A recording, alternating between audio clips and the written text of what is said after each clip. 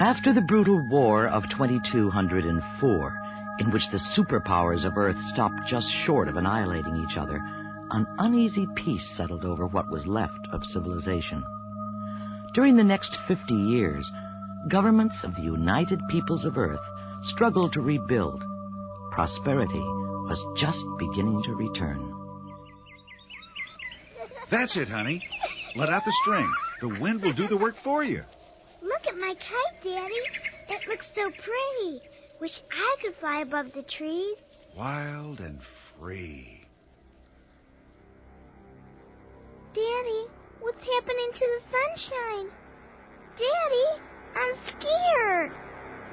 The whole of the planet Earth grows dark, darkened by the shadow of thousands of unidentified warships, suddenly and mysteriously multiplying in the heavens like a massive plague of locusts.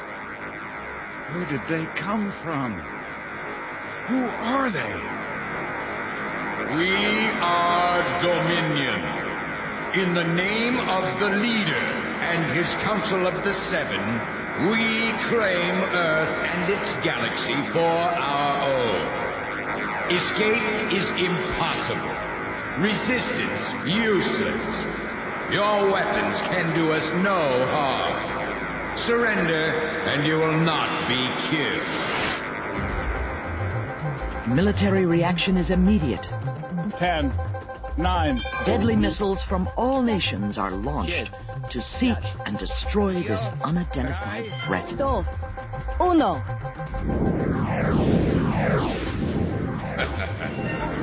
Your feeble attempts are noticed. You were warned. Now you will feel the power of Dominion.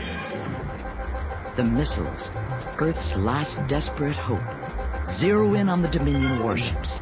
But before they can reach their target, the missiles smash into an invisible energy force field spread out across space. Peoples of Earth, hear me. If you continue to resist, there will be pain and death.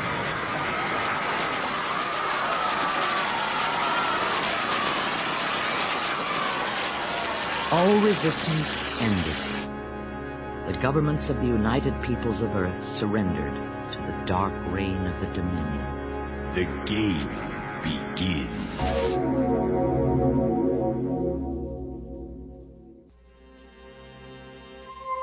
Dominion. Origin unknown. Power awesome. Its rule evil and cruel. Dominion conquered Earth in one brutal master strike, destroying all freedom and justice. Mankind descended into slavery. But Dominion is not invincible. There is a major flaw in its plan. A secret that can be used to destroy it. But can the secret be found in time?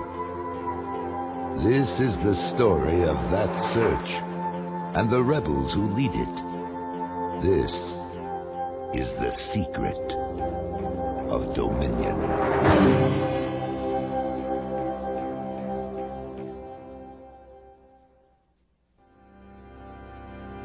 The year is now 2294. For over 35 years, the Dominion has prospered. Where freedom once flourished, the Dominion now rules. A continual state of war exists, and Dominion warships, heavy with arms, patrol interstellar space. No quarter is asked, none is given. Inside the lead fighter of a Dominion squadron, Colonel Stephen Richards notices one of his pilots drifting off course. Richards to Protojet 6. Watch your vectors, Lipton. Sorry, Colonel. Ignition activators are malfunctioning. Try to hang on, Lipton. Yes, sir.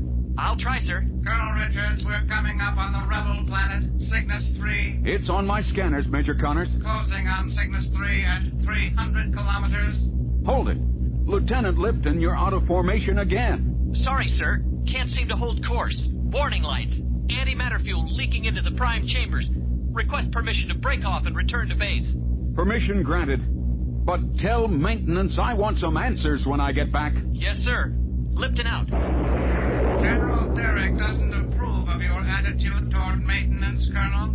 Connors, my men put their lives on the line every day. I mentioned this problem for your own good, Richards. A word to the wise. Stow it, Connors. You're just a humanoid. Your threats don't impress me.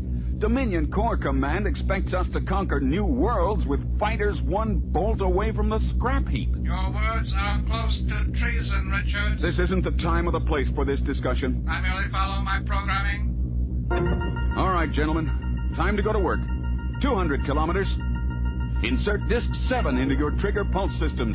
Geoscanners show 20 seconds to assault run. Arm your meson cannons. We're entering Cygnus 3's atmosphere. Full power to modulators.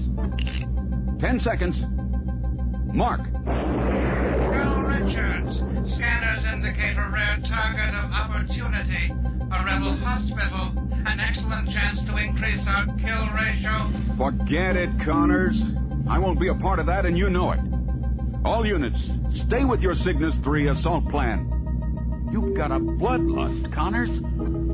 Commence firing on my command. 3, 2, 1, fire! Sir, they aren't sending up any fighters. Caught them completely by surprise, McGee. Most of their fighters are burning below us. Stay in assault mode. We'll take out their control. Incoming enemy fire. 2 o'clock. That was close. McGee, your approach is too low. Can't control it, Colonel. Power level reading shows activation is stopped. Switch your energy flow to alternate. I'm trying. Negative. My circuits are burned out. McGee, go to reverse thrust. Blast your way out of the dive. You've got to slow down. It's no use. Jumping like crazy. Buffeting. Starting to break up. I can't do it. Break off. Break off the attack. Get out of range. Assemble in Sector 917. Kick in hyperspace. Now.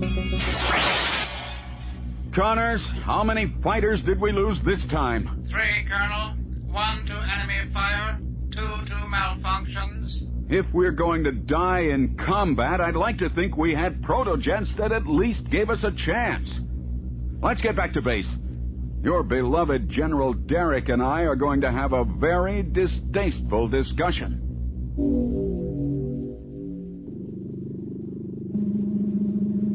Colonel Richards, come in. Sit down. I prefer to stand while I say what needs to be said. And just what needs to be said? General Derrick, over the past month, 15 of my men died simply because their protojets were unfit for battle.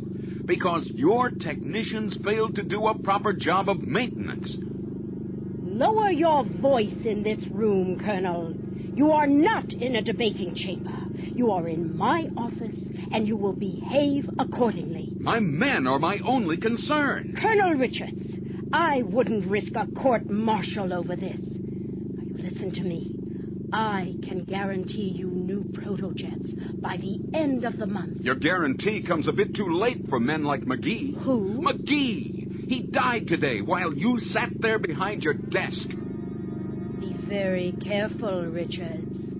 Don't go too far. I don't believe we have anything else to say to each other, General. If you don't mind, I've got to check on repairs. You do that. Good day, Colonel Richards. Good day, General. You can come out now, Connors. Giving orders not to be disturbed, General Derrick and her humanoid begin a curious ritual. Go into recept mode, Major. Receptors operational. Access file TX10. TX10 open. General Derrick's eyes only. File title, evidence against Stephen Richards. Is the file up to date? Completely, General. All mission observations, all conversations in this room, including the one that just took place. There's damaging evidence against Richards. Good. I want him out of my way, Connors. I've never trusted him. With his background, I've told you he's not one of us, haven't I? It's in the file, General. He's a threat to my absolute authority in this sector. And I won't have it. I've heard him threaten you, question your orders, and now the maintenance demands. Yes, but to bring him before the Council of the Seven, insubordination won't be enough. The file must prove Richards is a traitor. Perhaps the hospital reference in today's mission report will be helpful. Hospital? What are you talking about, Major? An unprotected rebel hospital came up on the scanners during the assault run. Richards refused to destroy it. Acting against my direct recommendations, he gave orders to bypass it. It's all in the file. Any loyal Dominion officer would never hesitate to wipe out a rebel target. Good, Major. Very good. One more nail in his coffin. Seal the file. TX-10, sealed. Further instructions? Watch him, Connors. Continue the file. One day soon, Richards will make a mistake, and then I'll have him where I want him. Watch closely, dear one. I will, General. You can count on it. On board the Dominion command ship, Colonel Richards is on his way to inspect his squadron's protojets when a stranger beckons to him from the shadows of the maintenance bay. Colonel Richards, over here. Who is it? What do you want? My name is Carl Phillips, and we need to talk. It's important to both of us. Come out from behind that blast guard if you want to talk. I can't be seen with you, Colonel. There's no time to explain. Just look at this image, please. What? It's my father and me. Over 35 years ago. You knew my father? The people who raised me told me he was a hero. He was a hero, but on the rebel side. I know. I was there. That can't be true. You're crazy. Your parents were a brilliant scientific team. They developed the plasmonic diversity drive, the basis for the first rebel fighters. My parents? Rebels? Listen to me. I'm risking my life to convince you that you're fighting on the wrong side. What happened to my parents? When the Dominion overran the main rebel base, I got away. But your parents were captured and killed. How do you know all this? I can't tell you that. But proof is on the star system Canis Minor. That star system went supernova over 2 years ago. Every planet was burned to a crisp. The ice moon Centiga survived. But it could only last a few more days before the power of a black hole pulls it in. Centiga? It's nothing but ice. Go there. In the research lab, under the floor, you'll find a holographic recorder. It contains a message for you from your parents. It's important. An incredible story if true, but you could be a fantastic liar. I'm not lying, Richards. You haven't much time. Phillips, I'm going to stick you in the base stockade on some trumped-up charge, and then I'm going to the ice moon Centiga. If I find out this story of yours is a lie, you'll pay for that lie with your life. Deep inside the Dominion command ship, General Derrick enters the cold metal interior of the interrogation room. Connors, why did you bring me down here? And who is this? This piece of human garbage was in the stockade. I thought we could conduct his interrogation more discreetly down here. He has useful information for us. I'm sure of it. He is not what he pretends to be. Speak plainly, Connors. I have no time for humanoid riddles. The traitor Richards left a few hours ago, General. Destination unknown. He put Phillips here in the base stockade, charging him with striking an officer, a Lieutenant Green. I still don't see your point, Connors. Richards lied. Lieutenant Green is no longer on this base. How do you know that? I couldn't resist running the name through my memory banks. Green died in space a week ago.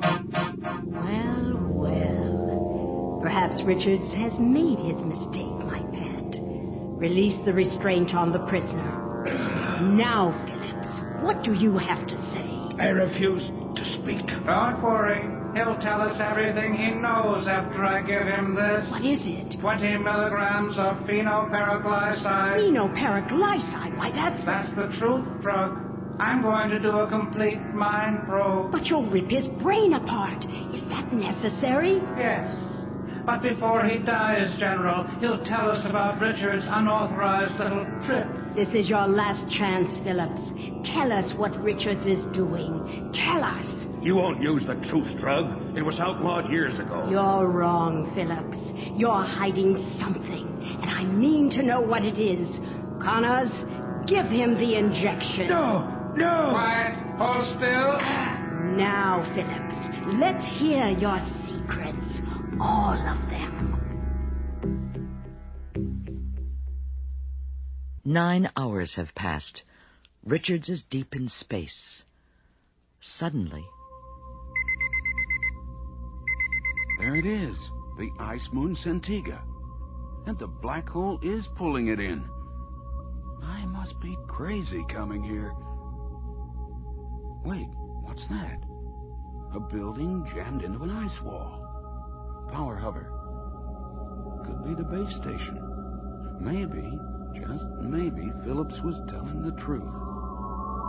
Atmosphere probe extended and on green. The air's breathable. Now this must have been the research lab. Space observation equipment over there. Old trophone tubes. Phillips said the recording device was under the floor. There it is. Now, how do you operate? This recording is for my son, Stephen Richards. 3-second delay until the start of message. Son, your mother and I are about to try and rescue you. One of our friends, Carl Phillips, has already escaped. He will find you, Stephen. Trust him. We have uncovered a secret while working on Emerald Tree. The secret of the Dominion. If we fail in our mission to rescue you, you must know it. Hurry, Robert. They're coming for us. Tell him about Emerald Tree. There's no time. We're done for. No, not yet. Stephen, the secret is in the Emerald Tree. To destroy Dominion, first you must destroy the... They're gone. The floor. It's cracking. Got to get off this piece of ice.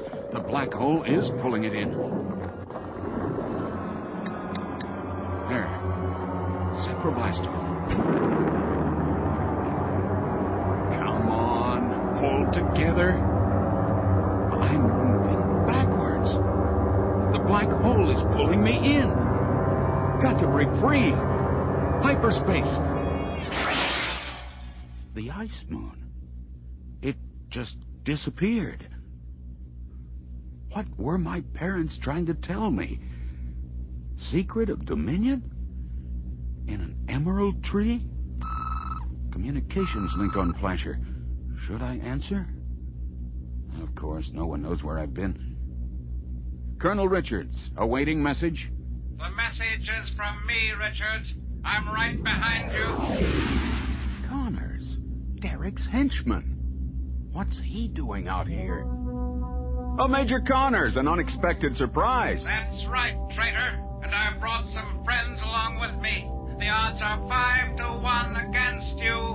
What are you talking about? The General and I had a long talk with someone named Phillips. He was a spy. Can you imagine it? He told us all about your little jaunt to the ice moon Centiga. He died, Richards, trying to remember how to scream. You killed Phillips? Of course. But you're the one marked for elimination now, Richards. General Derrick gave the order herself. Corps Command wants you dead, traitor. I might prove more difficult to kill than you think, Connors. I sincerely hope not, because the moment you die, I become Squadron Commander. A pity. A brilliant career, and you throw it all away to find your rebel father's memory. Any brave last words, Colonel? No, Connors. No more words. Vectors set. Shields extended. Trigger pulses armed. Bravo! He's right behind you. It's 4 to 1 now, Connors. You'll have to do better than that. Red line. Red line. Power boosters aren't responding, Major. breaking off to return to base. I'm tired of these malfunctions, Lipton. Get it taken care of this time. Daniels, take Lipton's place in formation. 3-1, Connors. Turn inside him, Daniels. You got him. Fire, Daniels. Fire. Good shooting. His starboard engine is torn apart. Yeah, real good, Daniels. Too good. Gotta find a way out.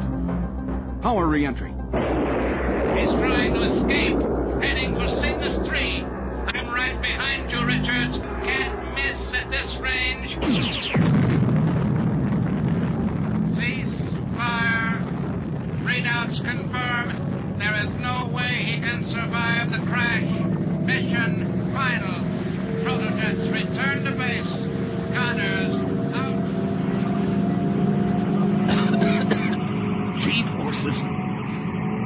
25,000 meters left, falling at about 1,000 meters a second. There's a forest below.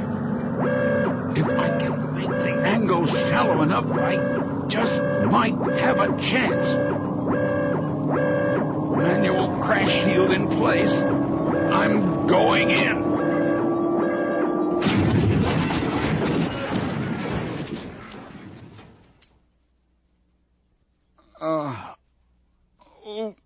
Can't use my left arm. What's that?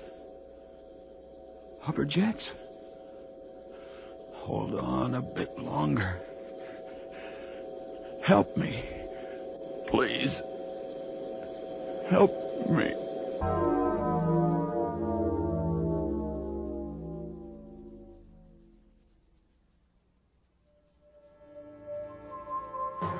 The secret of Dominion.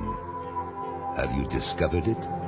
And what is Emerald Tree?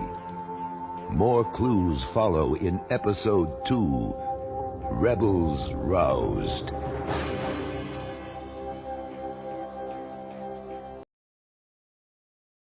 Among the standard charts of the solar systems, Chart R94 shows a small planet known as Cygnus 3. It orbits its sun every 20 hours. The temperature, geography, even the atmosphere are similar to Earth's. In the year 2294, this planet serves as the base of operations for a courageous band of rebels led by General Aldous Zane. When Earth was conquered by the mysterious Dominion, these brave resistance fighters fled to nearby star systems. Cygnus 3 became their command center, and for over 30 years they have desperately opposed the Dominion. As our story begins, the General's daughter, accompanied by her personal robot, is on her way to Launch Bay. Testing is about to start on 2 protojets captured from the Dominion in a daring raid. As usual, the robot Beta has something to say.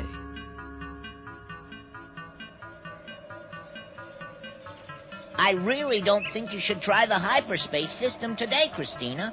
We don't know the Protojet's command center well enough, if I may say so. You may not say so, Beta friend. I won't have you second-guessing my command decisions. Now, I've already given the order. We test hyperspace today. Well, I didn't mean to question your Good. Then there's nothing more to discuss, right? Right, but But what? It's really nothing, I suppose. Forget I mentioned it, Christina. Oh, wait a minute. Don't walk away like that, Beta. You can't just leave me wondering what you were going to say. Do your sensors warn of some danger? Are the Dominion fighters sabotage? Oh, no, nothing like that. Then what is it? Beta, are you all right? I'll put it to you straight. I didn't want to worry you, but I think I'm getting a case of Traeger measles. Measles? Wait a minute, Beta. You can't get Traeger measles. You're a robot. Easy for you to say. I have the same red spots you had when you were 7. It's all in my memory banks. See for yourself. They're popping out everywhere. Now just let me have a look at you. Oh, Beta, that's rust. Rust? Yes. You mean I'm not going to be forced into downtime? Don't worry, Beta. We'll take care of those spots with a nice hot oil dip right after we test those protojets. A lube bath? Now that's luxury. Oh, I feel better already. I thought you would. Oh, here comes the terrafoil. Looks like the general's. You two need a lift somewhere? Thanks, Father. We're on our way to launch bay. You know, you and Beta make quite a team, Christina. That's true, Father. Very true, sir. An excellent team. Perhaps even better than excellent. Quiet, Beta. There are times when I wish you hadn't programmed his memory banks with my life history in such detail, Father. It seems to confuse him about his operating condition. I'll bet he's the only Beta model with a bad case of hypochondria. General, I must protest. I have difficulty diagnosing my own symptoms, that's all. It's not my fault I've been programmed to be as human as possible. Now, don't get upset, Beta friend. I'm not upset. You two be good to each other, hear me? Christina, your whole squadron did great work capturing those proto-jets during the raid on Argon. Well, we just happened to be in the right place at the right time. It was luck, really. Lieutenant McCormick and I will complete the checkout flights today. Maintenance still has a few modifications, then the final insignia changes. The proto-jets will be mission-ready soon, General. Dominion proto-jets will make a big difference for us in the field, Father. They're state-of-the-art all the way, including hyperspace capability. We might be needing them sooner than we think. Sector 2 Recon filed a report noting a significant increase in Dominion fighter activity near the planet Ventress. They've requested backup firepower to safeguard their freshwater reservoir. We are indeed lucky to have our own water source on Cygnus 3. Many of the rebel planets depend on the Ventress reservoir for all their fresh water. Dominion interest. Doesn't sound good, does it? Come on, Beta, we've got work to do. If Ventress needs support, Father, we'll be ready. Their water supply must be protected at all costs. General Derrick waits impatiently for the results of Major Connor's mission, the shooting down and killing of former Dominion Colonel Stephen Richards. Bridge, this is General Derrick. Has Major Connors returned from his search and destroy mission? No, General, but we have a coded transmission just in from him. Decode it for me. It's already done, sir. Log 6382 reads as follows. Richards fighter located and downed. Survival estimate 0. We have sustained some damages. Returning to base. That's the entire transmission, General. Is there a reply, sir? No. Just tell Major Connors I'll need a full report when he returns. I'll see that he gets the message, General. Bridge out. Richards, I never really trusted your rebel heritage. It was bound to claim your allegiance someday. And your humane concerns were becoming an annoyance. You made a mistake, Richards, and I intend to capitalize on it. Now that you're dead, my precious humanoid Connors can at last be put into a position to advance my ambition. But Stephen Richards is not dead. He lies severely wounded deep in a heavily forested area of Cygnus 3, his Dominion fighter a blackened mass of twisted metal. Inside the wreckage...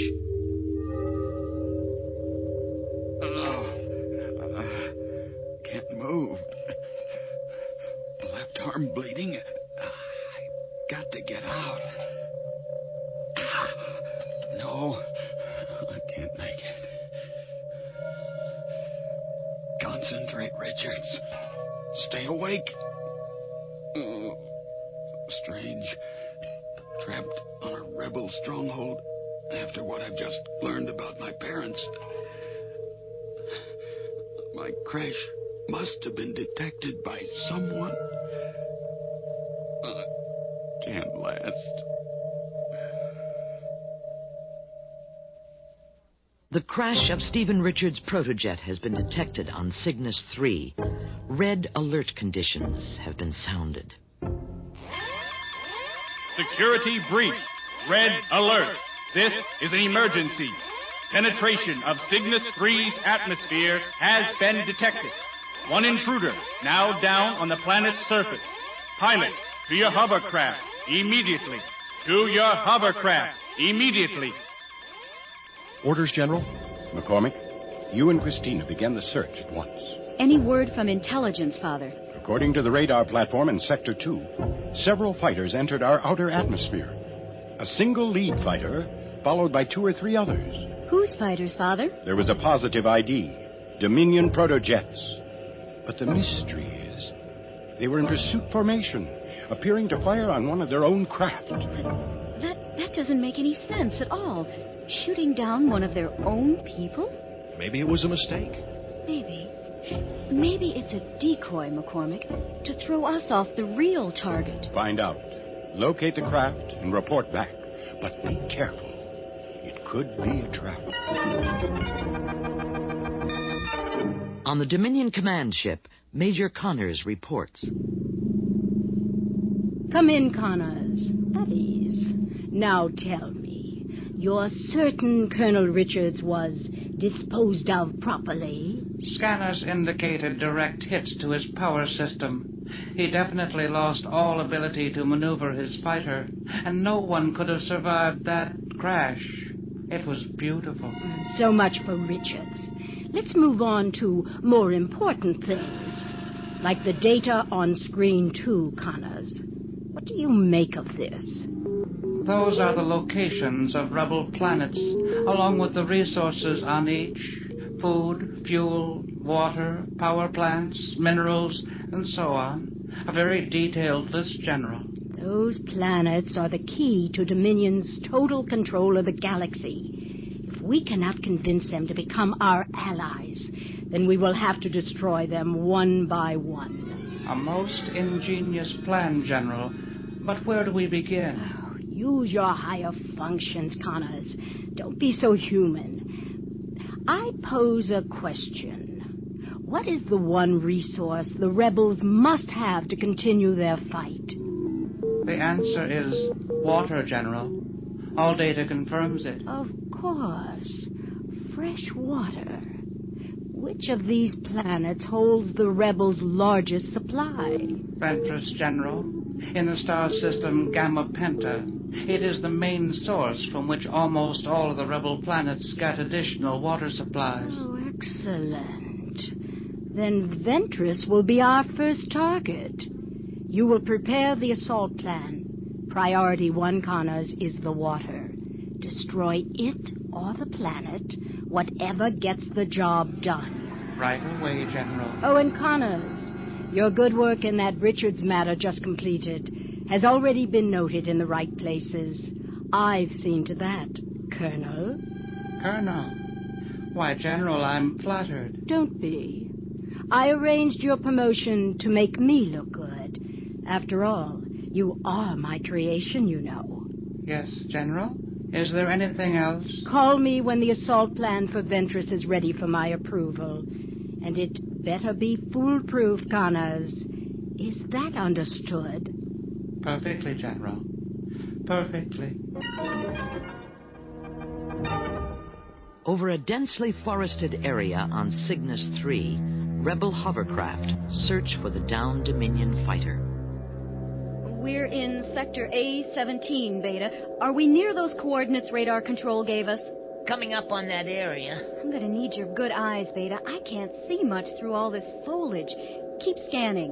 That wreckage must be here somewhere. Radar scan's operational. Colonel, I may have spotted something. There's a large area of broken trees to my right. Where are you exactly, McCormick? 60 degrees off your port side, Colonel. Hovering about 100 meters off the ground. Get Beta over here for a look-see. Roger, we'll be right there. What do you think, Beta? Spot anything yet? Yes. There. I'm zooming in now. Positive ID. Dominion protojet. Badly damaged. Do a med scan, Beta. Definite life form. Human. Vital signs extremely weak. But I think we're in time. Can you put us down here? With all these trees, there's not much room, but I can do it. McCormick, lock your controls into auto-assist mode 2. I'm taking over. Roger, Beta. Auto-assist mode 2 and locked. A bit tricky bringing 2 of these down at once, but here goes. Nice work, Beta. I'd say satisfactory. Okay, McCormick, let's get out and see what we've got. Laser pistols on stun. On my way, Colonel.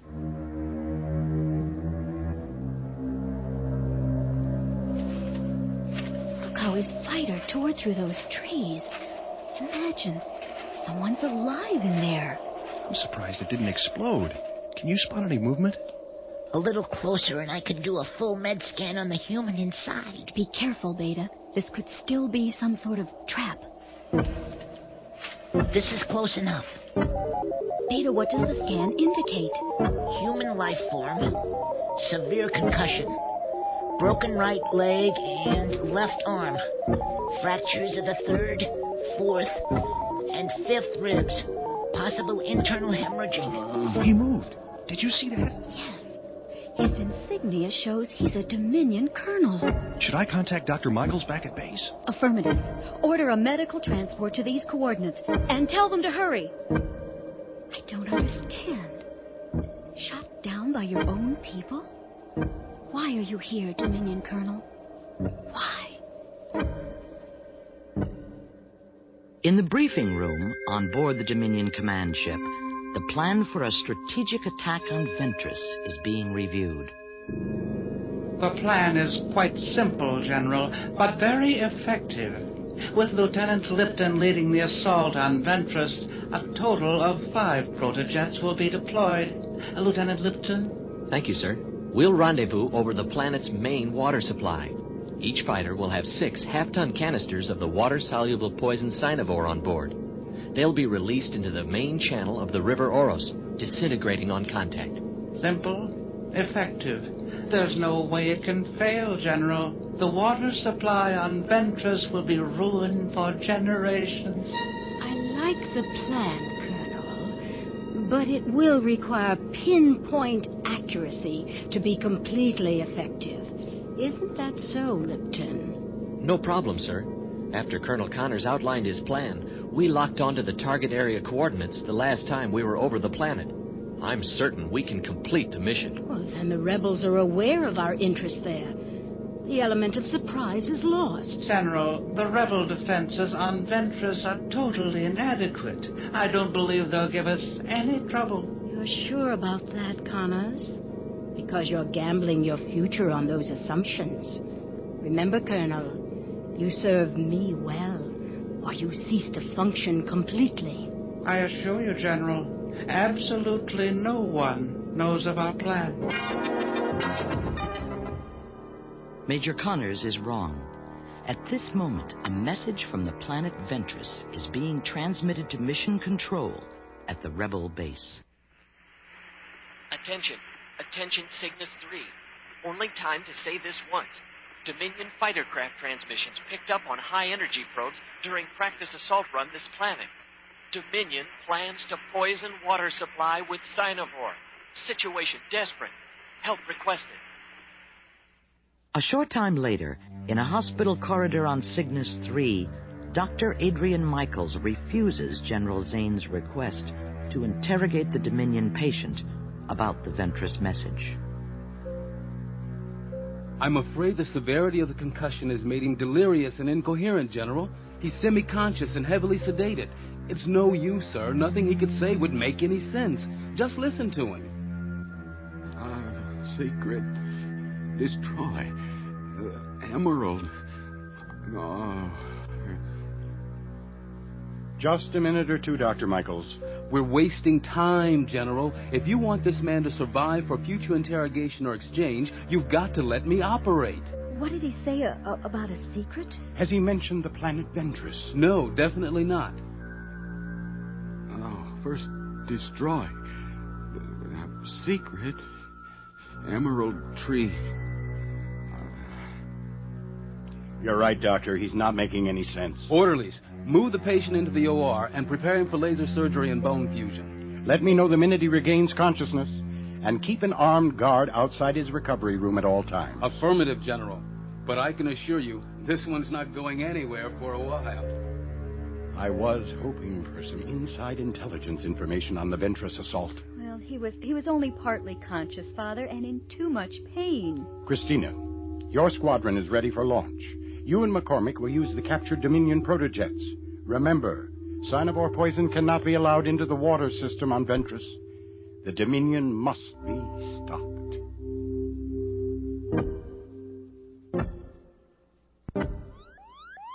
Fighters cleared for sequential launch in 5 seconds. 3, 2, 1, launch.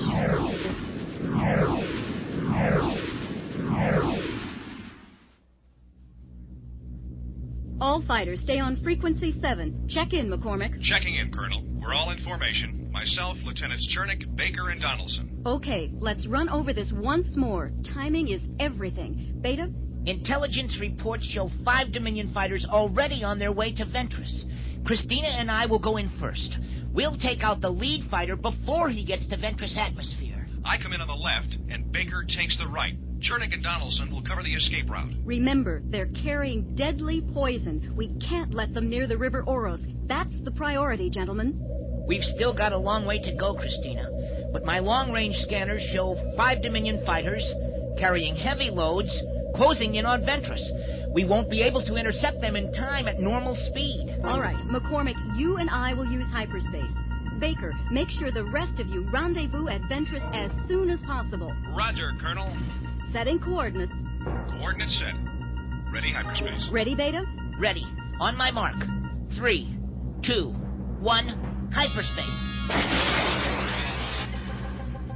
Coming up on the backside of Ventress, Beta. Estimate contact with Dominion fighters in less than 5 seconds.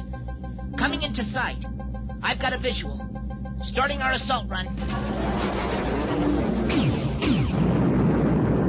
Lead fighter neutralized. He's turned back. Colonel, we've been spotted. They're coming directly at us. Take the one on your right, McCormick. Beta, we'll target the 2 on the left. Targets plotted. Vectors coded. Let's go. Good job, Beta. Perfect, if I may say so myself. Mayday, mayday. Hit and losing power. Damage to both lasers. Dominion fighters closing. Using evasive maneuvers. Get out of here, McCormick, and that's an order. Watch it, Colonel. You can't get those Dominion fighters by yourself. I'd better before one of them gets me. You won't have to, Colonel. The cavalry has arrived. Baker, your timing's impeccable as usual. I'm right alongside you, McCormick. You heard the order. Give way to the fresh troops. With pleasure, Hotshot. These last 2 clowns are all ours, Colonel. Come on, let's go get them, Chernick.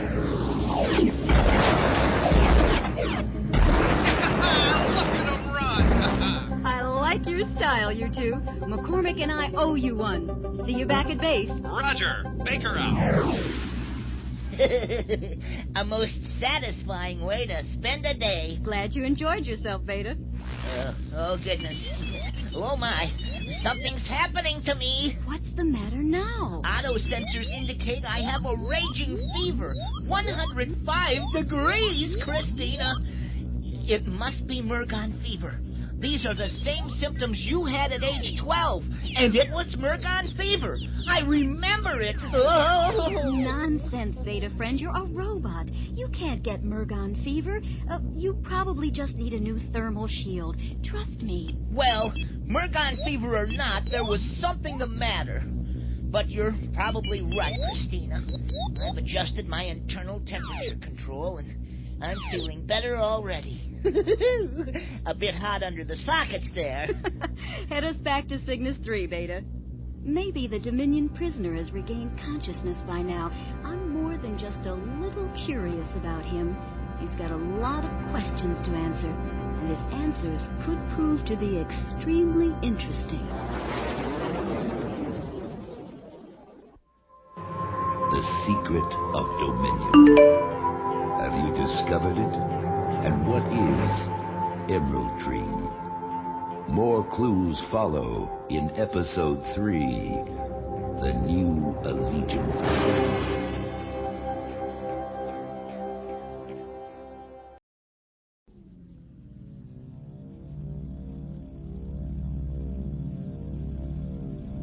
Dominion home world is located on Vega, a planet of hot lava, sulfuric geysers, and deep protected caverns. It reeks of the death it cultivates throughout the galaxy. The leader and his powerful forces choose to headquarter in this place. They are comfortable here. In recent months, several dramatic setbacks have plagued Dominion Corps Command. General Derrick has been summoned for an explanation before the Disciplinary Council of the Seven, headed by the cruel and powerful Thor. General Derrick, you may sit down if you wish. Thank you, Thor. I prefer to stand. I speak for the entire Disciplinary Council of the Seven. You have been brought here to explain your recent mission failures. What have you to say in your defense, General? I need no defense, Thor. My sector has produced more conquered planets in the galaxy than any other command. You are bold, my dear, and ambitious, too. Traits the leader admires and encourages. But results are what we want, General, and your recent losses are not to be condoned. Does the Council make its position clear? I will get the leader all the results he desires. You can count on me, as you always have in the past. That's good to hear, General. But words are cheap. The leader demands immediate improvement in your sector, or your command position will be in jeopardy. Dismissed. Stephen Richards lies in a hospital bed on the rebel planet Cygnus 3. His protojet was shot down on orders from Corps Command. Now the rebels want answers. Who is this Dominion colonel? And why is he on Cygnus 3? Dr. Michaels, is the patient well enough to answer some questions? The surgery was a complete success, General, but there's still the danger of concussion, so keep this interrogation short, please. If you need me, I'll be on rounds. Now, Colonel, do you know where you are? Before I crashed, my readouts placed me over Cygnus 3. Do you know who I am? You're probably General Aldous Zane, the rebel leader. I must say, I never thought I'd be face-to-face with you, sir. This is my daughter, Colonel Christina Zane. She led the recon force that located your protojet. I owe you, Colonel. Then repay me with truthful answers to our questions. Let's start with your name, Colonel, and why your protojet was pursued and shot down by your own Dominion forces. First, I have to ask a question of my own, sir. Did you have an operative named Phillips inside the Dominion? What about Phillips? He contacted me. Told me an amazing story about my parents. He sent me to an abandoned rebel base for holographic confirmation. It's not possible. Your name, young man. If it's what I think it is, hope it is, our search is over. What search? Are you Stephen Richards? The son of the rebel scientist, Professor Robert Richards? Why, yes. But how did you know? We've been looking for you, Richards. I knew your father.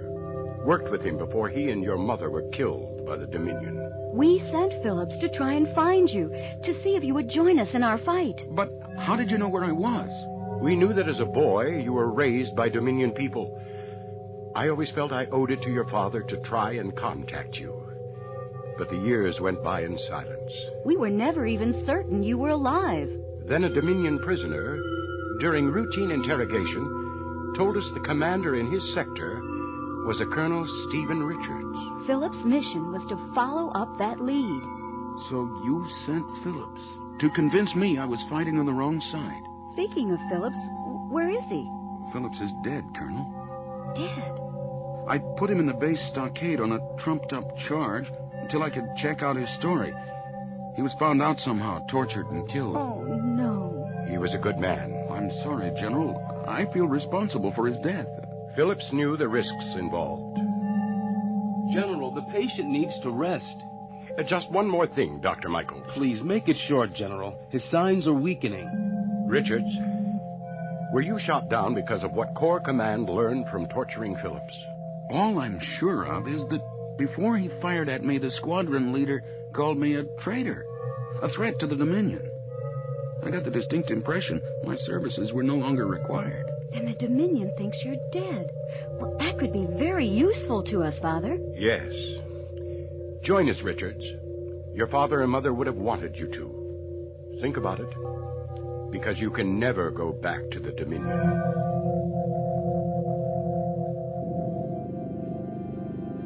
General, your paid informant from the planet Proton is outside. Ah, the alien called Krieg. I've been expecting him. Open the door, Connors. Yes, General. Come in, Krieg. You have something for me? First, we agree on the price, General. What I know this time is worth much. Well, that's what I like about you, Krieg. No sentiment to get in the way of business. Very well. 50 gold standards. 200, and not a standard less. We could get the information out of you other ways, alien. I deal with you, General, not with this slimy excuse for a Dominion colonel. Pay no attention, Connors. All right, Krieg. 200 gold standards. But this information had better be worth it. Here. You know the planet Nitra? Of course. It's a repair station for rebel transports. We've tried to destroy it many times, but their defenses are seemingly impregnable. Not anymore. Tomorrow at exactly 1000 hours, Nitra is going to experience a most unfortunate loss of power due to sabotage. Yours? Mine. The planet's defense shields will be down for about 2 minutes before their backup power source can be activated. Enough time to blast all those Cygnus 3 transports to little specks of cosmic dust. How can you be certain this power failure will happen so conveniently, Krieg? I just know. Take it or leave it. Will you have inside help? Let's just say money speaks with an alien tongue, too. Some of the proton workers on Nitra have expensive tastes, like mine. You have no taste at all, Krieg. Quiet, Connors. I'm curious, Krieg. What do you get out of this, beside my 200 gold standards? That's what I like about you, General. Let's just say that while those defense shields are down, the alarm on the payroll vault won't be working either. Very nice. So, both of us benefit. Now I feel I can trust your information to be correct. It's always a pleasure doing business with you, Krieg. Thank you, General. Connors, this is my chance to prove to the leader and to the Council of the Seven that my sector is still the strongest link in Corps Command. Yes, the assault on Nitra will destroy every Cygnus 3 transport there. Then we'll follow up with an all-out attack on the Rebel Command Center. We'll crush the Rebel forces on Cygnus 3 once and for all. 900 hours on Cygnus 3. The rebels anxiously await the decision of Stephen Richards. His knowledge of Dominion plans, strategy, weapons, and defenses would be invaluable to them. General Zane and his daughter discuss the situation before going in to see Richards. I just wish Phillips were here to back up Richard's story. Getting shot down right into our laps on Cygnus 3 seems almost too convenient, Father. I know. But we do have one source of confirmation. Beta, stay outside the door to Richard's room and use your sensors to find out if he's telling the truth. Remember, General, all I can do is monitor his tension levels and tell when he's not completely at ease with his answers. Well, that'll be a big help, Beta. Let's go in. Good morning, Colonel Richards. Dr. Michaels tells me you're much better today. Did you have a chance to think about joining us? That's all I've been doing, General. My head feels like it's about to explode. Colonel, are you absolutely certain that you were shot down in order to execute you for treason? Believe me, Major Connors left no doubt in my mind. The Dominion no longer trusted me. How do you feel about your parents? I still find it hard to believe they were rebels, but I don't doubt it anymore. Have you made up your mind, Richards? Yes. Thinking about Philip's death, the message from my parents, I've decided to join the rebel cause. A wise decision, Richards. You see, my parents told me they found the secret that could destroy the Dominion. Something about an emerald tree. I want to find it for them. Emerald tree? It means nothing to me. Oh, Father, excuse me for a moment. I have to check on a friend. Where's she going? What do you think, Beta? Christina, monitoring his tension levels convinces me he's telling the truth. The door. Oh, that's Beta. You'll meet him later, I'm sure. Ah, Christina, what does Beta say? What we all say, Father. Welcome to Cygnus 3, Colonel Richards.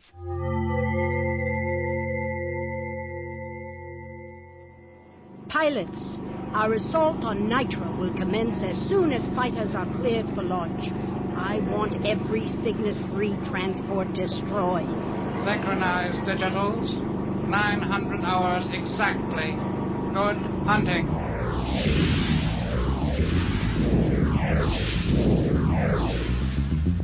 Ready when you are, Lieutenant Lipton. Squadron is on green lights. Right, Barbeau. Ready hyperspace on my mark. Program to Sector 116, the planet Nitra. Roger. And locked. 3, 2, 1, mark.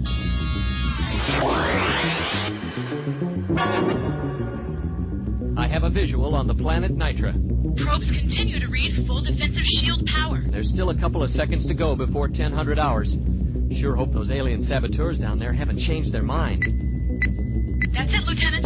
Probes show no defensive shield. All power is out. We have 2 minutes. Fighters flank me at 4, 6, and 8 o'clock. We're gonna take out every transport on those pads. Target area in sight. All fighters, ready lasers. Steady. Fire!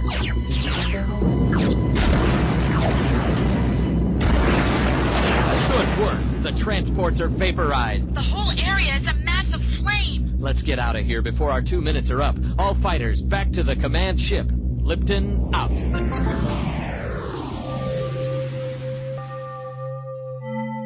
On Cygnus 3, General Zane notices a problem with Nitra's communication channel. Unusual. No signal from Nitra. Simmon. Yes, General. I'm getting no signal from Nitra. Check the beam strength. Why, it's a straight line on the scope, sir. There's nothing there. Something has happened.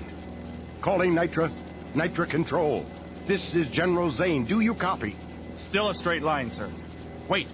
I've got something. It's coming back. And keep it online. This is Nitra. Can anyone read me? This is General Zane on Cygnus 3. What's happened? Power source was out. Sabotage. We're sure of it. Dominion fighter attack was timed to the second. All shields were down. Nitra, what was the exact target of the Dominion fighter? The transports on the maintenance pads, General. They're all destroyed. Are you on backup power yet? Affirmative. Defense shields are back in place. Is there anything we can do to help? Negative, General. Our security people and disaster crews are on the scene. We'll handle it. Sorry about those transports, Cygnus 3. Nitra out. Christina, you and Lieutenant McCormick get the rest of the officers together and meet me in the briefing room. I have a feeling the Dominion isn't through with this. This could be the start of an all-out assault.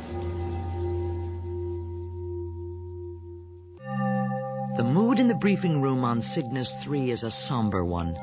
The loss of the transports leaves the rebels open to a devastating attack. All right, everyone. Let's have some order. I know I'm new here, General, but I may just have the answer to your transport problems. Let's hear it, Colonel Richards. I have a friend on the planet Opergia in the neutral Cygna Hydra system. She controls weapons, men, and ships, including transports. Her name is Duchess Bianca Azizi. Yes, she's advised us several times in the past. Advice is one thing, General, but if she wants to stay neutral, weapons would be out of the question. Well, McCormick, the Duchess and I have been friends for a long time. I saved her life once. Do you think if you asked her personally that she would give us the transports we need? It's worth a try, Colonel. Then we'll do it. McCormick, I want a long-distance scout ready for launch to the Cygna Hydra system by 1200 hours today.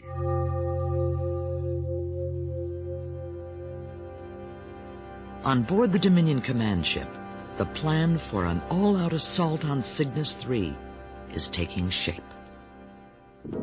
So far, Connors, you've outlined a rather uninspired fighter assault on Cygnus 3, and I am disappointed.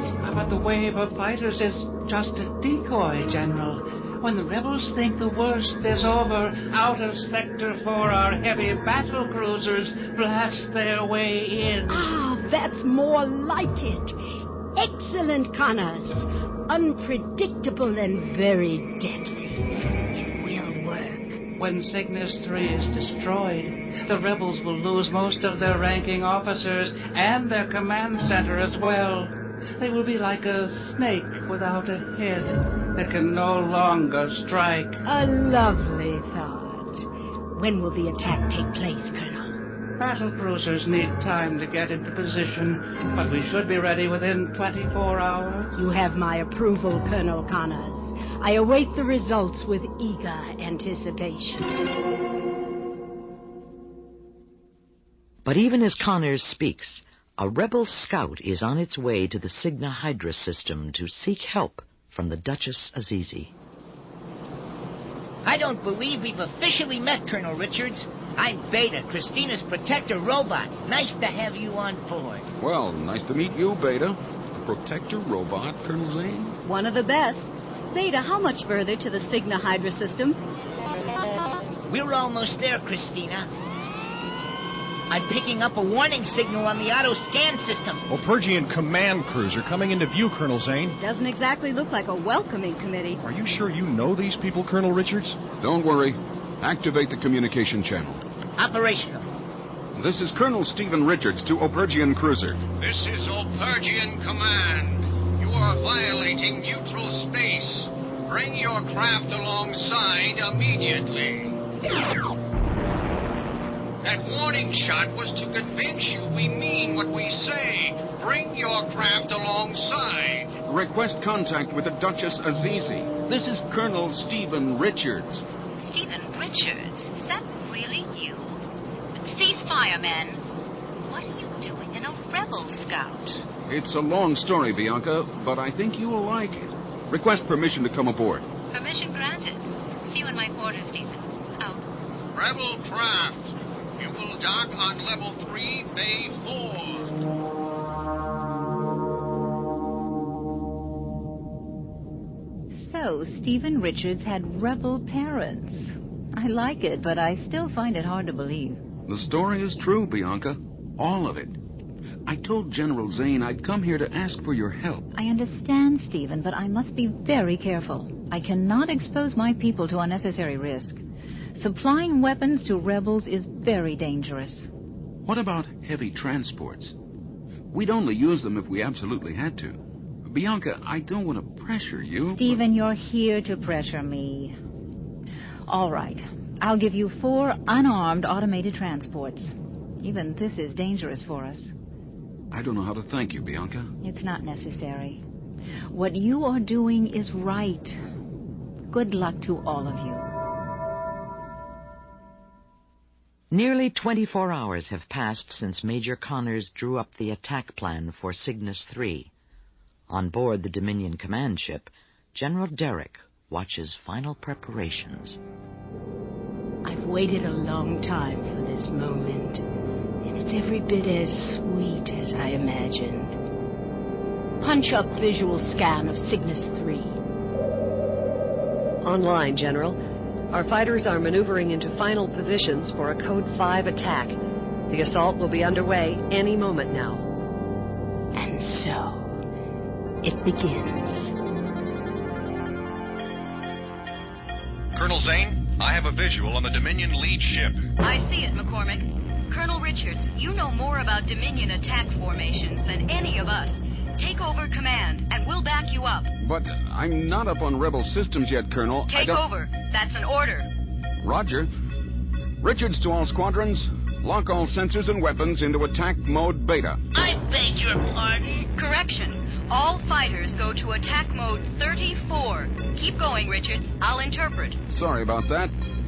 Switching to frequency 1502, the Dominion battle channel. Useful bit of information, Colonel Richards. And lock on. All fighters prepare lasers for activation. We will... Sorry to spoil your party, Connors. Richards?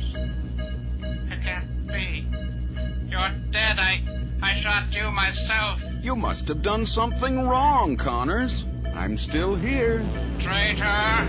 This time I'll make sure you're dead. We'll see about that, Connors. Out. All fighters ready for Dominion attack, Colonel Richards. Remember, their antimatter storage tanks should be our prime targets. Good luck.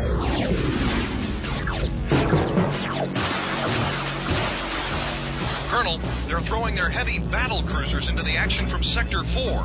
We won't be able to outfire those monsters. There's only one thing that would outfire battle cruisers, the transports that were destroyed on Nitra. We'll use the Opergian transports. But they're unarmed, Colonel Richards. The Dominion doesn't know that, do they? Richards to Opergian transports. Start your move from behind Cygnus 3 now. Affirmative. Let's find out if they're taking the bait. Switching back to Dominion frequency. I'm back, Connors. Ready to give up yet? Give up? Your pilots are good, Richards, but not that good. And the game has changed. Dominion battle cruisers have joined us. Very frightening. But a single armed transport could take out 3 battle cruisers. So I agree, but all rebel transports were destroyed on Nitra. Are you absolutely sure of that? Check the horizon, Connors. You have transports. Where did you get them? Going up against those transports would be whistling in the wind, Connors. You may have won this time, traitor, but I'll be back. All Dominion attack units, break off, return to base. Connors, out. Nice job, Colonel Richards. Congratulations. Not bad for a first effort. When Connors tries to explain all this to General Derrick, he'll be lucky if she doesn't have him deactivated and used for spare parts. Really, Colonel Richards? What's your language? This is Colonel Zane to all rebel fighters. Let's head for home.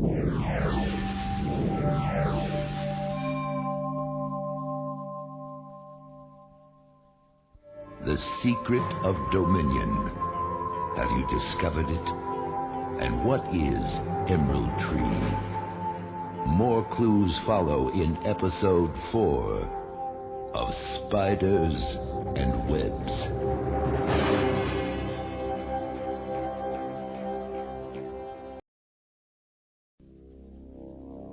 The Orion corridor is on the outer fringe of Dominion's territory.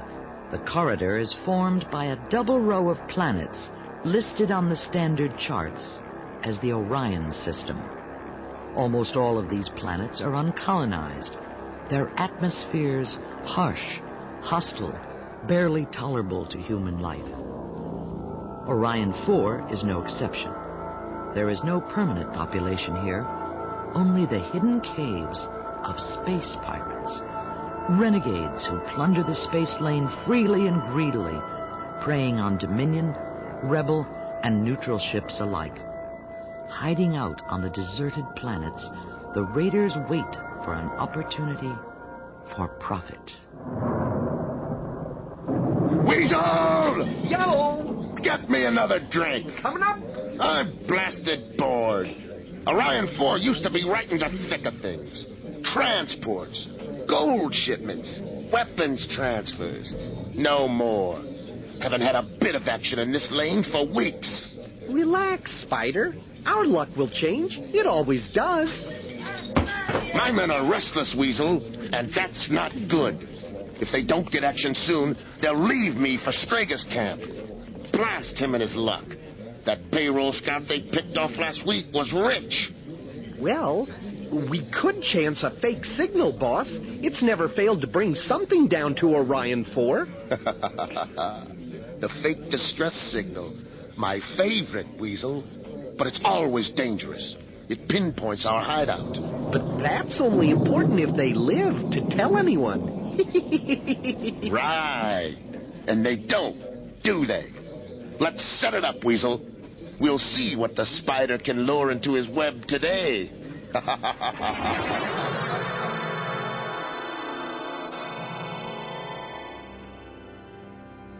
On board her command ship, General Derrick has been called to the communications bridge to receive an urgent message. A transmission for you from Dominion Homeworld, General Derrick. Ready to receive. Go ahead, Homeworld. Greetings, General. Is there something we can do for you, Yggdrathor? As a matter of fact, there is. In a short time, a Dominion tanker loaded with fuel for the leader's war effort is scheduled to pass through the Orion corridor on its way to Homeworld Command. You're requesting an armed escort for the tanker, Yggdrathor? Exactly. Your orders are to get the Dominion fuel through that pirate-infested corridor without incident. Is that understood, General? Perfectly. I will see to it at once. And, General, no mistakes this time. Homeworld out. General, I think you should know. We've been monitoring a strange, unidentified signal from the Orion corridor. What sort of signal, Colonel Connors? It is very weak and does not match any code or message that we know. Could it possibly jeopardize the tanker escort mission? I don't think so, General. But we'll keep monitoring it as we get closer to the Orion planets. It's probably just a satellite malfunction. Well, you have the assignment. I expect you to handle it personally. Yes, General. I'll see to the launch at once. And Connors, remember what Yggdrathor said. There will be no mistakes. The same distress signal is also being picked up at Mission Control on Cygnus 3.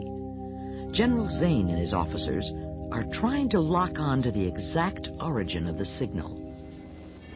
Any change, Christina? No, Father. We've been monitoring the signal here at Mission Control. It's still very weak and breaks up continuously. Beta, can you make anything more out of it? My readouts confirm Mission Control's findings.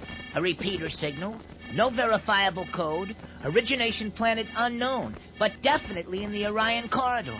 Colonel Richards, when you were with the Dominion, did you do recon as far out as the Orion planets? Yes, General, that was, and I'm sure still is, a Dominion-patrolled corridor. But there's always been pirate activity there. That signal could mean anything. The Orion planets have atmospheres hostile to human life. If someone is trapped down there, they could need our help. Maybe we should send out a small scouting mission, Father. At least get close enough to find out where the signal's coming from. I could decode the signal at closer range. General, one of your scouts alone in the Orion corridor is just asking for it. The pirates would have it stripped and sold before we knew it was gone. At least send an escort or two with some backup firepower. Christina, you and Richards take out a small recon squadron as soon as possible and find out where this signal is coming from. But be careful. Don't do anything else before reporting back to Mission Control. We're on our way, General. As the Rebel Scout mission closes in on the Orion system, the unidentified signal continues to grow stronger. On board Colonel Zane's craft, Beta tries to decode the signal and find its origin. Beta, what can you tell us now? We're almost over the strongest point of the signal. My readouts confirm the signal is coming from the planet Orion 4. Code's still not decipherable, I'm afraid.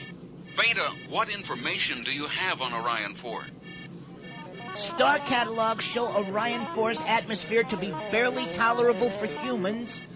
Planet uncolonized. Landforms consist of swamps and sinkholes. No arable soil. Temperature averaging 105 degrees Fahrenheit. Humidity constant at 100%. Not exactly a vacation paradise. Richards, you and the others stay in recon mode. Beta and I are going in for a closer scan. Colonel Zane, the General told us to report back first. I'll do that as soon as I have something to report, Colonel. But We're going in. Zane out. Locking on signal origin, Christina. It seems to be coming from those cave-like structures on the surface. I've got a visual on it. Oh, what a galactic hole this place is.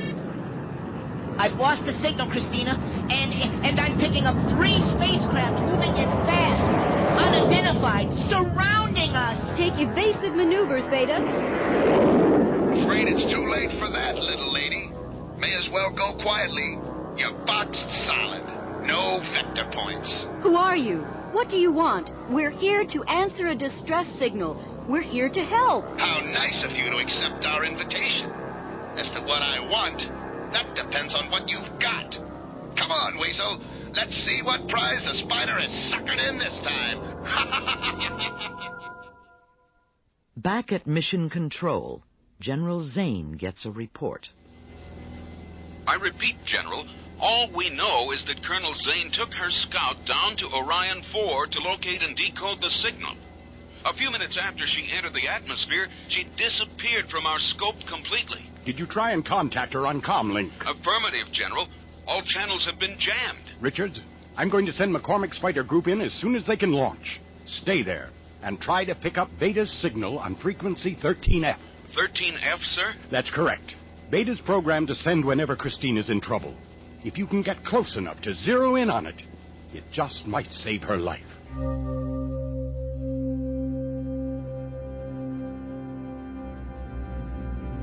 This is Colonel Connors to General Derrick. This is Derrick.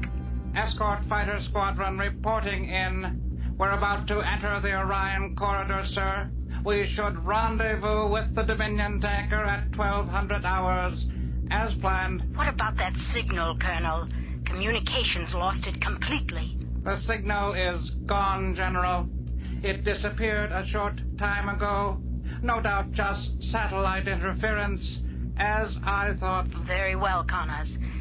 I want to know the moment you've successfully completed this escort operation. I want to pass it along to Thor personally. Don't fail me, dear one. Never, General. Connors out.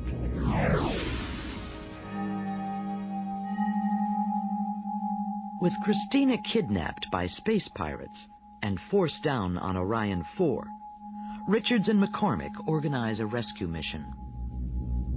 Colonel Richards, this is McCormick on your port side, along with Lieutenants Baker, Collins, and Stanwyck.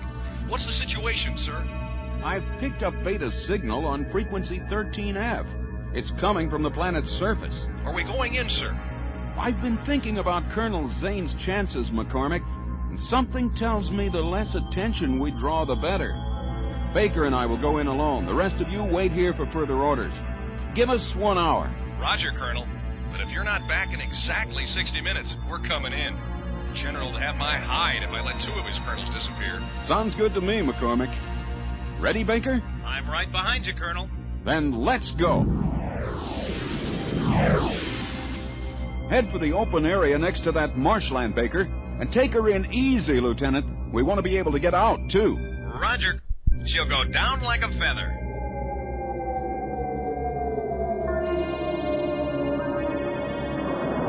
Don't forget the rescue gear, Baker. Roger, Colonel. Oh, it's hot enough to melt an asteroid. These marsh spiders are eating me alive.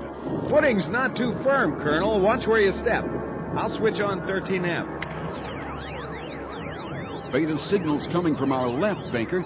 Let's get moving. Now stay a few paces behind me and watch out. We can't afford to be caught. This muck is over my ankles. It's getting harder to walk. Baker! Baker, watch out! It's a sinkhole! Help me! I'm going down! Baker!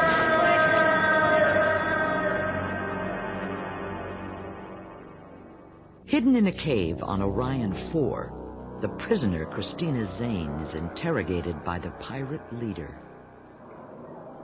Well, my web has snared a rich prize. Colonel Christina Zane. You look surprised that I decoded your ID tags. Don't believe there's one in the whole galaxy I haven't broken.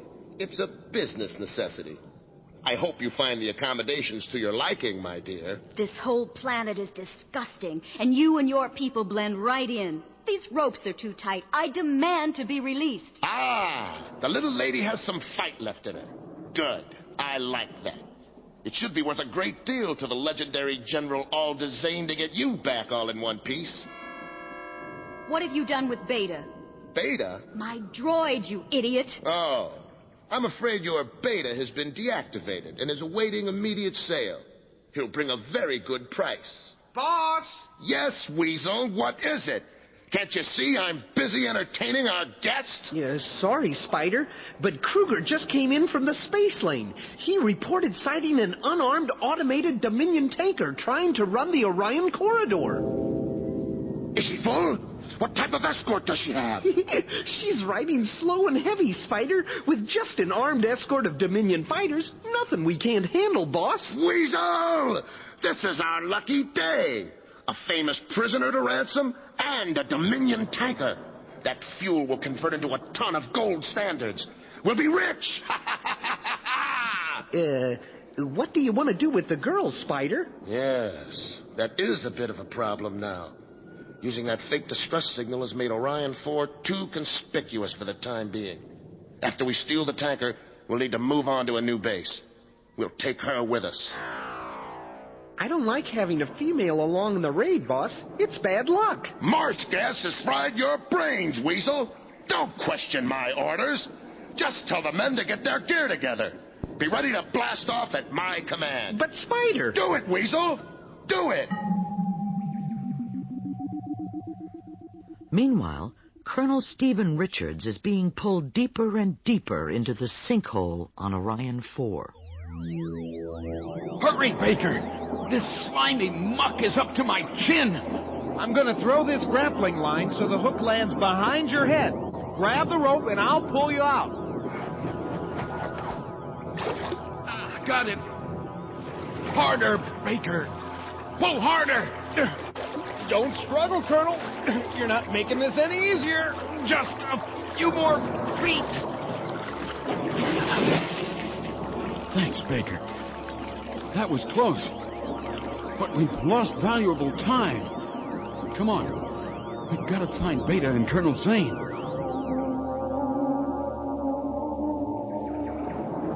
Well, will you look at that? Somebody's been collecting scrap metal and spare parts to sell. What a pile of junk. Say, isn't that Beta, sir? Heaped up with those other droids? Yes, he looks okay. Turn that signal off, Baker. We'll alert every guard in the place. I hate to say it, but I think Colonel Zane's been kidnapped by raiders, sir. That's what it looks like, Baker.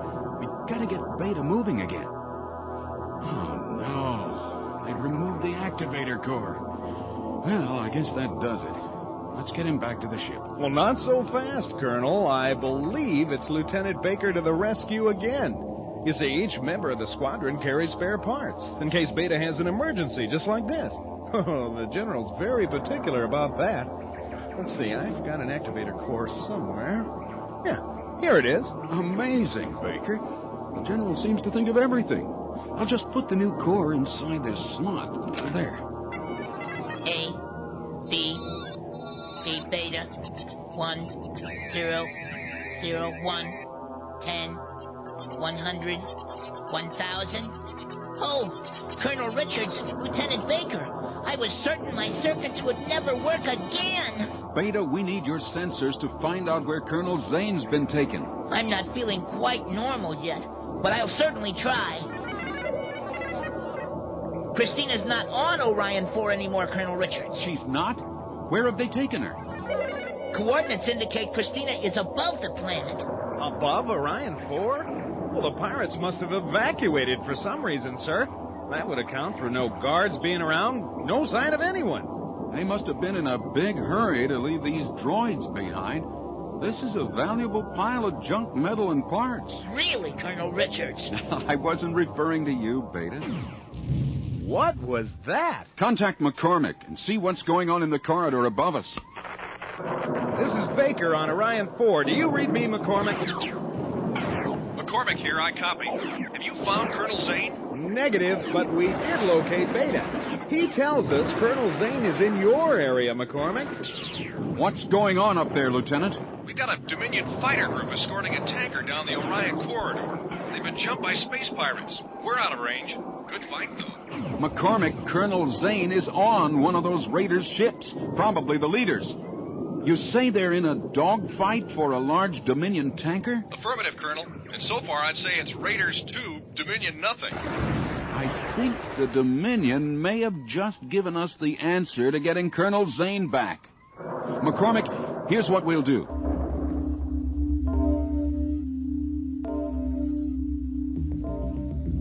Barbo, space pirates.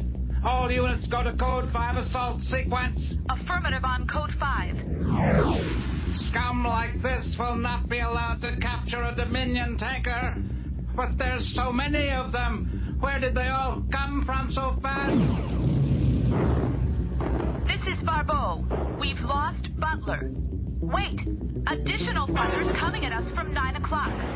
But these aren't pirates, Colonel Connors. The markings indicate a rebel squadron. Rebels? Here? Am I having a malfunction? I do not understand. Ian's fighter is down. The pirates plus the rebels outnumber us 5-1, sir. Connors to remaining fighters, break off the attack. We'll have to abandon the tanker. We cannot take another direct hit. Hyperspace, let's get out of range. Fire! Okay, McCormick. So far, so good. It's time for the second half of the rescue plan. This part's a bit more tricky. Form up around the tanker. Forming up as ordered. Standing by for further orders. Lieutenant Baker, you've got Beta with you. Is he able to pinpoint the location of Colonel Zane? He's working on it, Colonel.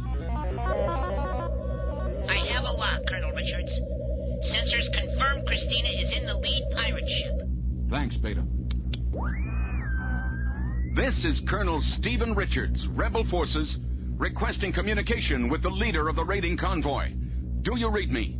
I don't know whether to thank you, Colonel, or blast you out of the galaxy to teach you a lesson. This is my territory, and I don't like to feel crowded.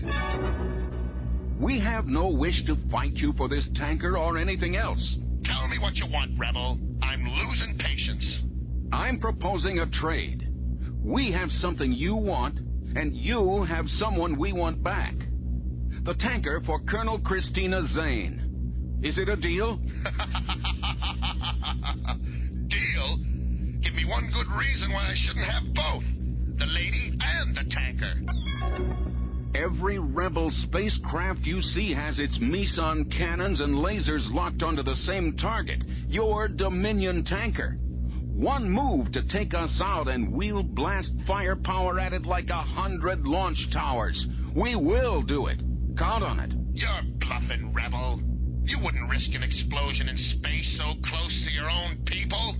If you're sure this is a bluff, then call it. But if you've guessed wrong, pirate, your profit will be space ash. Can you afford to waste such a valuable prize? It's up to you, Raider. You got guts, Rebel. Your precious lady is worth much. But the tanker, the tanker, is worth more. I believe they call this a standoff. Do you agree, then? The tanker in exchange for Colonel Zane. All right, Rebel. Agreed. But bring one fighter alongside my ship. Transfer will be made to the port airlock. But don't try anything funny. The lady is no use to you dead. Coming alongside to dock. Docking in 5 seconds. 3, 2, 1. Locking on.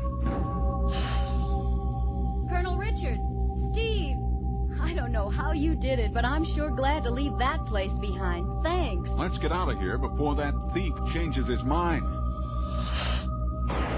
Richards to lead raider. His name is Spider. Wonderful. Colonel Richards to Spider. The tanker's all yours. The rebel fighters will release it as soon as I give the command. I'll be waiting. Goodbye, my dear lady. For now. But don't be surprised if we meet again someday. You're a prize worth chasing. Christina, are you all right? Just fine, Steve. McCormick, release the tanker. Our business is finished here. Roger. Nice to have you back, Colonel Zane. McCormick to all fighters. Break out of tanker escort formation. Regroup under Code B. Returning to Cygnus 3. Colonel Christina Zane's rescue from the space pirates will be cause for celebration on the rebel planet Cygnus 3. But for the humanoid, Colonel Connors, the lost tanker will mean yet another failure to report to General Derrick. And so, the conflict continues. The secret of Dominion. Have you discovered it? And what is Emerald Tree? More clues follow in Episode 5, A Galahad for the Dominion.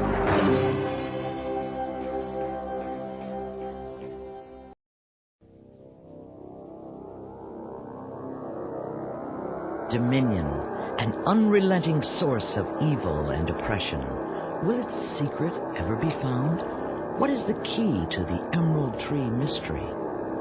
For now, the war goes on. Following the loss of a Dominion tanker to space pirates, once again, General Vera Derrick has been called to account by the dangerously powerful Egra Thor. General Derrick, we meet again. I do not see the reason for these repeated summons, Egra Thor. Do you not, General? It's quite simple. The leader is not pleased with your command.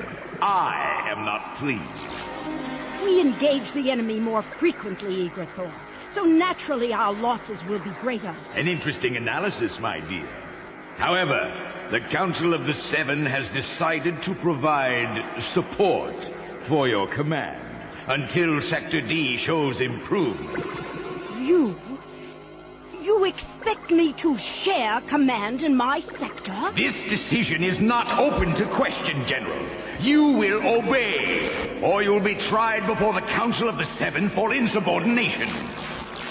Who is this support person you refer to? You may have heard of him. His name is Vishaya. Vishaya? A bounty hunter? A murderer who was once imprisoned on the planet Satar? How dare you even suggest that I should take him into my command? Your sparring grows tedious, General. Vishaya will leave with you today. He will do what you have failed to do. Hunt down and eliminate the traitor Richards. You are to provide him with anything he needs to complete his assignment successfully.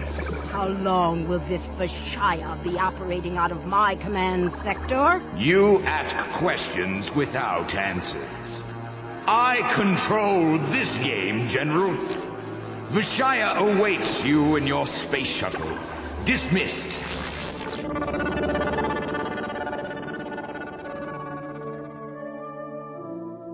The rescue of General Zane's daughter from the space pirates has resulted in Stephen Richards being promoted to Rebel Commander.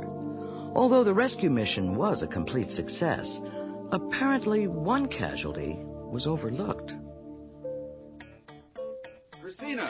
Christina, I heard you were at the base hospital.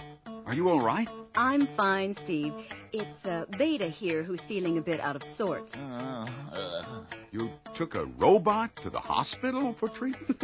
I keep forgetting that you still don't know all of Beta's strange little quirks. You see, Beta checked himself into the hospital. Hello, Commander Richards. Beta, you do look a bit under the weather.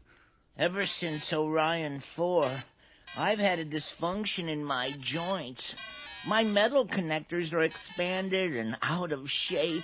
I can barely use my grasping and walking appendages. Well, it sounds like humidity got to your mobility connectors. Exactly what I was telling him. We're on our way to robotics maintenance to get him patched up.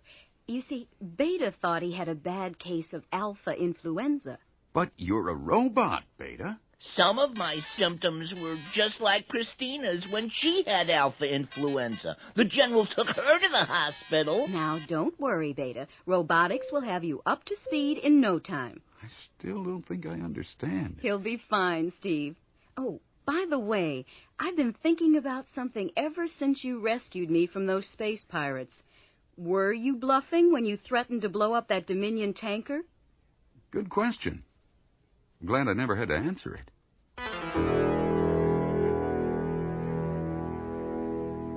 On board a Dominion shuttlecraft, returning to her command ship, General Vera Derrick makes her feelings known to the bounty hunter, Vishaya. I want you to know from the beginning, Vishaya, I dislike you intensely. But since you're here, and there's nothing I can do about it, I'll give you the help you need to eliminate Richards.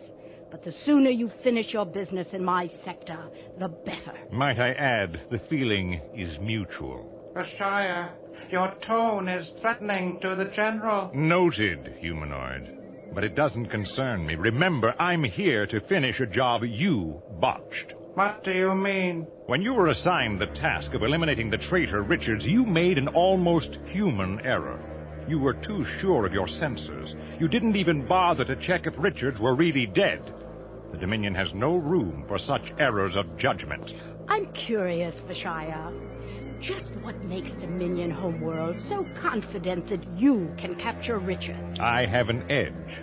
I know how Richards will think in strategic situations. We were in the academy together as cadets. You were in the Dominion Academy? I've led many lives, General. Yggdrathor knows them all and makes use of them as he sees fit. It was my background with Richards at the academy that led to this assignment. That's the personal matter. Come to the point, Vishaya. Your plan is... to use my knowledge of Richards against him. Example? He's a very soft touch when it comes to people he cares about. A definite character flaw. And you propose to exploit that flaw, Vishaya? Precisely. We'll transfer a contingent of rebel prisoners to the Outlands for execution. I'll arrange to leak this information to the rebels on Cygnus 3 before we make the transfer.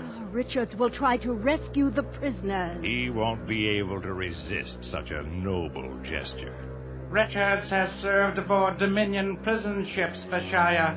He knows their weapon systems. He understands that any fighter attack would prove useless. You're not as dull as you look, humanoid. But an all-out attack would not be Richards' response. He'll use a small landing party and try to take over key areas on the prison ship.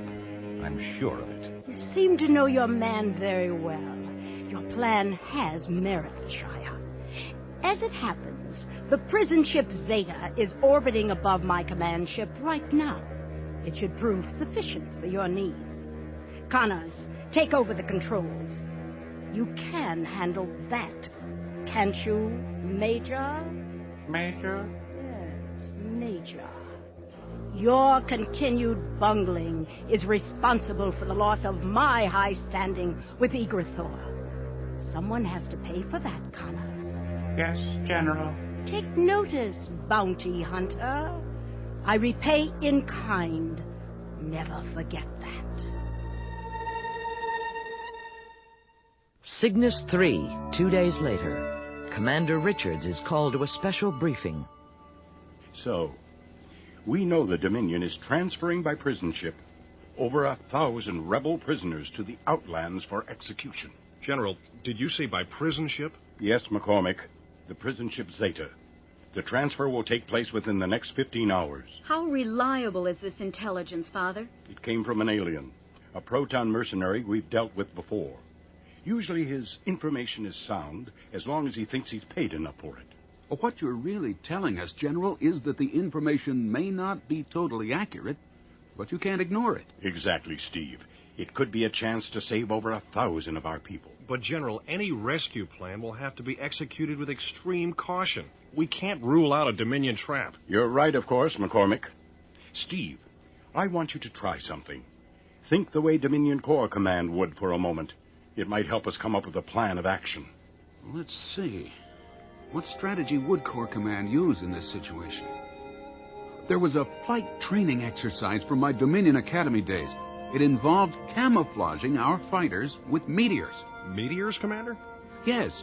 We used tractor beams to hold the meteors in position while we hid behind them. Now, that way we were able to sneak through the enemy's scanner range without getting caught. A bit unorthodox, but I don't see why it wouldn't work. Steve, how many people would you need to carry out such a plan? Oh, 5. Myself, you and Beta, McCormick, and one more. All right. I'll go collect Beta from Robotics. Meet you in Launch Bay after McCormick and I recruit our 5th pilot. Lieutenant Stanwyck, I think. Good choice. Remember, there's no time to lose. The lives of over 1,000 of our people are at stake. 73, 74, 75 gold standards. There you are, Krieg. The balance due now that the job is completed. It was almost too easy. The rebels took the bait. Now it's up to you to spring the trap. Tell me, Krieg, How did you get the information about the prison ship transfer to Cygnus 3? That's not part of the deal, General.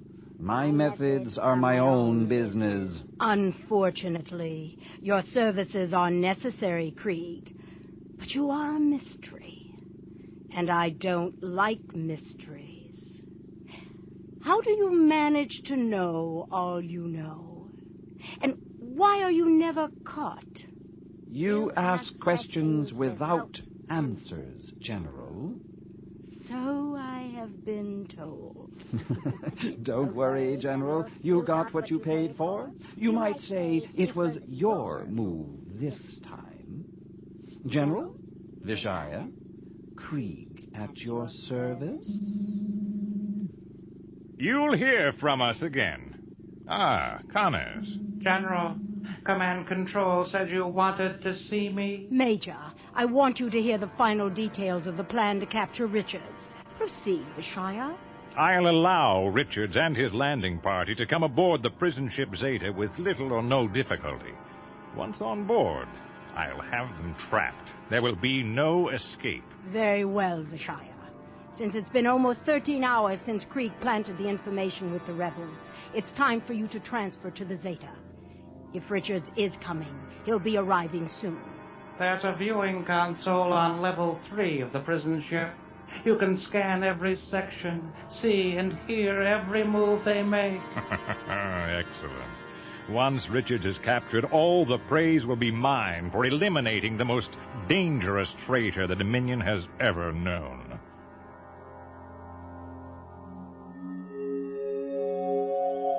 Space.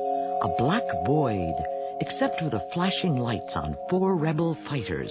They're on their way to the prison ship Zeta to attempt a dangerous rescue.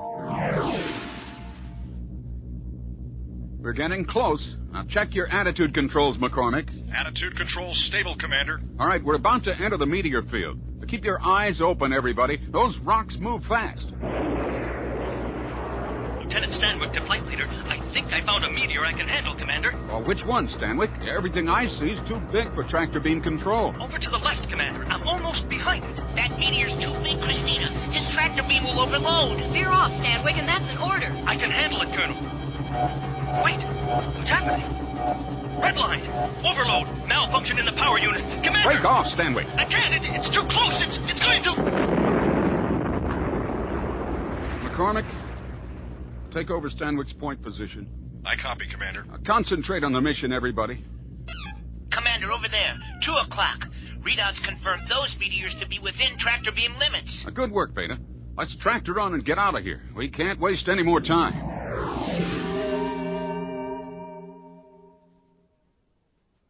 Invisible behind meteors of enormous size, the 3 spacecraft drift toward the prison ship.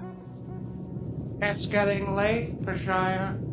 Feeling nervous that your plan to lure Richards into this trap might not work? You'd enjoy watching me fail, wouldn't you, Connors? Just observing your methods. If you ask me, I don't think Richards is going to show. By processing available data, I predict you're going to look very foolish within the next few hours. You mechanical cretin! I've had enough of you and your general! Don't touch me! With this one hand, Connors, I could snap your control center at any time. There's something about me you don't know, humanoid. I was on Satar's prison colony for 10 long years. They never tell you that Satar orbits a neutron star. A star that emits radiation. Very powerful radiation. Eventually it drives a man completely out of his mind. I must be allowed to function. I could terminate you right now. With great pleasure. Do you understand? Yes. Good. Then I'll let you function a little longer. But stay out of my way. Radar 1, calling Vishaya. This is Vishaya. What is it? Sir, we just picked up 3 unusual meteors. They're traveling in a kind of formation, as you predicted. Well, what do you know? Keep tracking them. Vishaya out. I told the General I knew how Richards would react. The Academy meteor trick. He took the bait, Connors. How should we close the trap, Vishaya? Double the guard around the prison cells. Remove all but 3 guards from the docking bay. I want to give Richards all the rope he needs to hang himself. Unaware of the trap Vishaya has set, the rebel assault team arrives at the prison ship Zeta. With all power shut down, they maneuver with jets of compressed gas as they zero in on their target. There's the prison ship. It's big enough to hold a city. Fighters 1 and 3.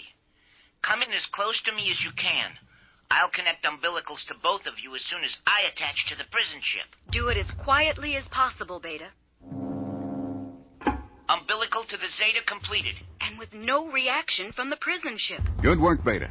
Commence umbilical attachments to fighters 1 and 3. Roger, Commander. Latched and locked together.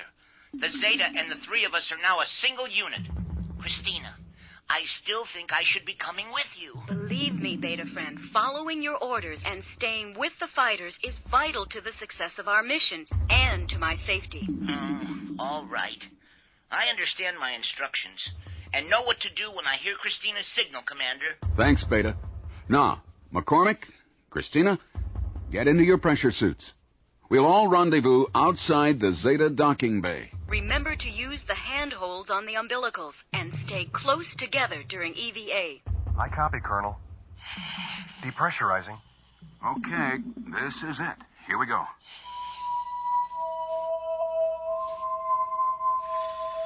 Easy does it.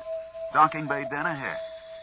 Stay where you are for a moment. I'm going to swing around front and try to locate the guards. Can you see anyone, Steve? Negative. Oh, wait. There's one guard inside, but it looks like he's asleep. Come on, follow me in. Try to land just above the airlock. Quietly. Coming in. I'm down, Commander. Colonel Zane, give me your hand. Made it. We're all here, Steve. Okay, help me with the airlock door. Not so much noise. Okay, now close it. Everyone down. The guard could see us through that spaceport. Going to equalize the pressure in here. So far, so good. Let's get out of these helmets.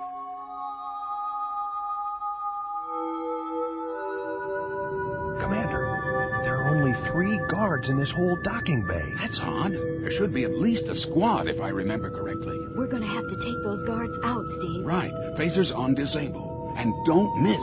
If we hit those refueling tanks, it's all over. Now, as soon as the door is clear, we move. Now, let's lock up these guards and get to the cell blocks. Hurry! Look at them, Connors. Wandering around in total ignorance of their fate. Are the men in position? Yes, Vishaya. All right, Richards. Just keep coming. Only a little further. This is too easy, Commander. I'm getting a bad feeling. I agree. This has setup written all over it. How right you are, Richards. Drop your weapons. Guards, move in. Benarduzzi says. Very wise decision. Take the girl and her friend to a cell. Bring Richards to me. I've waited a long time for this.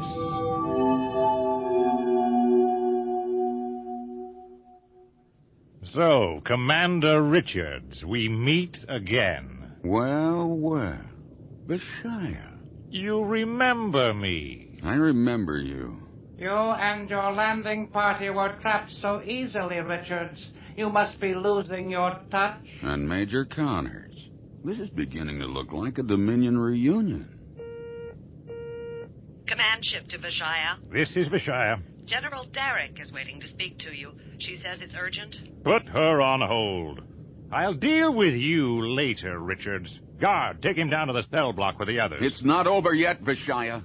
Believe me, it's not over yet. Connors, follow them down. And if he makes a wrong move, don't hesitate. I understand. And I don't care who told you to put me on hold. Vishaya, come in at once. This is General Derrick. Yes, General. Have you captured Richards? Of course I've captured Richards. Anyone else? A girl. I believe Richards called her Christina. And a young officer of no consequence. Did you say Christina? That could be General Zane's daughter, Vishaya.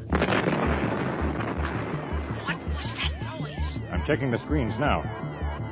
That explosion just blew off the starboard side of this ship. This is Radar 1, sir. Rebel fire has disabled warp drive.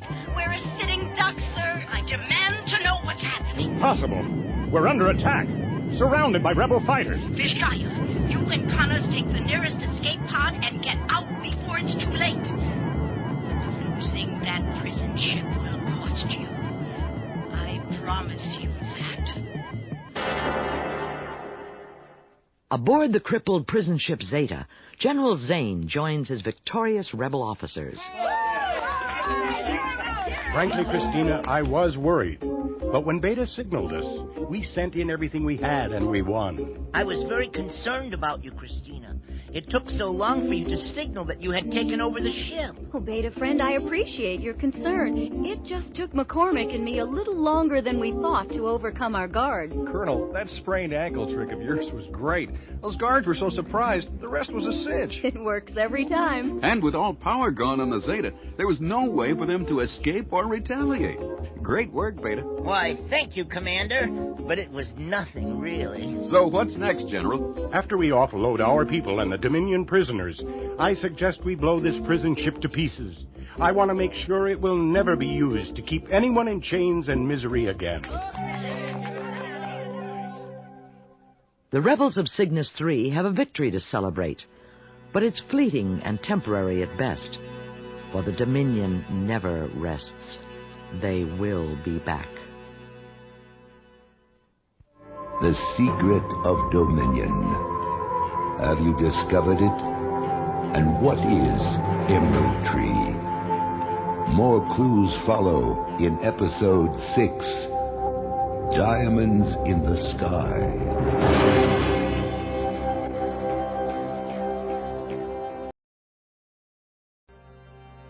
For the past several weeks, Vishaya has secretly been working on a deadly ray designed to destroy entire solar systems. He's called in an expert to make final adjustments.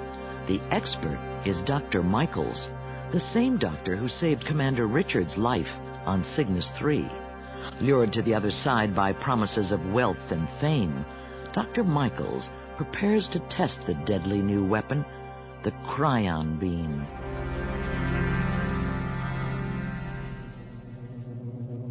Dr. Michaels, I feel it necessary to remind you of the importance of the weapon you're perfecting. You have to understand something, Vishaya. For the past few years, my work has been strictly medical. It's been ages since I've worked with cryon particles or anything else. Ah, but your expertise is legendary, Doctor. However, I will be keeping a close watch on you. I made a bargain, Vishaya. Remember what happened to the last scientist on this project. I know. But there's something I don't understand. His notes say that the cryon beam was to be used to cool the atmospheres of planets too hot for colonization, not for the elimination of all life. Yes. Well, there's a military application here. I understand this device is capable of extinguishing the suns that rebel planets orbit. Am I right, Doctor? Yes, but Vishaya, the moment those suns die, the planets will grow colder and colder until, why, the deaths of those people living on those planets would be... I'm aware of the end result, Doctor. Now get busy and order that test beam fired. Dr. Michaels to generator control. Generator control standing by, Doctor. Transfer power from all levels to the cryon beam on the test star. Acknowledge. 10 seconds to full power. We will fire on your command. 5 seconds to test firing. 3 seconds. Freon insertion. 2, 1, fire.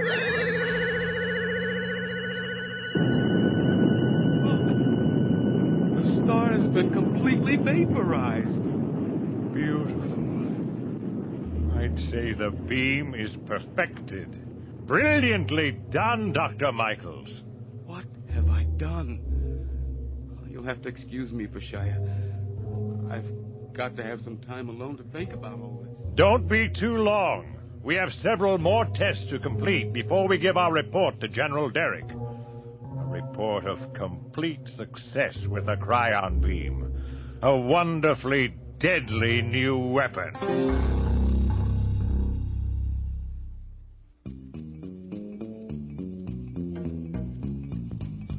Unaware of Vishaya's new weapon, Commander Richards accompanies his friends to one of the recreation centers on Cygnus 3, Club Trispace 17. In the dimly lit interior, a turbaned host with a twisted smile greets them.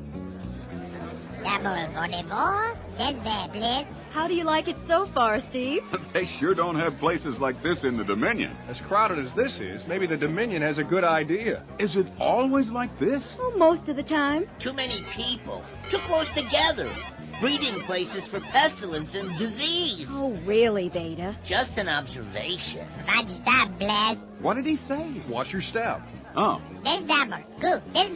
Thanks, buddy. Here's a little something for your trouble. Ooh, danku. What was that? Oh, he's one of the Tri-Space aliens, Steve. I hate to interrupt, but I must state that I am very uncomfortable in this place. Your discomfort is duly noted. Now be quiet, Beta. Tri-Spacers run all these clubs, Commander. Excellent managers, even if they are a little difficult to understand. I shouldn't even be here. Oh, you can't work all the time, Steve. When you're not flying missions, you and Beta are trying to trace references to the Lost Emerald Tree project. So far, I'm afraid we've uncovered very little. And all that data search is most taxing on my modulating converters. The Colonel's right, Commander. We all need a little time off now and then. Order. I am your service droid. Punch up your favorite selection, please. Quite a list. Let's see. I think I'll have that. I haven't had triclon stew in years. Make it 2. Why not 3? Punch. Order complete to release me from this position. Thank you. Order received. Order received. Oh, look. It's Balamenia. She's going to sing.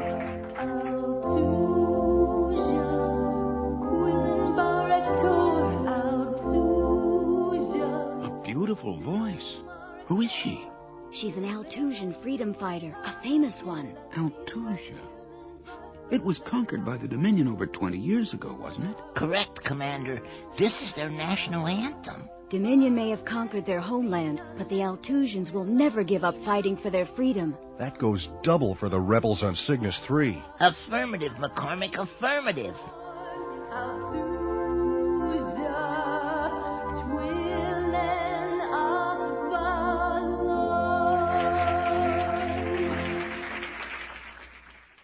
On General Derrick's command ship, a secret meeting is in progress. Good morning, General Derrick. Good morning, Connors. You seem cheerful. I take it your mission was successful. Routine. A trip to the Earth mines to rotate workers. I always marvel at them. Gray, listless beings without hope. You wanted to see me about something, Major? I have correlated the information you wanted about Vishaya, General. Good. What are your findings? As you know, Vishaya has been with us only a few weeks, but already he's been responsible for allowing over 1,000 rebel prisoners to escape, not to mention the loss of the Zeta itself. And just what do you suggest we do about that, Major? Bridge to General Derrick. This is Derrick. Vishaya on the warship Burgess is waiting to speak to you. Patch me through. Go ahead, sir. We've tested the Cryon beam. A complete success. The rebels will die, General, without ever knowing the reason. Excellent. Is the beam ready to be used on Cygnus 3? We need to do one more test, General. I want to try the beam directly on a planet instead of its sun to see if the end result will be the same. planet Caspia, I think, will be a nice guinea pig. I'll be in touch. Vishaya out. Well, Connors, I think we'll have to allow Vishaya a little more time to finish his work on this new weapon. There will be plenty of time to resume our previous discussion. But the beam will be Vishaya's success, General. Your command position will be in even more jeopardy with Eagle Thor and the Council of the Seven. Don't be too sure of that, dear one. If the Cryon beam is a success, I'll make certain the credit is mine.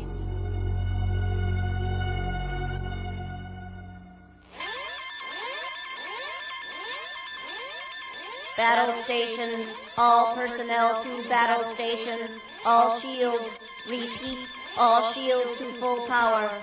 Pilots to your fighters immediately. General Zane, what's happening, sir? The planet Caspia is sending out a distress signal. Hostile warships are about to enter their solar system. I understand, General. I'll have our fighters off in no time. Squadron 7, 9, and 13, ready for launch. Acknowledge. Acknowledge. This is launch control. Prepare for launch. All clear, launch control. 5 seconds. Mark. 3, 2, ignition.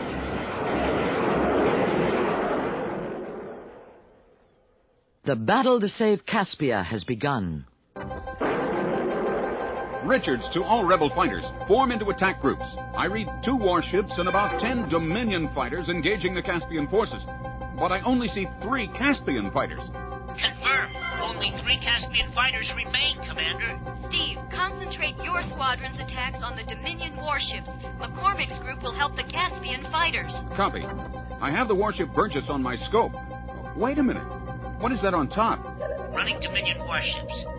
Confirm Burgess outline, but there are new additions on top, Commander. Steve, take a look at your scope now. Dominion squadrons are breaking off. It certainly looks that way. But why? I believe I can answer that question for you, Richards. I should have known. All right, don't keep us in suspense. Why did you order your fighters to retreat? Because we won't be needing them anymore. Oh, this is splendid. I didn't realize I'd have such an attentive audience for my grand spectacle in space. Explain yourself, Vishaya. Watch the planet Caspia, Richards. Very closely. What are you going to do? Just keep watching, Richards. This is even better than I'd hoped. Ready to fire the Cryon beam. Fire! Caspia just vanished. How could that have happened? Vishaya, do you realize what you've done? You've murdered thousands of innocent people. I swear if we ever meet face to face again... If I were you, I wouldn't waste my time on thoughts of revenge, Richards. Because Cygnus 3 is next. And there is no escape. Vishaya out. We'd better report all this to General Zane. Cygnus 3 is going to have to be evacuated immediately. Commander, I just thought of something. Dr. Michaels used to work on unusual weapons projects before he became our base doctor. Maybe he can think of something to destroy this Cryon beam. There is no file on the Cryon beam, Commander. And Dr. Michaels left Cygnus 3 over a week ago for one of the outer systems. Too bad. He might have been a big help. Now let's get back to Cygnus 3. If what we've just seen is any indication, it may not be there much longer.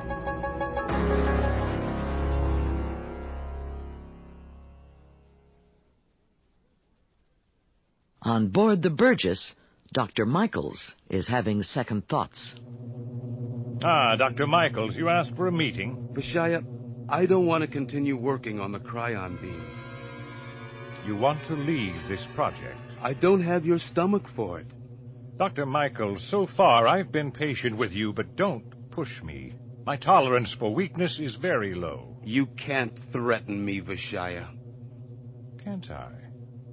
May I remind you, Doctor, that like the last scientist to work on the Cryon beam, you are not indispensable. Do I make myself clear? Very clear, Vishaya.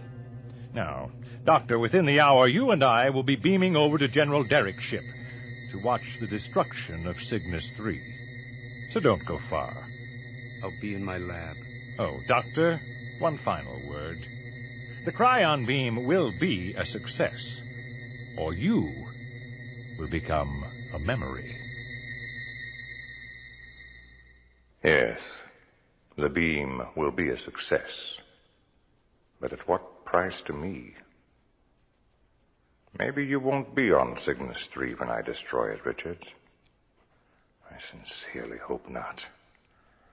That would be too quick, too easy. I want to do it my way. And if I get the chance, never doubt I'll do it, Richards. Never doubt it for a moment.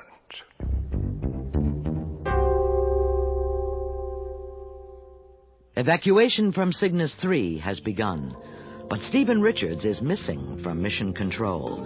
He sits in the almost deserted Club Tri-Space 17, nursing his feelings of guilt and helplessness. Double for the laddie? No. I was looking for that gentleman over there. Listen, you and your people had better get out of here before it's too late. I wouldn't wait much longer. Oh, danke. Steve, everyone's been looking for you. What are you doing here? I wanted to be by myself, Christina. I had some thinking to do about my part in all this mess. What do you mean, your part? What's happening to Cygnus 3 isn't your fault. How can you even think that it is? Christina, the Dominion knows I came here after I found out about my rebel heritage on Centiga. But they can't be sure what else I may have learned on that ice moon. That's why they tried to kill me once. They said I was a danger to them. You feel the Dominion has targeted Cygnus 3 for destruction by this cryon beam? Because you're here?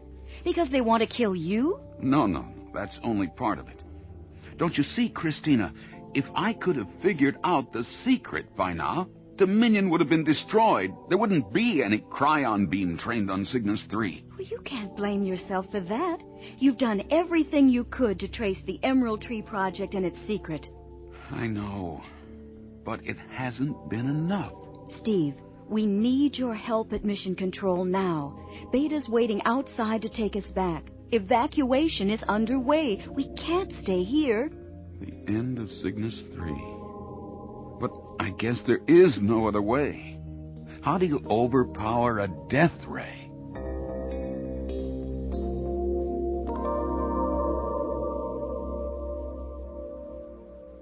At Mission Control, the evacuation of Cygnus 3 is being carried out. Father, Steve and I are back, and Beta is plugged into Comlink. He'll keep us up to date on the evacuation and any emergency transmissions that come in. Good. We've got every launch pad working at capacity. Hundreds of thousands of people have to get off this planet as quickly as possible. General, Christina, I think I have the answer. Beta, calm down. What is it? I picked up a transmission from inside the Dominion on that special frequency Commander Richards told us about. It says we can destroy the cryon beam. How can we do it, Beta? Slowly now, so we can follow you. The transmission tells us to spread a wall of diamond phosphate crystals across the path of the cryon beam. The wall of crystals will act as a mirror and reflect the beam, reflect it back to its source. A wall of diamond phosphate crystals. Will it work, Beta? The information for an accurate confirmation is not available, I'm sorry to report, but it is theoretically possible. General, do you realize the odds on that information being valid? Steve, why would someone inside the Dominion send us a phony message about their own super weapon? They believe the cryon beam is invincible. But how do we create a wall of diamond phosphate crystals in space? Where do we even find the material? Scanning the maps of this planet, I locate deposits of that particular mineral in a dry lake bed near the Palmar station at the equator. We transfer the material to fighters and spray a small area of space with it in a repeating pattern. I see. The freezing cold of space will make a kind of wall. How long do we have? Sector Recon reports no Dominion activity in our area yet. We may have the time to make our wall before they arrive. It's worth a try. We'll be gambling everything on this, General. What if the Dominion is trying to stack the deck?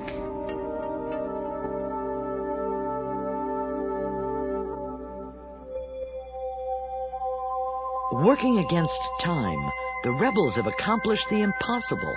An almost invisible wall of shimmering crystals floats in space. Above it, 3 tiny rebel fighter craft hover. Okay, McCormick, increase power to your tractor beam. The wall's drifting off course. Roger, Commander. Increasing power. I sure hope this is going to work.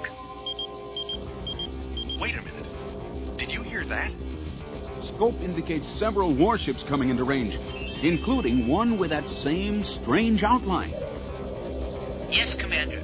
The outline fits Dominion warship Burgess. Christina, climb upstairs and give us cover. We'll position the wall between the Cryon beam and Cygnus 3. Copy. Zane out. McCormick, are you ready? Anytime you say, Commander. Okay, lock tractor beam on 9. Advance power slowly. We can't afford to lose it. Keep advancing power. And the wall moves. The fighters maneuver it into position. The last hope for Cygnus 3. Observation Deck 5, General Derrick's command ship. General Derrick, this is the bridge, sir. We're picking up 3 rebel fighters on an intercept course. Stand by for further orders. Obviously a suicide squad, General. Bridge, this is Vishaya. Tell the people on the Burgess to disregard the fighters. They'll never arrive in time. Yes, sir. Bridge out. This is quite a moment for me. Stand aside, Dr. Michaels. The Cryon beam will fire on my command. 3, 2, 1. Fire!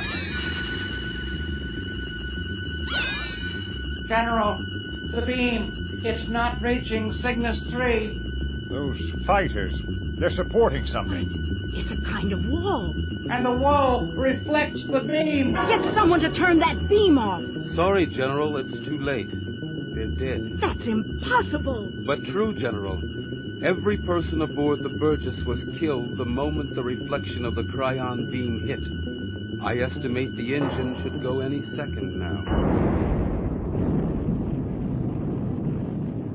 We did it! We did it! Couldn't have done it without you, Beta. That's true, Christina. Fantastic, Commander. I'd better report in. Commander Richards to base. Cygnus 3 base. Go ahead, Commander. The mission was successful, General. Cygnus 3 is safe.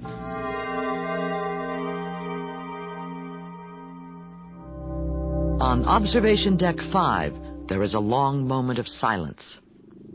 Dr. Michaels, what went wrong out there? I don't know. Bridge to General Derrick. Derrick here. A regular check of the daily log shows a transmission you might be interested in, sir. Play it for us. Attention, attention, all rebel forces. I am a scientist with information on a Cryon beam. The beam can be destroyed, repeat, can be destroyed with a wall of diamond phosphate crystals. I don't like what I'm hearing, Michaels. That's Dr. Michaels' voice. Voice spread confirms your observation. Quiet, humanoid. Oh, good. Act on this information immediately. My only regret is that I didn't send my name along with that transmission. You've just signed your own death warrant, Dr. Michaels. Guard, get him out of my sight. I'm going to take care of you personally, Michaels. You'll pay for this, Vishaya. The entire incident is a failure. A failure.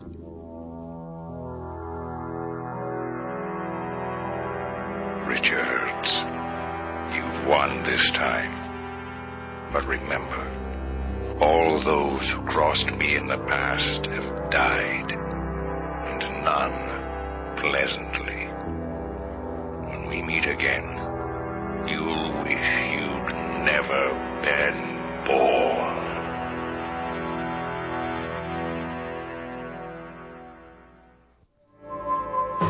The secret of Dominion. Have you discovered it? And what is Emerald Tree? More clues follow in Episode 7, Space Rats.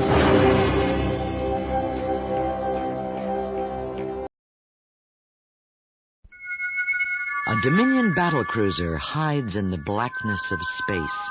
Its orbit is circular, miles above the planet Earth. In General Derrick's personal quarters, Major Connors displays a small, furry animal inside a special cage. Ugly. Incredibly ugly. Yes, I know. Look closely. Don't worry. The plasmacine cage is very safe. The little red eyes are hideous. They shine in the dark, General. What is this creature called, Connors? Ratus spatium. A mutated form of rat, able to survive in almost any environment. Space rat is the common name. It looks too small to be so dangerous. 10 centimeters of carnivorous fury. It lives to eat, General. Notice the enlarged head and the teeth, little daggers of ivory. I'll drop a bit of food into the cage. Vicious little animal, isn't it? Imagine an army of these creatures loose on Cygnus 3, eating their fill. I am imagining it. I like it. If I were to place a pair of space rats on the rebel planet, within 6 hours their reproductive cycles would result in thousands of these creatures. Precisely what do they eat, Major? Anything, General. It's the key to their survival. Fascinating. Let me know when you are ready to begin the operation. Oh, you have pleased me, Connors. Thank you, General. These little creatures will perform perfectly, and the rebels will vanish from Cygnus 3.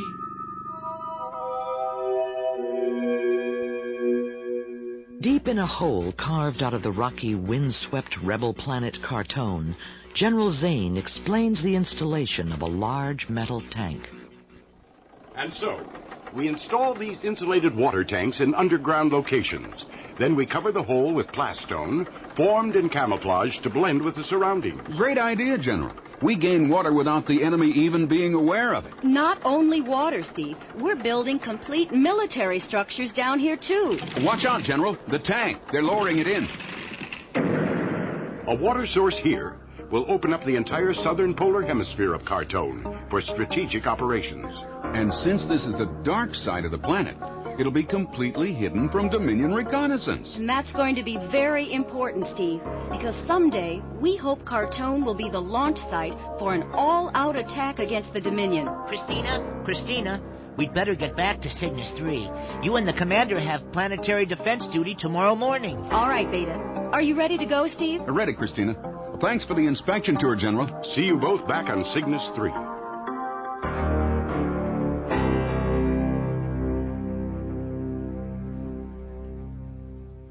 Vishaya receives a visitor on board Dominion's command ship. Major Connors reporting as ordered, sir. Ah, yes.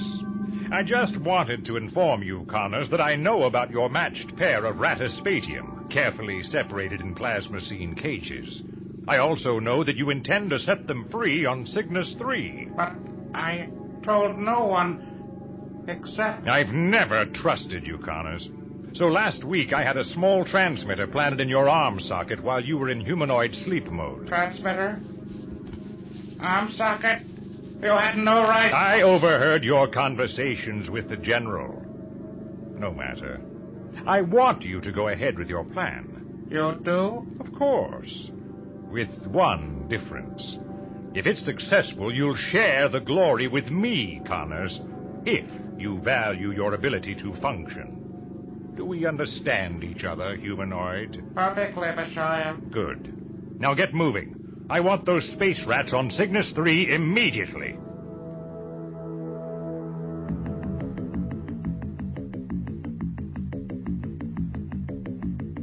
All launch personnel, clear the area. Prepare for launch. Launch control, this is Major Connors. Hold for final clearance. Launch of Protojet 13 in hold condition. Hold condition. Major Connors calling General Derrick. Derrick here. A final check on arrangements, General. My descent to Cygnus 3 will begin at 1600 hours, just after dark on the rebel planet. The diversion is planned to coincide with your descent, as you requested. There should be no problem planting the animals near a base outpost. The confusion of the attack will provide cover for my landing. I will be supervising the attack myself. The rest is up to you. Derrick out. Launch control. This is Major Connors. Proceed with launch. All alert for launch of Protojet 13. 5 seconds to launch. 3, 2, 1, launch. Quiet, my friends. Quiet. I know you're hungry, but you won't be hungry for long.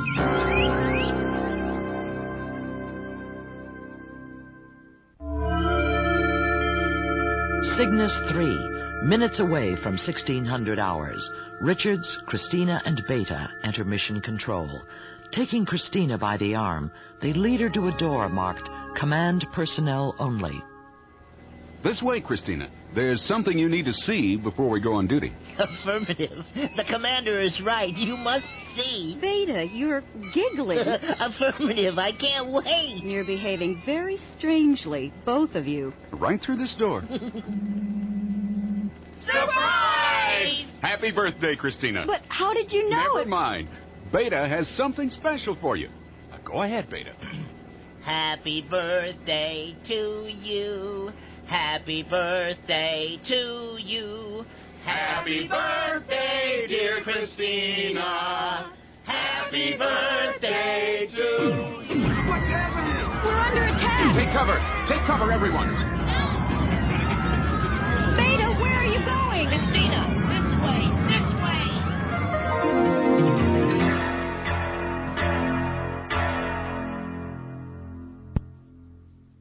As the diversionary attack begins on Cygnus 3, Major Connors moves in to carry out his devious plan. There are the explosions. Time to begin my descent. 4,000 meters. 3. All lights off. Must find a place to land. Here, I think. The trees will shield me from prying eyes. And there's an outpost a short distance away. Couldn't be better. 50 meters. Soft landing. Come, my friends. Food is waiting. I'll use the trees and the darkness to reach the outpost building. Set the auto releases on the cages. Soon you will be free, my pretties. And I will be on my way. Now, back to the protojet. Carefully, I must not be observed. Halt! Who goes there? Keep your hands where I can see them. Well, a Dominion Major. Quite a surprise. Yes, I'm as surprised as you are. Turn around. Move it. Welcome to Outpost 19, Major. Inside. And don't try anything funny. I'm going to do a weapon search. Don't even twitch. Into the cell. Go on. You're a strange one. No weapons, no papers. Just the name Connors on your jacket patch. This is Sergeant Benton at Outpost 19, calling Command Control. Command Control, what have you got, Benton? I'm holding a prisoner here, Lieutenant. A Dominion Major named Connors. Good work, Sergeant. I'll be there in 5 minutes. And keep a watch. There could be more. Out. Gonna leave you here in the cell, Connors. But I'll be right outside that door, with a laser pistol in my hand. Got it? Yes. You fool, thinking I would be unprepared for capture. Inside my thumb cavity, a vial of powerful acid poured into the lock. Now I can get out of this cell. Inside this flap on my body cavity, a small but effective phaser. Activate thermal sensors. And aim for maximum body heat. No need to even open the door. The laser burst will go right through it. Goodbye, Sergeant.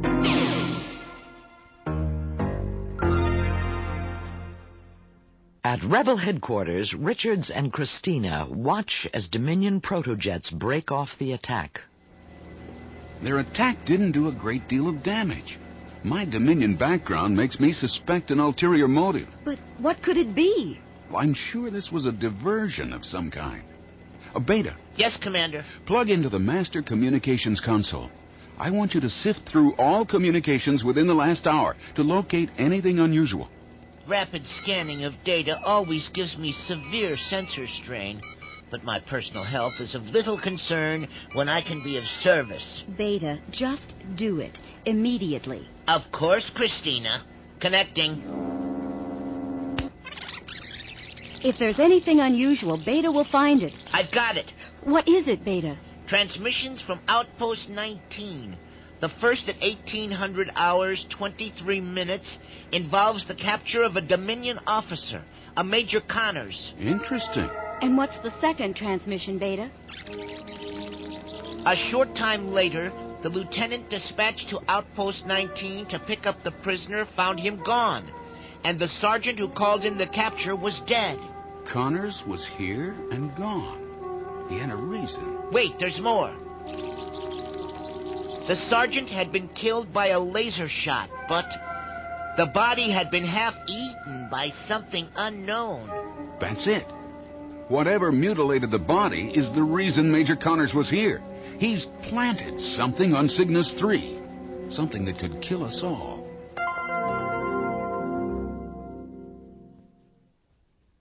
Beta has located the Henderson reports. Reports of unusual events. 1900 hours, Outpost 19. Lieutenant Henderson reporting. When I got here, what was left of the sergeant was directly in front of the door. There were what looked like small rats chewing on the body, but they scattered when I arrived. I took the body inside. Henderson out. 100 hours, Outpost 19. Something funny out here. You know those rats I mentioned last time? Well, they've brought a whole lot of their friends to the area. I can see hundreds of them out there, staring at me with those little red eyes. What's taking you guys so long? Henderson out. 0300 hours, Outpost 19. We got rats completely surrounding the outpost. There's tons of them. Maybe it's my imagination, but they look real hungry. Don't leave me here. Somebody help me.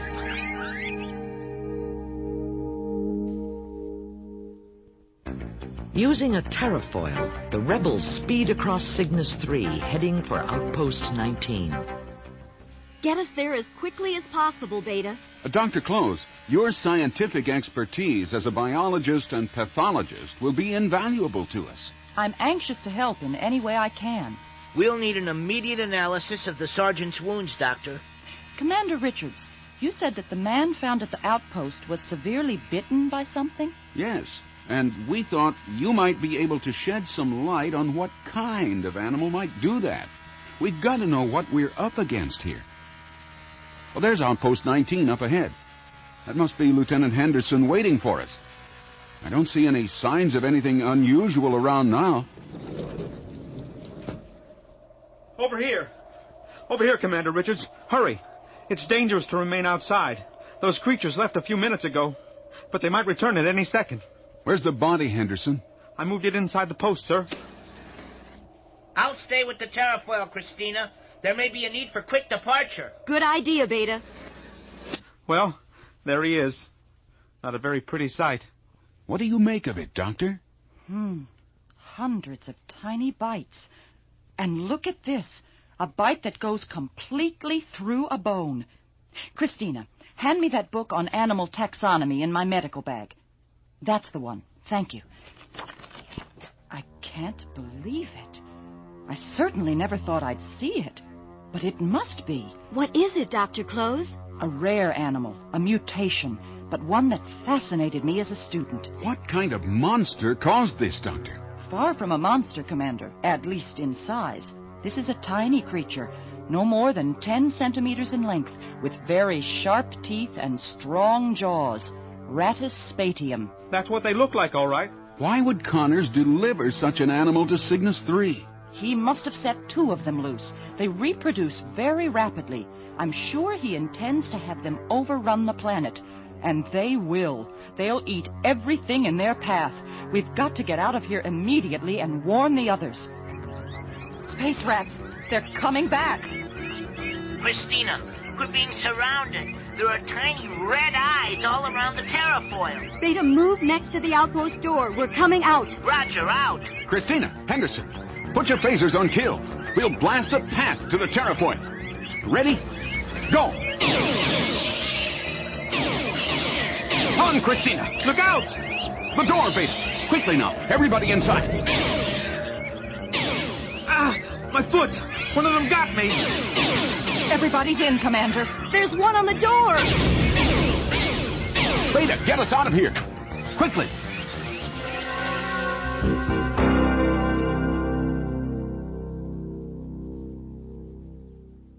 On the command ship, General Derrick lifts her glass in a toast. To Major Connors, may the planet Cygnus 3 be overrun with space rats, eating their fill. Let us not celebrate too soon. Richards is no fool. If he can stop them, he will. Time is on our side. Already the creatures have begun to mate, and they will multiply endlessly. Relax, Vishaya. Richards is a clever, determined young man, but he has no special powers when it comes to the laws of nature. Of course, General. Perhaps I worry too much. Come, lift a glass. Let us savor the moment.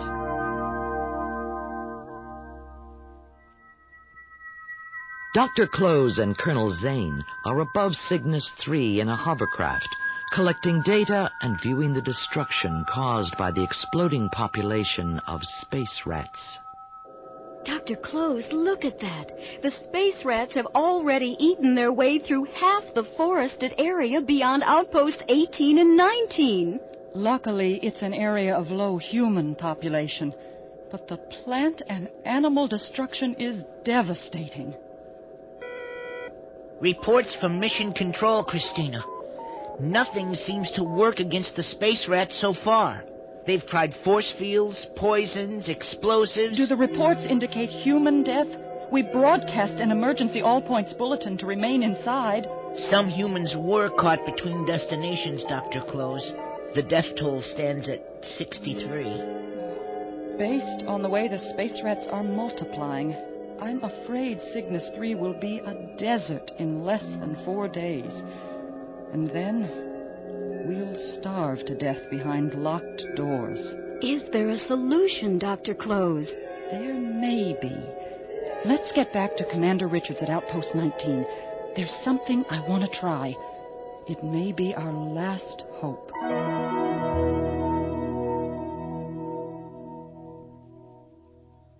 Back on Cygnus 3, there is a flurry of activity above Outpost 19.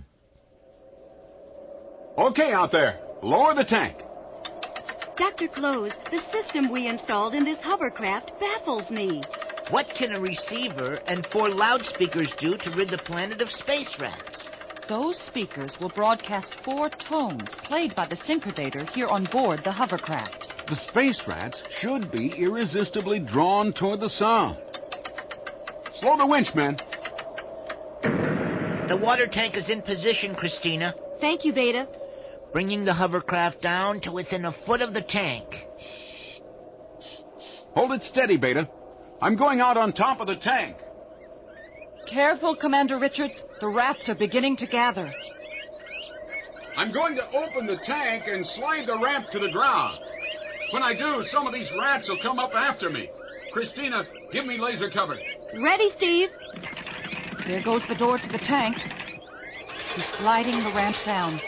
The rats are going crazy. They're coming up the ramp. Cease fire! Cease fire! I'm coming aboard. There. Beta, get that hatch shut. Okay, Doctor. It's all yours. Hope I guessed correctly. Look, the rats are pouring out of the woods, hundreds of them. Turn up the gain. I think we've got them. They appear almost mesmerized by the tones. The rats are moving up the ramp. One just fell into the tank. And more. They're tumbling in by the ton. Wait! What's that sound? The rats are imitating the tones. That's the last of them. Christina, use your phaser to cut the cable that holds the door of the tank open. The rats are still repeating the tones, Dr. Close, even though you've stopped the synchrodator. Yes, hearing it is eerie. It's a ritual. A death ritual. They've stopped. Soon they'll go into a frenzy. Then, their final act of life. What do you mean, Doctor? Space rats refuse to wait patiently for death, Commander. When there is no alternative food source available, they become cannibals. Space rats live to eat, and they die the same way.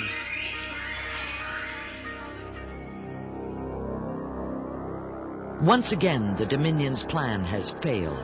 The rebels of Cygnus 3 have survived to continue their fight for freedom in the galaxy.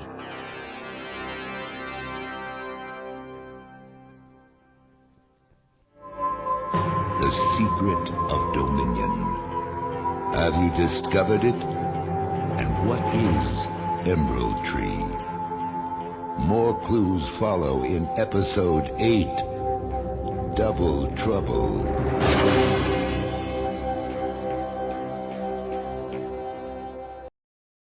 The alien planet Delphi. Hot, burning acid rain slashes across the surface. Boulders wet with death litter the pockmarked face of a forgotten world. Lightning reveals a rebel shuttle on a rough landing site. Standing alongside the spacecraft, Commander Stephen Richards and General Zane are encased in full protection body shells to shield themselves from the planet's deadly rain. They are on a desperate mission seeking fuel from the hermits of Delphi. The seal on the shuttlecraft protects it from the acid rain. Same goes for us, as long as we wear these shells. Wristbands read normal, General. All set. We're heading for those orange lights up ahead. The hermits will meet us there. Why would anyone choose to live in a place like this? The hermits wanted a retreat where they wouldn't be disturbed. It looks like they got what they wanted. Watch it, Steve. Be careful. A puncture in your protective shell could be fatal, I know. We're almost there. Orange lights just ahead. Inside here. It's a kind of chamber. The orange lights just float. If I'm not mistaken, the designs on the walls are like temple carvings from 16th century Earth. We wait here. They will know. Ah, Excellency. You will follow me. We can't follow him. He's passing right through that rock wall. Follow, humans. Do as he says. We walked through that wall like it was smoke. This is my third trip here, and I still don't understand how they do it. Stand in the yellow cone of light for decontamination. We're also being cleansed of travel fatigue and given a dose of relaxant. You may remove your shells. Welcome to our world. Commander, you think me strange and physically unappealing. It is a disturbing thought pattern to me. You will suppress it. You knew what I was thinking? I forgot to mention the hermits read minds, Steve. They call it mind sharing. You have never personally seen Delphi eye stalks before? I didn't mean to offend you, Excellency. You speak the truth. Good. If you did not, you would be dead. Follow. Delphi is honeycombed with corridors like this one. These moving ramps will take us well below the surface, where the hermits live. Do they know why we're here? The fuel you seek lies at the confluence of the Delphian corridors, deep inside the planet. It will be freely given, but you must remove it at your own risk and in your own craft. These terms are not negotiable. General, look at the amount of fuel stored here. There are 3,000 cores of xanthronite fuel in each container, Steve. Well, there must be hundreds. The number you seek is 2004.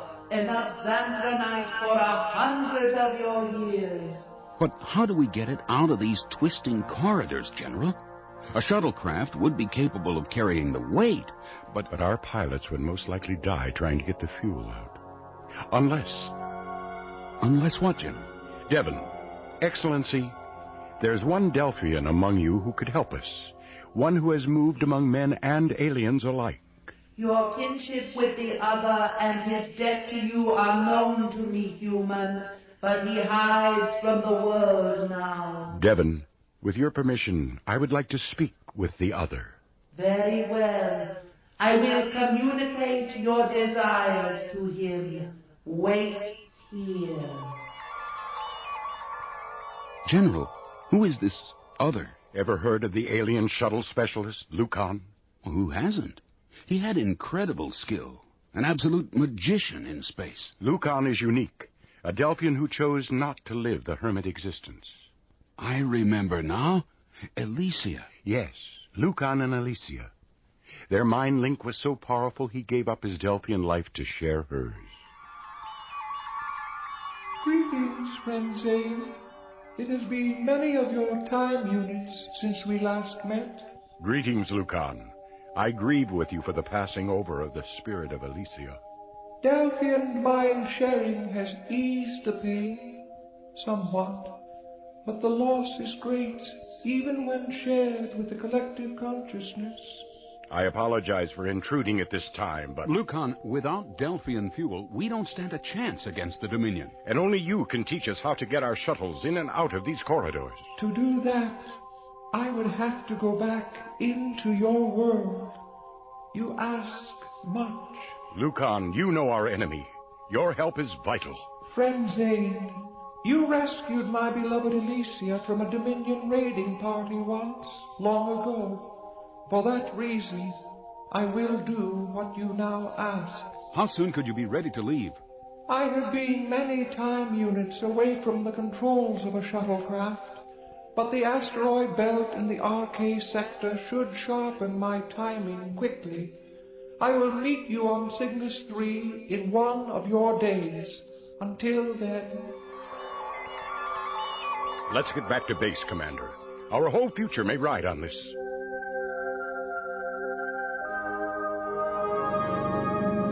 Good morning, Vishaya. Who is this? Major Connors, meet Lukan. Lukan, the alien shuttle specialist? How did he get here? I captured him, you idiot.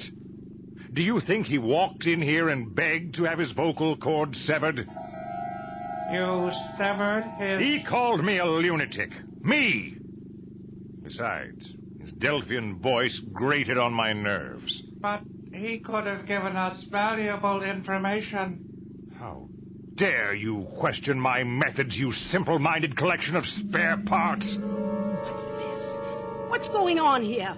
Who is this Delphian? That, my dear General, is the famous Lukan. Oh, I'm impressed, Connors. How did you capture him? The humanoid had nothing to do with it. I captured him. He was near my home in the RK sector when I spotted him. You live in an asteroid belt? Of course, General. A place both dangerous and strangely quiet. Do you find that unusual? I don't find it unusual, considering the condition of your mind. I warn you, Connors. A toy like you can be broken. Leave him alone, Vishaya. Tell me about the Delphian. I intercepted Lukan's spacecraft and forced him down on a small asteroid. Well, what information did you get out of him? None, General. Lukan can't tell us a thing. Vishaya severed his vocal cords. You did what? The important thing, General, is that I found his log showing his destination. Cygnus 3. He was to instruct rebel shuttlecraft pilots in precision maneuvers. Cygnus 3? We could have used this alien's knowledge to our advantage. You egotistical fool. Lukan called him a lunatic. Truth can be difficult to hear, General. This time you've gone too far! Stop it at once, Vishaya! Let me go. I must continue to function. Humanoid imbecile! Just be thankful I'm leaving you a voice. Inoperative, non-functional. Not get away with this, Vishaya. Connors was mine. I command this sector, and don't you forget it. Listen to me, General. Our speechless friend's destination suggests a wonderful plan. An exchange of identities that will result Whatever you have in mind, Vishaya, it is your last chance to prove yourself useful. I will not allow myself to be brought down with you. I will cut my losses. This plan is brilliant. Simply brilliant. Now, if you will excuse me, my dear General, I'll throw Lukan into a quiet cell. Then I'm going to take his place on Cygnus 3. With a little help from medical science. Inoperative, non-functional.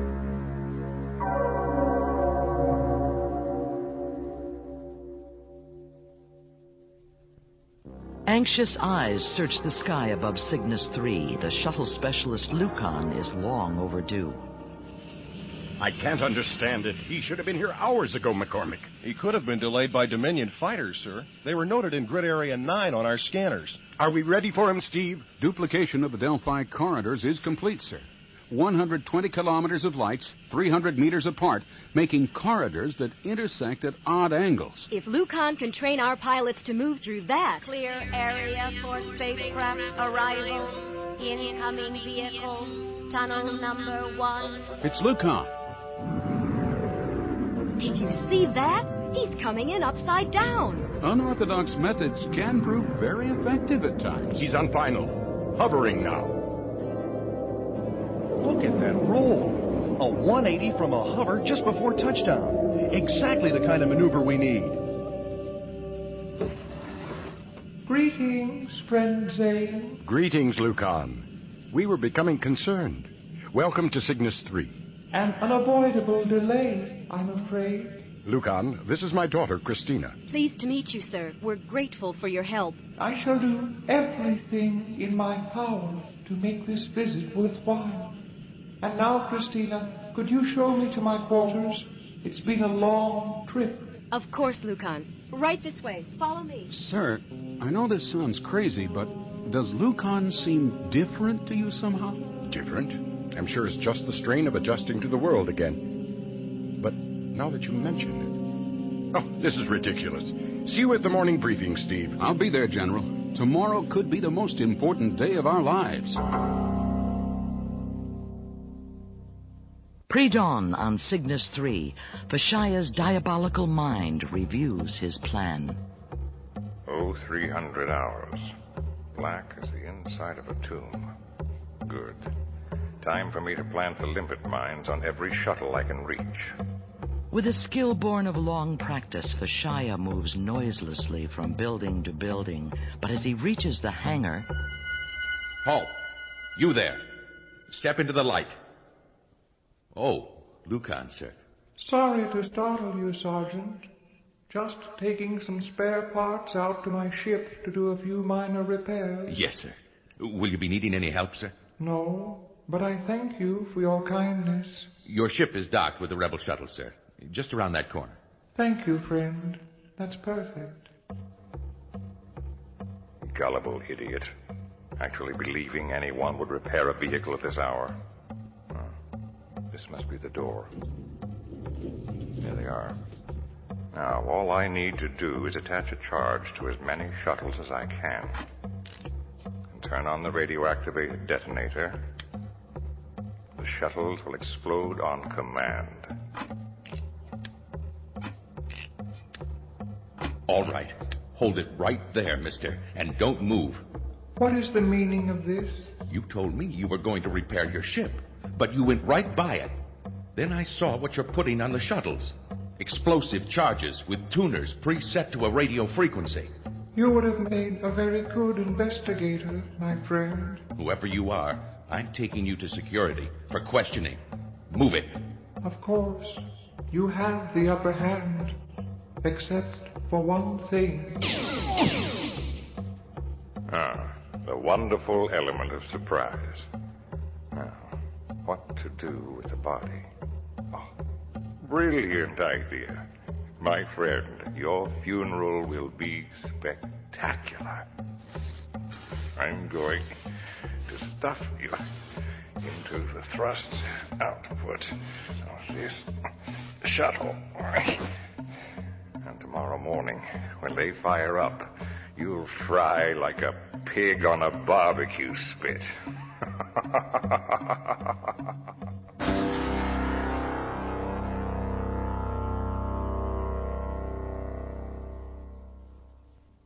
On the bridge of the Dominion command ship, General Vera Derrick has just received some very distressing news.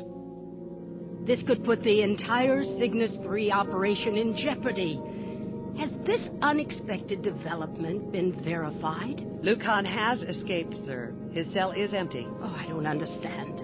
He was thoroughly searched before he was put away. All we know is that the guard on level 6 is dead, and Lukan has disappeared, along with one of our observation pods. Is it possible to alert Vishaya about the escape? No, sir.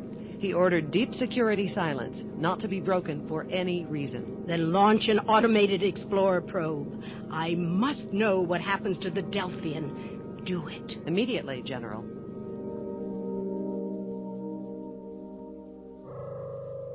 You're on your own, bounty hunter. Succeed, and the glory will be credited to my sector. Fail, and the rebels will have done my work for me. Oh, it's perfect.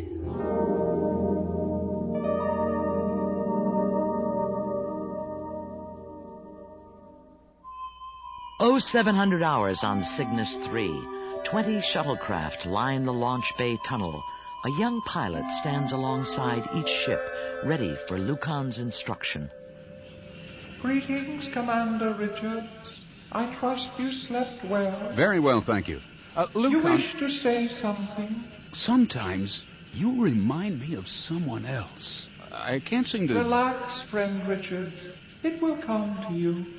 Are the men ready to begin? Everything's set. All pilots to your shuttlecraft. I'd be honored if you'd accompany me in my craft, Commander.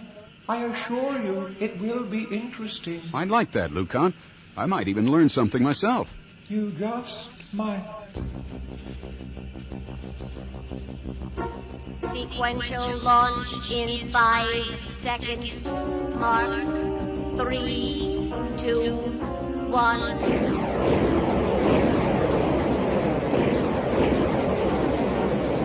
All shuttlecraft, 3 seconds of vertical climb. Add boosters.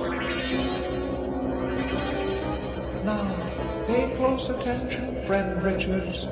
This is where it gets interesting.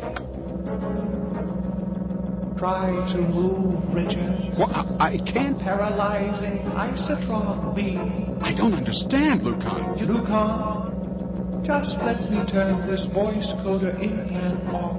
Voice coder implant? You see, I never told you my name was Lukan. Vishaya? What's the meaning of this masquerade? Look outside, Richards. 20 shuttles in perfect formation. A pity all those pilots are about to die. You're mad. Perhaps. You're about to see a chain of explosions, synchronized to every other tick of this timer. It all starts with the 5th tick. Sort of a countdown to death. No! Don't do it! Do you feel the power of this moment, Richard? Stop it! Stop it, Vishaya! It will stop itself, Richards. There. Even the quiet has a certain grandeur. Don't you agree? If I could move, but you can't. Oh, this is a great success for the Dominion, and for me personally. 20 rebel shuttlecraft. Oh, beautiful. I suppose it's my turn next. How unimaginative. No, Richards, you will live. Live with the knowledge that the rebels will suffer and die because you're one of them. That's part of my own personal revenge. What are you talking about? Don't you remember? Your testimony sent me to prison on Satar. 10 years of my life on a radioactive wasteland. You'll pay dearly for that. Satar wasn't my doing. You put yourself there. You murdered a man in cold blood, Vishaya. There had to be punishment. And now you'll know the consequences of that punishment, Richards. I've waited a long time for this chance to see you suffer. And there's nothing you can do to stop me. We'll see about that, Vishaya. Soon I'm going to destroy you and all of Dominion. I know about Emerald Tree. Emerald Tree? You're starting to rave, Richards. Enough talk. Time for you to go back to Cygnus 3. I'm turning the isotron beam off, but I remind you, I have you covered. So don't try anything heroic. Get in that ejection capsule behind you. Move. I'll be back, Vishaya. I promise you. You haven't seen the last of me. You're beginning to get on my nerves, Richards. Goodbye, rebel fool. Auto rotation to eject trajectory. Eject. In a different sector of space, a Dominion automated explorer probe discovers a tiny observation pod in orbit around a featureless moon. The explorer's data sensors lock on, noting sector, time, and location, as well as the absence of life. Inside, a crumpled form slumps awkwardly over the control panel. The orbiting mass has become an icy casket, a final resting place for a lonely fighter who could not speak. Lukan, whose escape led only to the cold graveyard of space. Lukan, your spirit has passed over, and we mourn your loss.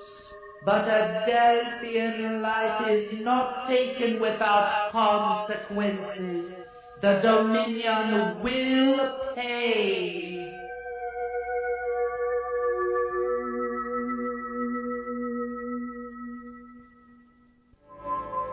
The secret of Dominion. Have you discovered it? And what is Emerald Tree? More clues follow in Episode 9, Illusions.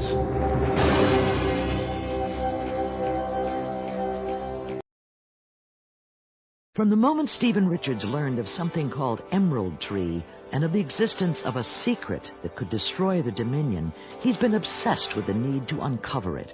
What could it be, and how could it be found?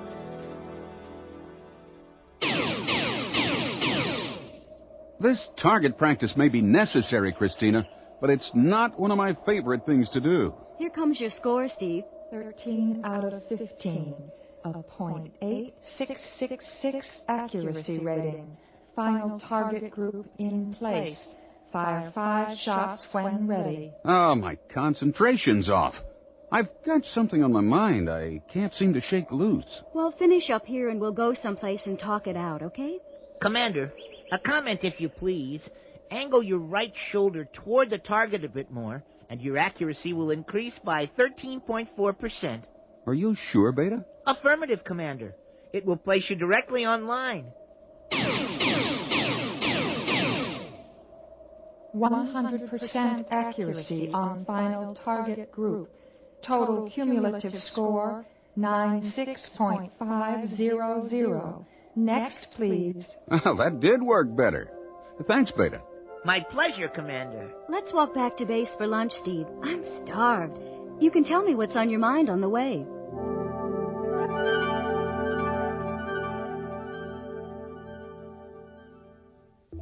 It's my parents' last message, Christina.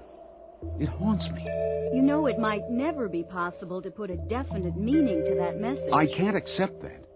My parents lost their lives trying to tell me the secret that could destroy the Dominion. I have to find it, Christina. Commander, as I recall, their message was, to destroy the Dominion, first you must destroy, and then the transmission was cut off. What could it mean? Destroy what? What could be so crucial to the Dominion system that to destroy it would mean an end to the whole thing? The key is probably in your Dominion past, Steve. But where? In what random combination of thoughts and facts? Beta, I wish I had memory banks to scan like you do. It is more convenient and efficient. If I might be permitted to observe, there are many deficiencies in the human brain. As you're forever reminding us, Beta. On the other hand, humans have some things I deeply admire. Ears, for example, wonderful parts. That's it, Beta. You're a genius. Why, thank you, Commander. But all he said was I think I finally know a way to get close enough to Dominion to learn the secret. It just might work.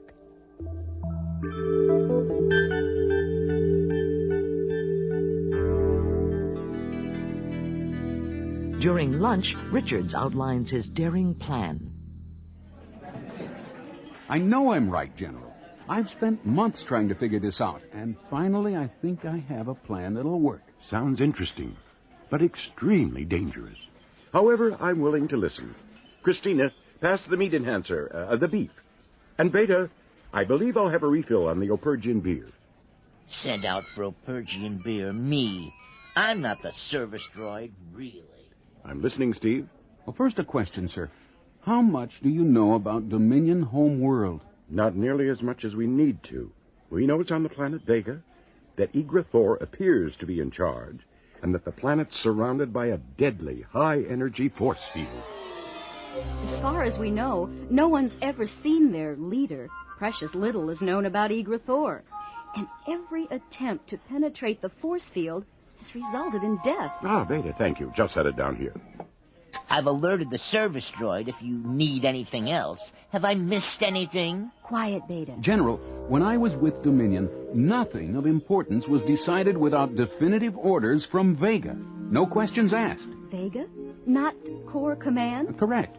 Now, if we could somehow penetrate Dominion home world, I feel sure we could learn the secret, the way to destroy this stranglehold on the galaxy. You're not suggesting a direct assault on Vega. It would be suicide. No, not an assault, sir. A way to eavesdrop on the planet's internal communications. A listening probe planted on one of the Vega moons. A space ear. An extremely bold and intriguing possibility, Commander. What exactly are you proposing, Steve? Well, the standard catalog shows that Vega has 3 moons. Now, one of them, Luna 1, has an atmosphere tolerable for humans. Correct, Beta? Affirmative, Commander. But the atmosphere on Luna 1 is quite thin, approaching the dead zone. Barely breathable for your life form. But breathable.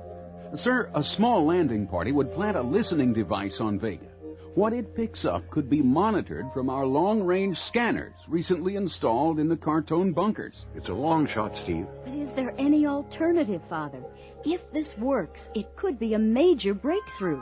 The mission is within the limits of probability, General. It's high risk, no matter what the probability. Sir, if the Dominion is vulnerable, if it is hiding a fatal weakness, it'll be found by listening in on home world. All right. If you're convinced the secret can only be found on Vega, Steve, then we must try to find it. Get your landing party together. Permission to go to Luna 1 granted.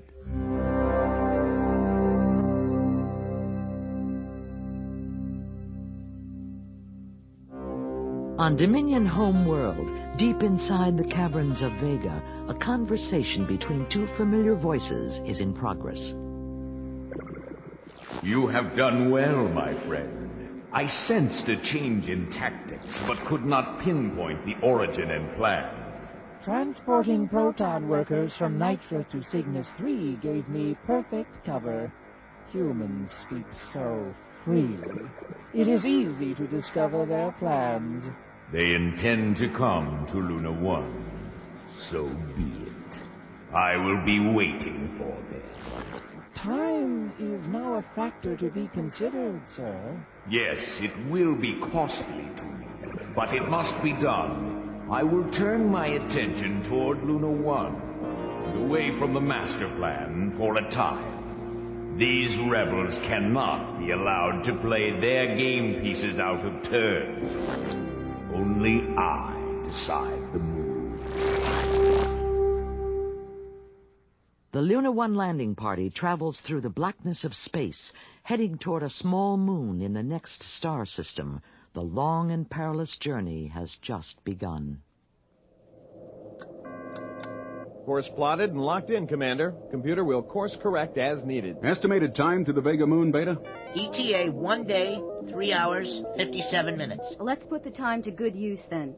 Dr. Close, as our mission scientist, what can you tell us about Luna 1? Beta, scan the standard catalog for Luna's raw data, please. One of 3 Vega moons. Luna 1 is in the star system Cagulus Epsilon. It is barren, waterless, and cold. The atmosphere, a marginal mix of oxygen and nitrogen. Pressure equivalent to 18,000 feet of Earth's altitude. That's mighty thin air, Commander. Computer course correction 019. Mark. Acknowledged, Computer. An interesting fact. We are not the first Luna 1 landing party. You mean the moon is inhabited? Not exactly. Does the name Dr. Armand Brewer mean anything to anyone? Or the Brewer Expedition? Wait, I came across that reference when Beta and I researched the Vega system. An exploration team from Earth, searching for possible colonization sites in the galaxy about 40 years ago. Those expeditions to find settlements were common before Dominion came to power. My father was navigator for the one to Cygnus 3 before it was settled. Computer course correction 008. Mark. Acknowledged, Computer. I don't recall seeing the findings of the Brewer expedition, though. That's the mystery, Commander.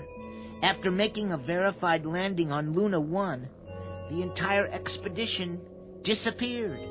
All attempts to locate the team or its ship's log were a failure. No sign of the spacecraft or any of the crew was ever found. The Brewer expedition to Luna 1 vanished without a trace.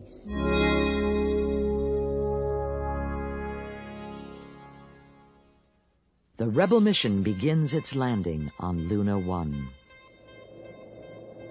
Okay, Baker, take her down in that clearing.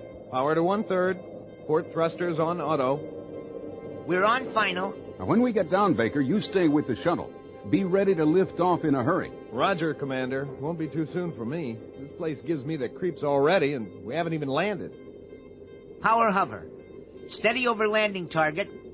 50 meters. Now, Dr. Close, we'll be relying on you and Beta for constant readings and analyses once we're on Luna 1. I'll be paying special attention to respiration rates. Remember, there's barely enough oxygen to keep us functioning at normal performance levels. Take her down, Beta. Descent countdown. 10 meters. 5, 2, 1. We have contact. Power off.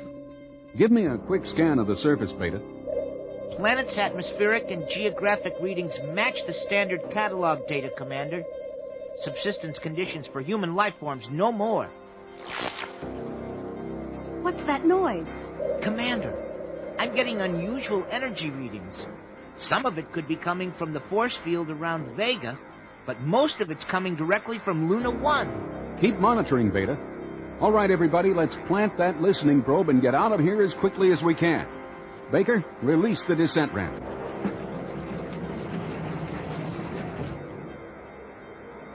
As the landing party leaves the safety of the Rebel shuttlecraft... What was that? Here it is again. I'm scanning. Indications of a large mass of energy behind those rocks, coming directly for us. Try to reach the safety of those boulders. Fire as you go. Phasers on kill. What is it? Must be 12 feet tall. Look at those claws. And its teeth. It's obviously some kind of mutation. Run. Run for it. Phasers don't seem to affect the thing. It just keeps coming. Wait. What's happening? It's gone. But where and why? We were at its mercy. Energy mass no longer readable, Commander. What was its composition, Beta? No known life form, Doctor. Just massive energy readings. Our phasers were useless against it. Why didn't it kill us? Commander, we've got to rest a moment. Respiration rates were reaching dangerous levels. We must breathe normally. It's important. Dr. Close, I feel lightheaded and nauseated. Oxygen narcosis, Christina. Don't be concerned. You're hypoxic, that's all. Commander, might I suggest we proceed to the coordinates you've chosen for planting the listening device and then get off this moon as soon as possible? Nothing about this place seems right to me. I couldn't agree more, Beta. All right, now stay alert. Follow me.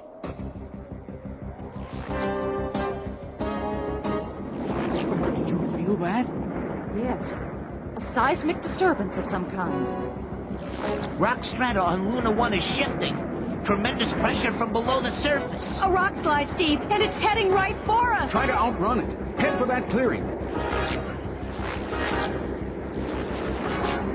Beta!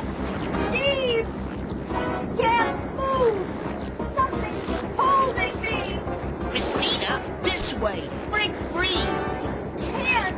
It won't let me! The rock slide! It's coming straight at me! Help me!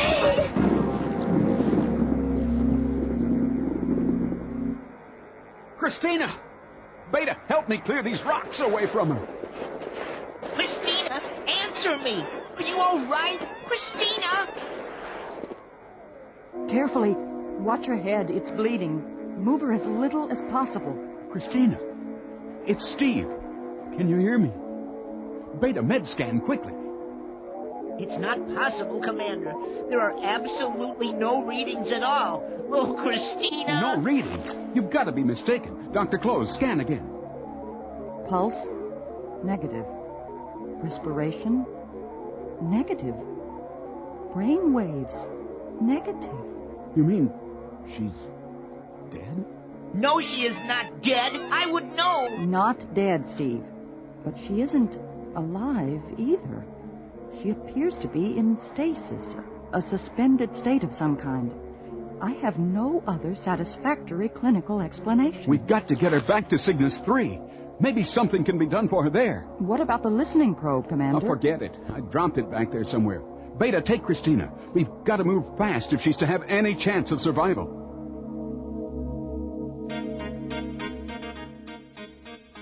The landing party quickly returns to the shuttlecraft, but a surprise awaits them.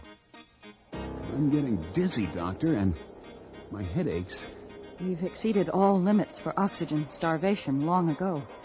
I'm having the same symptoms, even hallucinating.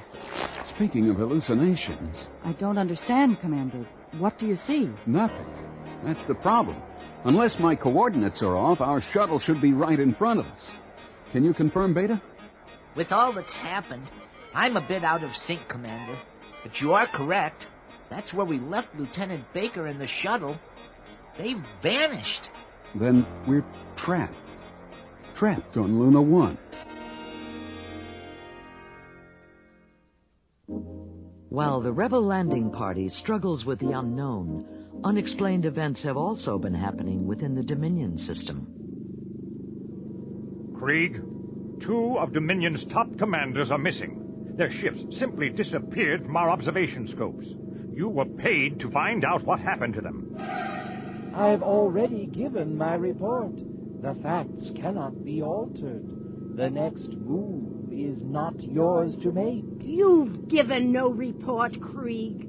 You just said, watch the scope, and your patience will be rewarded. Oh, you call that intelligence information? Why, if Major Connors were here, he would know how to deal with this incompetent fool.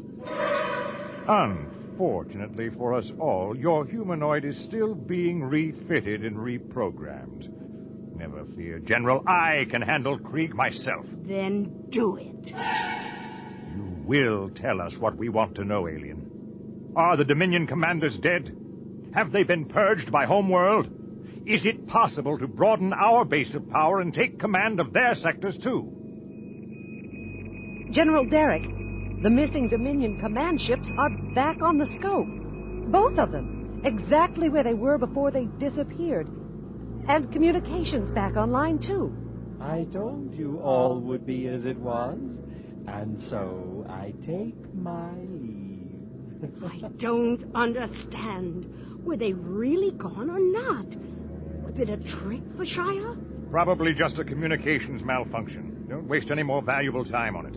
There's nothing in it for us. So where's Krieg? No one dismissed him. I believe the alien is gone, General. He seems to have slipped away, as he so often does.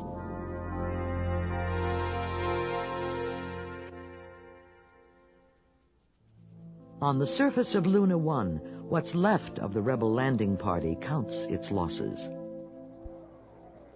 Let's see. Baker's missing, along with a shuttlecraft. The listening probe's buried under tons of rock. And then there's Christina. We're alone, Dr. Close, except for something that's out there. This is how the Brewer expedition must have felt. What a barren place to end one's life. Wait, Commander. The energy field is receding. Readings show it's losing power rapidly. Beta's right. It's fading away. Should reach normal levels right about now. Christina, she's moving. Med scan, Beta, hurry. Her life signs are all returning. And the head wound and body lacerations have disappeared. It's as if she were never hurt at all. Amazing. Why is everyone staring at me? Oh, Beta, stop hopping around like that. You're giving me a headache. Besides, you look ridiculous. That's the Colonel Zane we all know. I'd say she's going to be just fine. What are we doing out here in the cold anyway? Why aren't we in the shuttle? Christina, the shuttle vanished. We're trapped here. You must be losing it, Commander. The shuttle's right behind you. What? Well, I'll be... This is all totally illogical and a terrible strain on my circuits. Commander, if you could manage to tear yourselves away from the beautiful scenery here, the shuttle is standing by for immediate liftoff. Is everything all right over there? Just fine, Baker. We're on our way. Did you plant the listening probe, Steve? Destroyed in the rock slide. Or at least, I think it was. Come on, I've had enough of this place. Let's get back to Cygnus 3. Debriefing this mission's going to be interesting. How do we know what actually did happen to us on Luna 1? Well, the mission wasn't exactly a success. Without that probe working, discovering the secret seems as far away as ever. And yet, I have the nagging feeling that we did discover something of importance while on the Vega moon. The question is, what?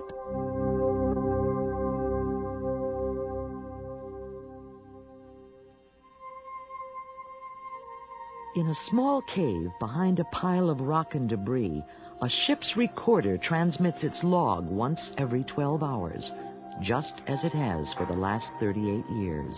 It will continue until its power source is exhausted. Captain Dwyer. Final log. Brewer expedition. I've told you everything. All dead. I am the last. I had to survive to tell the story. Horrible, unspeakable terror and power. And now you know the secret of this thing. It must be destroyed or Earth is doomed. The entire galaxy is doomed.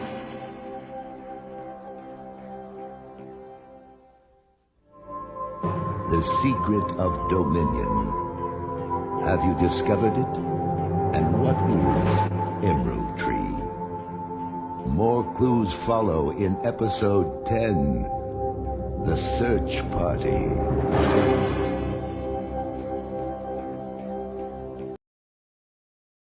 Orbiting in space, a Dominion command ship shines golden in the reflection of the sun. Inside, General Derrick confronts her enemy, Vishaya. You may have the ear of Igrathor, Vishaya, but I am not impressed with your performance, and I command this ship. General, you're overreacting. Just because I broke your toy. Connors. You dare refer to Major Connors as my toy? What then? A humanoid? An advanced robot at best? You behave as if he were human. You tore him apart. Yes, and I enjoyed it. Connors is my second in command. He is valued and trusted. Not is, General. Was. Major Connors is being reconstructed. Meanwhile, your actions have put my command in jeopardy once again. My actions? Your humanoid led the all-out attack on Cygnus 3 that failed. He turned back. He was facing 4 armed transports. His decision was entirely logical. I disagree, General. I reviewed the log. Perhaps you should do the same. I'll put it on the screen for you. You'd better have your facts right, Vishaya. This is what Connors was facing. I'll use the multiplier and that enhancement. Now, look closely at the outline of those transports. I see. He should have caught that. They're unarmed. Notice the Malcon rails? Only one planet uses them. The Epergians. The alien informant Krieg confirmed their involvement. And they call themselves neutral. They must be taught a lesson. They will be. A lesson they'll never forget. With your permission, I leave within the hour. Epergian homeworld will be totally annihilated. Good. Vishaya, though I dislike you intensely, I must admit, you do your job with admirable enthusiasm. There's much to be done before General, Are you in pain, Vishaya? A knife being turned inside my head. Sit down. We'll apply Q system immediately. Hurry! Unbutton your shirt. The applicator must be over the heart. Relief. The sharp pain inside my head is almost... It's gone. Readout confirms a physical exam required. You must contact Dr. Ariel Jodma immediately. Is she the only doctor on board? Yes. Why do you ask? Let's just say we don't get along. An examination is a most unwelcome interruption, but I suppose it must be done. Nevertheless, expect Epergian homeworld to disappear from all scanners by noon tomorrow. Good day, General.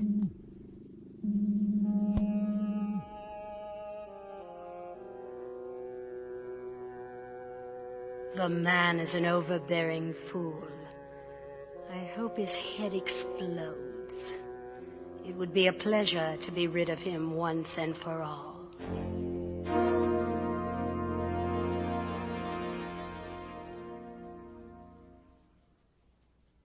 On the dark side of the rocky, wind-swept planet Cartone, Commander Richards marvels at the progress of the new launch platforms that will soon be used against the Dominion. Fantastic. The struts are up. Liners are in. Hey, your crew's made remarkable progress, Bateman. Thank you, sir. It's such a great feeling to be pulling out ahead of the Dominion for a change. Are we talking about the same thing? I forgot, sir. You just got back from Luna 1. Yes. What's been going on? While you were on the Vega moon, sir, Rebel forces made tremendous advances on all fronts. Every gamble we took, every guess we made was right. And at the same time, Dominion aggression against us almost stopped. Did you say while we were on the Vega moon, a noticeable decrease in a Dominion show of power? Are you sure, Baton? Positive, Commander. There were almost no patrols, no attacks, hardly a blip on the scanners for a week. Interesting. I wonder, maybe we learned more about the secret while we were on Luna 1 than we thought. Commander Richards. Urgent comlink. Can you come down, sir? Right away, Sergeant. Give me a hand, Baton. It's General Zane, Commander, on full scramble. Richards here. What is it, General? Steve, we just got an urgent message from inside the Dominion. From inside the Dominion? Affirmative. It came through in old 20th century Morse code. Clear as a bell. On the same frequency we used to check Lotron tubes. Who sent it? We don't know, Steve. But the message said the Dominion is about to move against the Duchess. Their plan is to destroy the Opergian planet. Well, they must have found out about the transports, General. I've contacted the Duchess myself. She's taking the message seriously and evacuating the planet. Evacuating? Why? She's only got 5 hours, Steve. We owe the very existence of Cygnus 3 to the Opergians, General. They're in this trouble because of us. I agree. The location of the Opergian ship is on your computer in Sub 3. Leave immediately, Steve. You must get them out safely.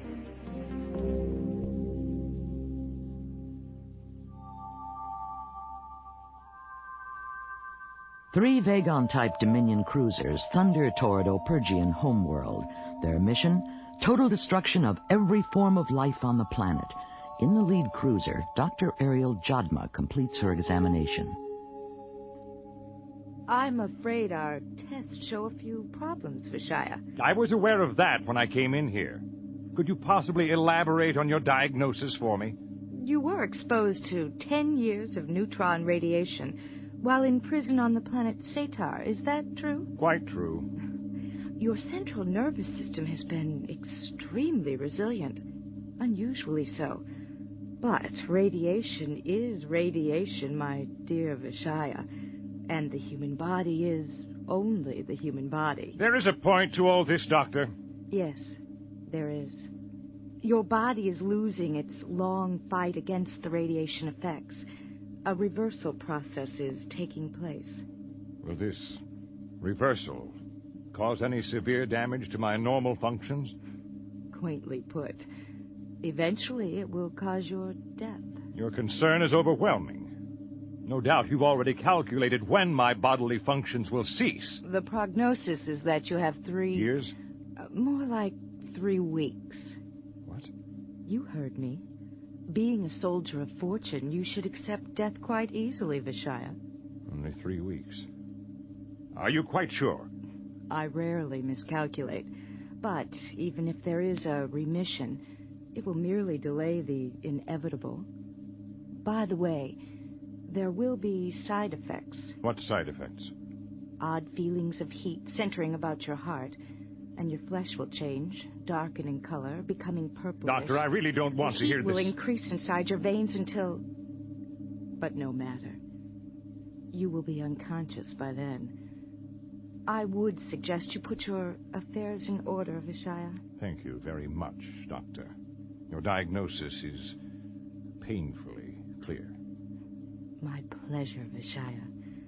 Oh, on your way out, would you tell the nurse to send in the next patient?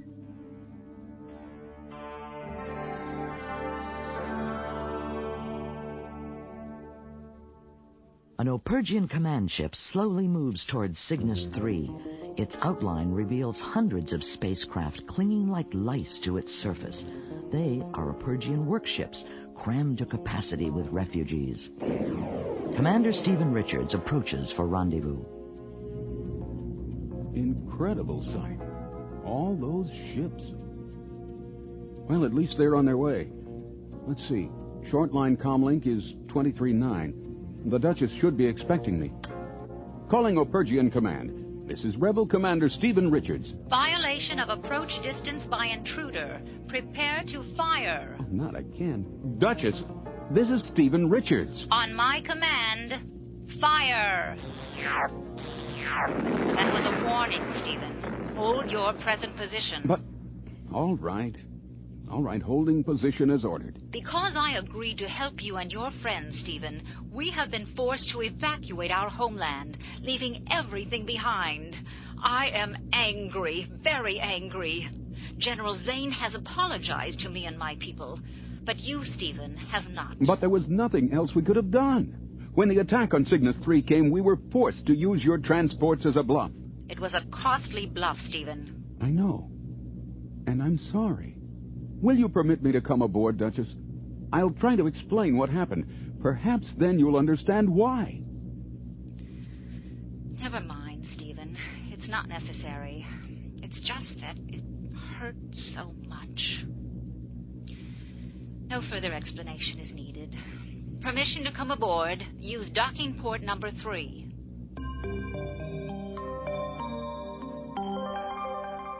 The bridge of the Epergian command ship is crowded.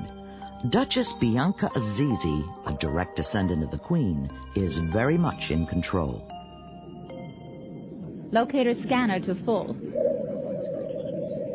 Screen 9 for Cygnus 3. Rebel planet up on 9. Full ahead. Full ahead, Excellency.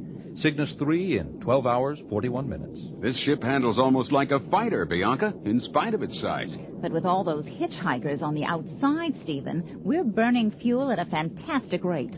There are 17,000 people on this ship alone. If the Dominion finds us before we reach the safety of Cygnus 3... There's no way Vishaya could locate this ship.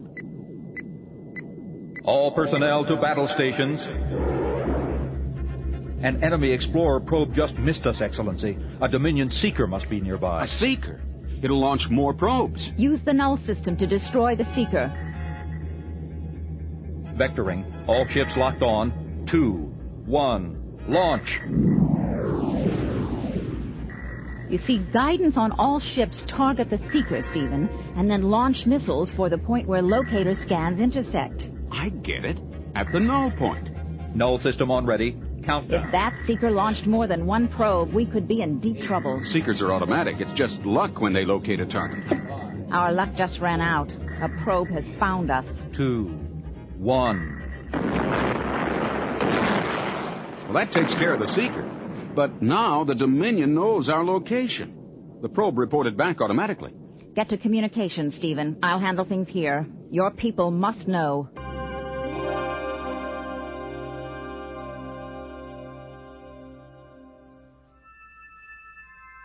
Inside Vishaya's lead war cruiser, a young officer reports. Backup scanners confirm previous readouts, sir. Human life forms are totally absent from the Epergian planet. Only small mammals and gill breathers remain. Do you stand by your report, Lieutenant Kerr? Yes, sir. I checked the scanners twice to be absolutely sure. Where can they be? Where? I can't think with this headache. Are we still going to use the Christon cannons on the planet, sir? Naturally, Lieutenant Kerr. The Epergians may have eluded us for the moment, but we can make sure they have nothing left to come home to. Comlink, sir. It's General Derrick. What can the old witch want now? Patch it.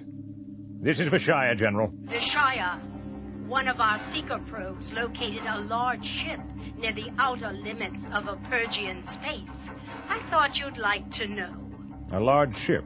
Anything else? The report indicates the presence of over 17,000 life forms on that ship. The Epergians. We've got them. Their coordinates are on your screen, easily within range. We leave immediately. Vishaya out. Lieutenant Kerr? Yes, sir. Patch me through to the other Vagon cruisers. They're armed and ready, sir. Green lights on all the other units.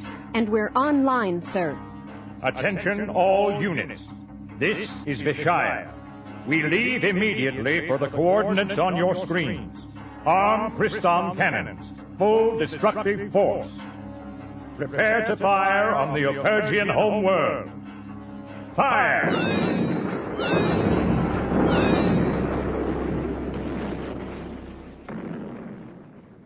As Vishaya rushes to overtake the Epergians, General Derrick pays a secret visit to the robotics lab, where Major Connors is being reconstructed. Welcome, Exalted One. The General honors us. Show me Connor's technician. Where is he? Certainly, General. He is being kept at 0 degrees between working sessions. The chart indicates Connors is connected. He's stored in tray 4. We are very pleased with our work. The reconstruction is excellent. Yes, he looks just as he did. His programming is all but complete. Do you require activation? I want to add a personal touch to his program. Certainly, but implantation must take place in the twilight state, a precondition that triggers an auto sequence. You understand? Bring him to the twilight state now. It is always gratifying to watch them come to life, so to speak. Humanoid, Class 1. Nameplate Connors. Moments now. A few adjustments. Humanoid, Class 1. Nameplate Connors. Technician, this is a very private moment between the humanoid and myself. Do I make myself clear? Oh, 1,000 pardons. I shall wait outside. Twilight state. Receptors targeted for programming. Connors, can you hear me? Voice recognition. Storage activation. Good day, General Derrick. Programming receptors are available. Connors, this is a primary command. Primary command. Accepted. Motivational implant. Vishaya is dangerous. Vishaya is dangerous. For my protection, Vishaya must die. He must be eliminated. Vishaya must be eliminated. Action command. You will arrange for Vishaya to be killed when I give the order. I'll choose the time to implement. I will arrange to have Vishaya killed at your command. Programming complete. Complete. Welcome back, my pet. Unaware of Connor's new instructions, Vishaya races to a rendezvous in space. Fast and brutally efficient, the Vagon cruisers are nearing the intercept point. Closing. Visual in 3 minutes. Prepare for retrofire. Retros to computer positive. Hold the retros, Lieutenant Kerr. I just thought of something. A straight line from a Purgian home world passing through their last reported position would end at Cygnus 3, sir. At our speed, delaying retrofire only 0.4 of a second will place us between the Opurgians and Cygnus 3. They would be unable to get past us. Affirmative, sir. We would be directly in their path. Reprogram the retrofire. Yes, sir. Plus 0.4. Retrofire in 20 seconds. Set Christon cannons for the Opurgian command ship on main scanner. Retros to computer positive. 3, 2, 1. Give me open channel on comlink. Channel open, sir. This is Vishaya. Enemies of the Dominion must die. It's Vishaya. Dominion warships dead ahead. We're trapped. He'll destroy us all. Is the reward for treachery. All ships prepare to fire Christon cannons. Fire!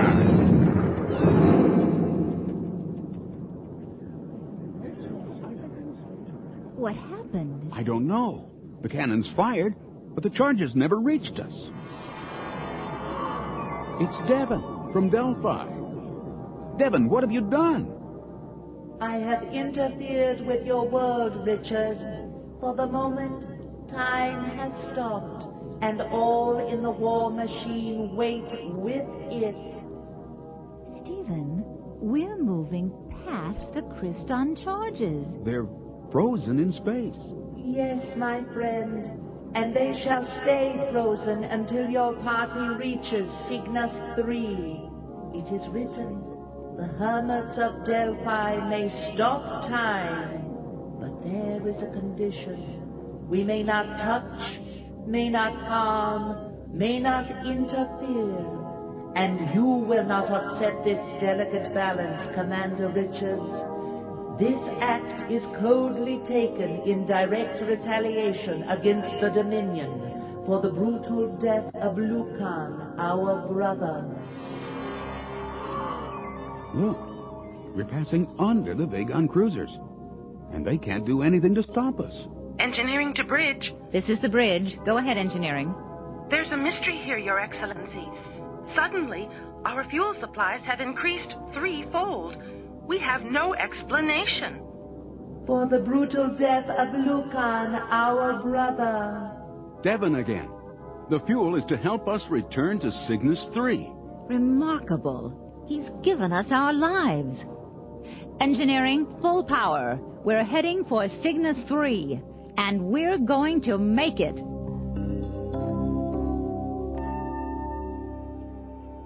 Hours later, time begins again for the Dominion. The Opergians. They've disappeared. Where are they? Where have they gone? The answer to Vishaya's question is home. Home to a new life on Cygnus 3.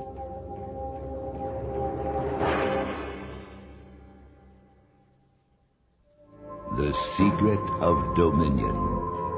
Have you discovered it? And what is Envy Tree? More clues follow in episode 11, The Plot Against Vishaya.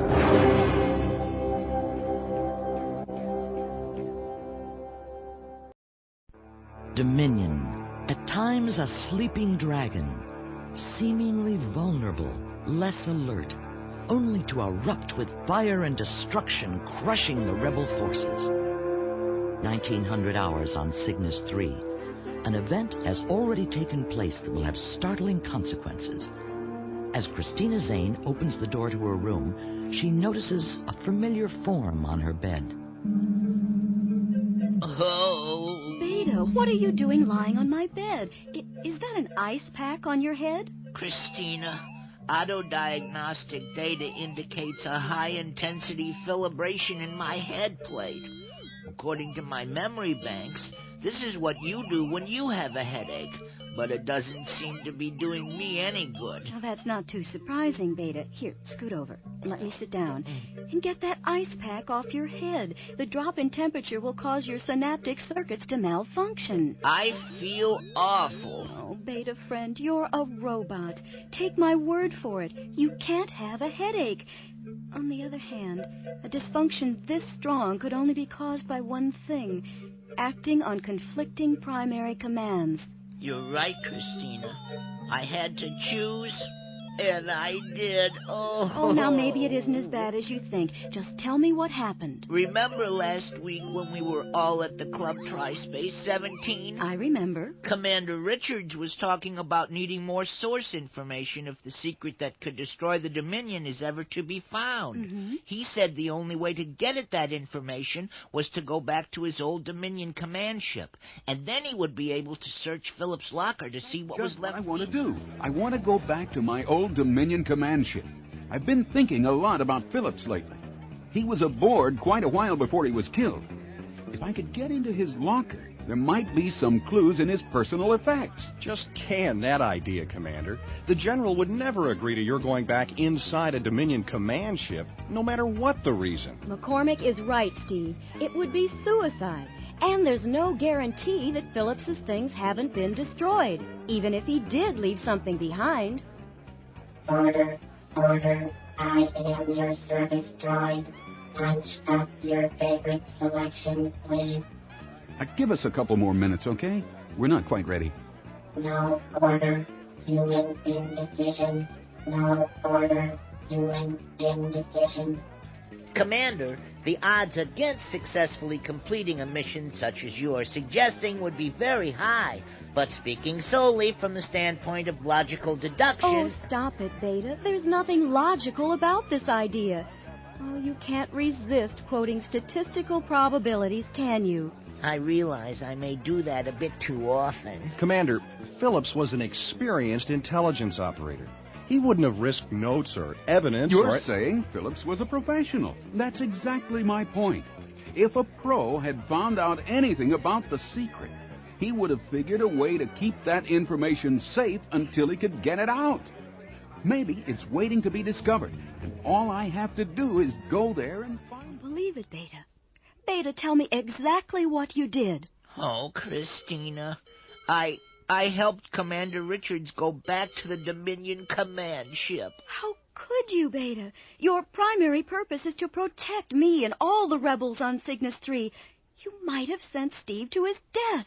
I know, but his reasons for going were so logical.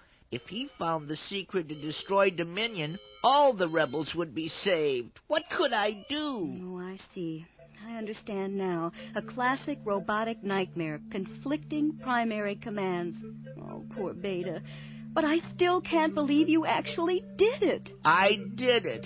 But the course I plotted to Dominion Corps Command would conceal Commander Richards from scanners most of the way. We've got to tell Father. Maybe it's not too late. Steve wouldn't disobey a direct order to abort the flight. It's too late, Christina. What do you mean? By my calculations, if all has gone according to plan, Commander Richards is already on board the Dominion command ship. And if not? Then he's been captured, and the last thing he told me was he wouldn't allow himself to be taken alive.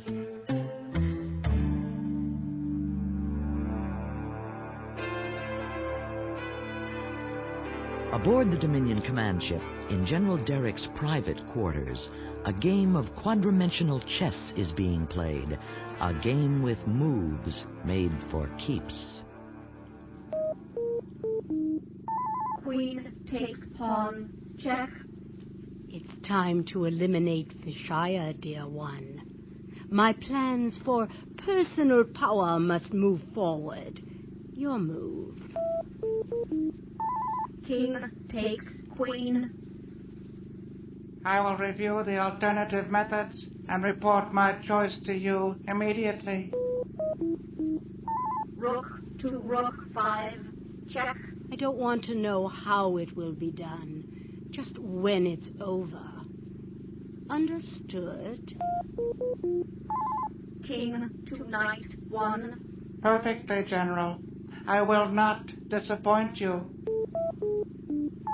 Knight to knight 6. Vishaya's grown unstable, irrational. You will actually be doing the Dominion a patriotic service. Rook to bishop 3. General, might I suggest an ingenious move? If Vishaya simply disappears, his untimely demise need not be associated with us in any way. Rook to rook 8. Check. Yes. I could report him missing in action, a term I've always found useful. King to bishop 2. If we're clever enough, Yggdrathor and the leader will have no second thoughts about Vishaya's death. Then see to it. I want Vishaya eliminated permanently. Rook to bishop 8. Check and mate. It appears I'm the winner this time, my pet.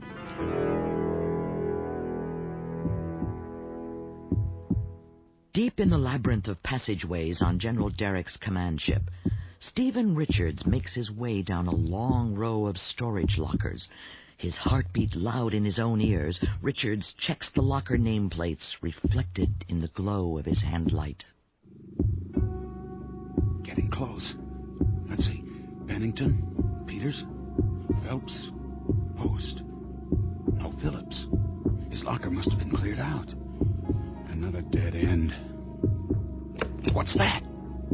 His heart about to explode in his chest, Richards freezes and waits for his fate to be decided. Hold it right there. Hands over your head and turn around. Very slowly. Do exactly as I tell you, or you're dead.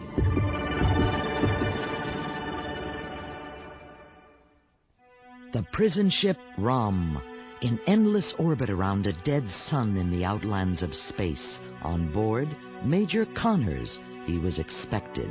No one enters the ROM without prior clearance. It houses the most dangerous of Dominion's convicts. Take me to the prisoner at once, Sergeant. Yes, sir. We'll take this elevator cage. After you, sir. Prisoner 91. He's a bad one, sir. You're the first visitor he's ever had, I think. Deck requested. Deck D, cell block 2. Stand clear on board, please.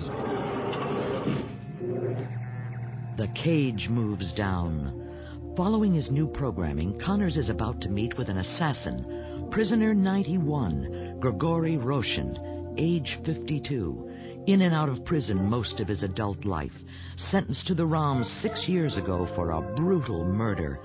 An attempted escape resulted in a 1-year disciplinary sentence on Satar.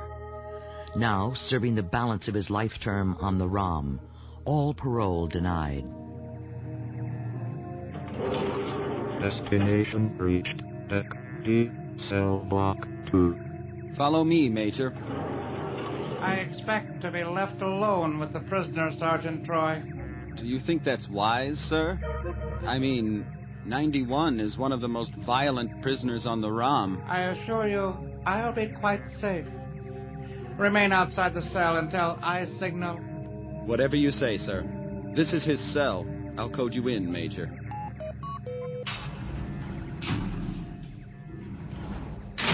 Well, well, a visitor. And if I'm not mistaken, a humanoid. I'm here because I need your talent, Roshan. Which one? I have so many. Your speed, Roshan. Your deadly accuracy. And your knowledge. Knowledge of what? Not what, Roshan. Whom? Ah, you want someone eliminated. Do I know him? Your cellmate on Satar. Vishaya. Vishaya? That sadistic maniac. He's a crazed animal. You've made a good choice coming to me. He is fast and smart. He won't be taken out easily. If I agree to your plan, what's in it for me? Freedom, now, today, and the promise that you will become the richest man in the galaxy. Explain. Say a freighter loaded with rich cargo enters my territory. I could alert you. I'm sure an old pirate like you would know what to do with that information. Yes, that could be very lucrative. Wait a minute. Why don't you just kill him yourself, humanoid? My programming does not permit it, and it is wiser to be once removed from an event of this nature. I owe Vishaya. Eliminating him will be a pleasure. We have a deal, then? Deal.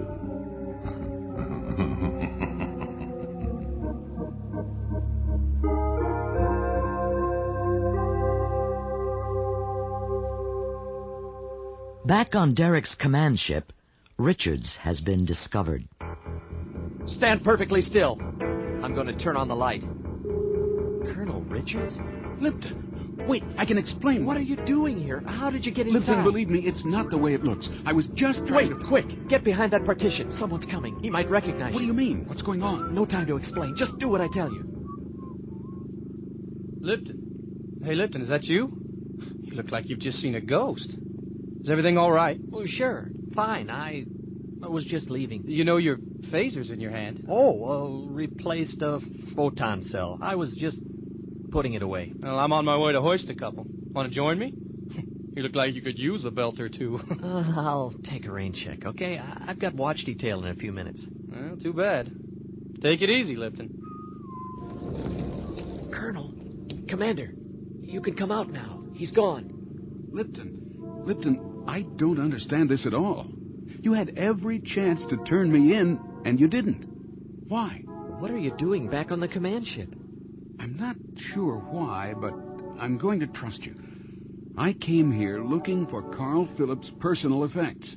Anything he might have left behind.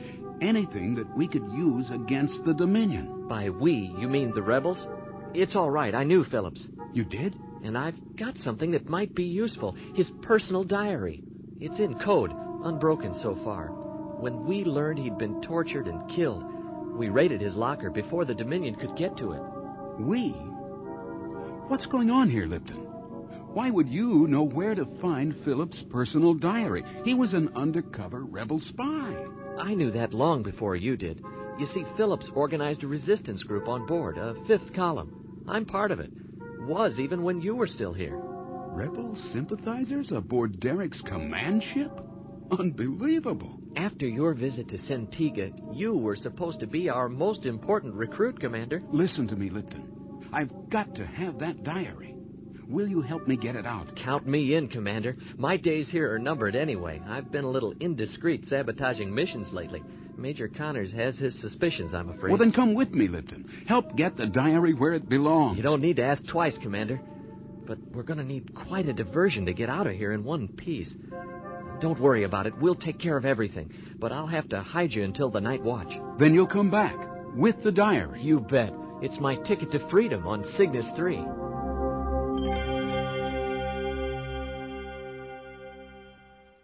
Cygnus 3, Mission Control. Lieutenant McCormick reports another unexplained disappearance in space. McCormick, it's obvious you're under stress. When you get back to Cygnus 3 for debriefing, a reason for all this will be found. With all due respect, General, you weren't here. You didn't see a 36,000-kilo protojet melt into space like so much fog. What's your status now, Lieutenant? We're still in Quadrant 4, sir.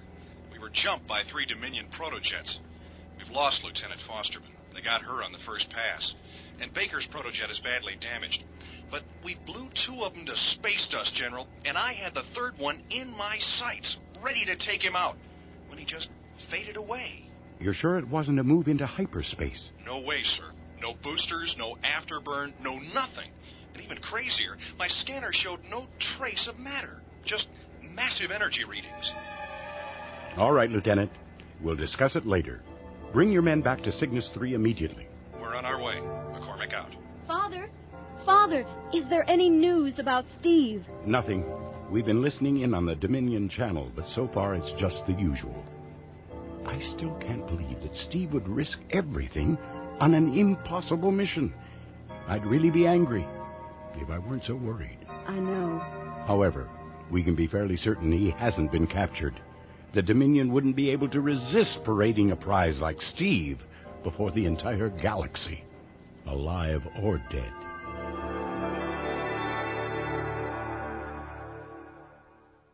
On General Derrick's command ship, the greenery of a hydroponic garden exists side by side with the Dominion machinery of death and destruction. But even this oasis of peace and beauty may grow dangerous. All right, Connors, I'm here. But I won't be for long, so get to the point. I can barely breathe in this heat. Our business won't take long. Let's walk toward the waterfall. I won't be seeing you again, Vishaya. No? Has General Derrick finally decided to get rid of you? Where are you going? I'm not going anywhere, Vishaya. It is you who's being dismissed. Who are you kidding? Not another step, Vishaya. Well, my old cellmate, Roshan. Didn't you learn anything on Satar? You were never a match for me. Stop moving. Don't come any closer. Why don't you just shoot me, Roshan? You're not still afraid of me, are you? I told you to stop moving, Vishaya.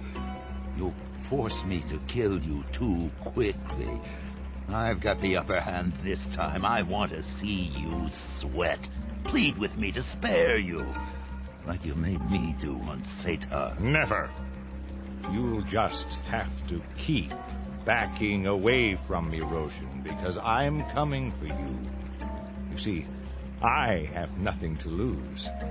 I'm dying already. You didn't know that, did you? Did you? What are you talking about, Vishaya? Stay where you are. Roshan, look out! Behind you, the edge of the waterfall! What? No!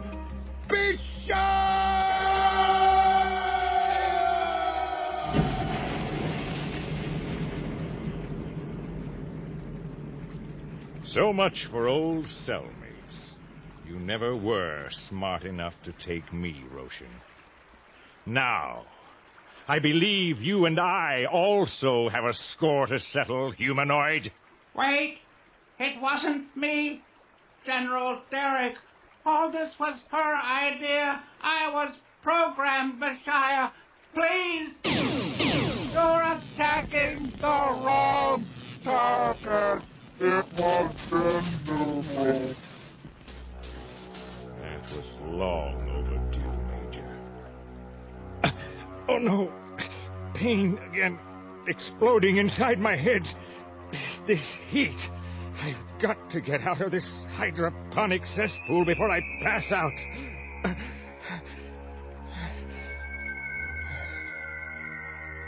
What to do with you, Connors? You have an annoying habit of rising from the ashes. Oh, I see the perfect final resting place for father like you. I'll just drag you over here to the compost masher. In you go. Fertilizer. Useful to the end. Brilliant, Vishaya. Positively brilliant.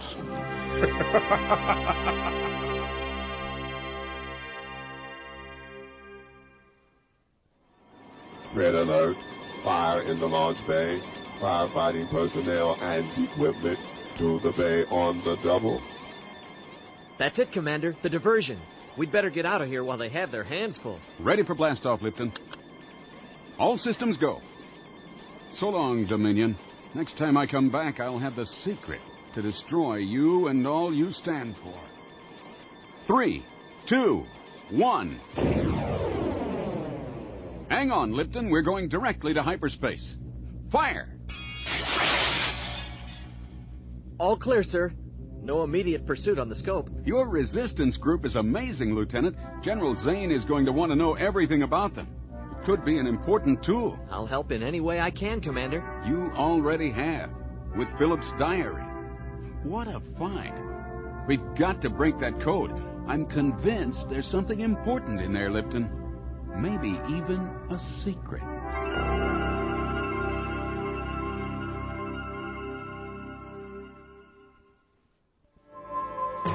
The secret of Dominion. Have you discovered it? And what is Emerald Tree? More clues follow in episode 12, The Emerald Tree.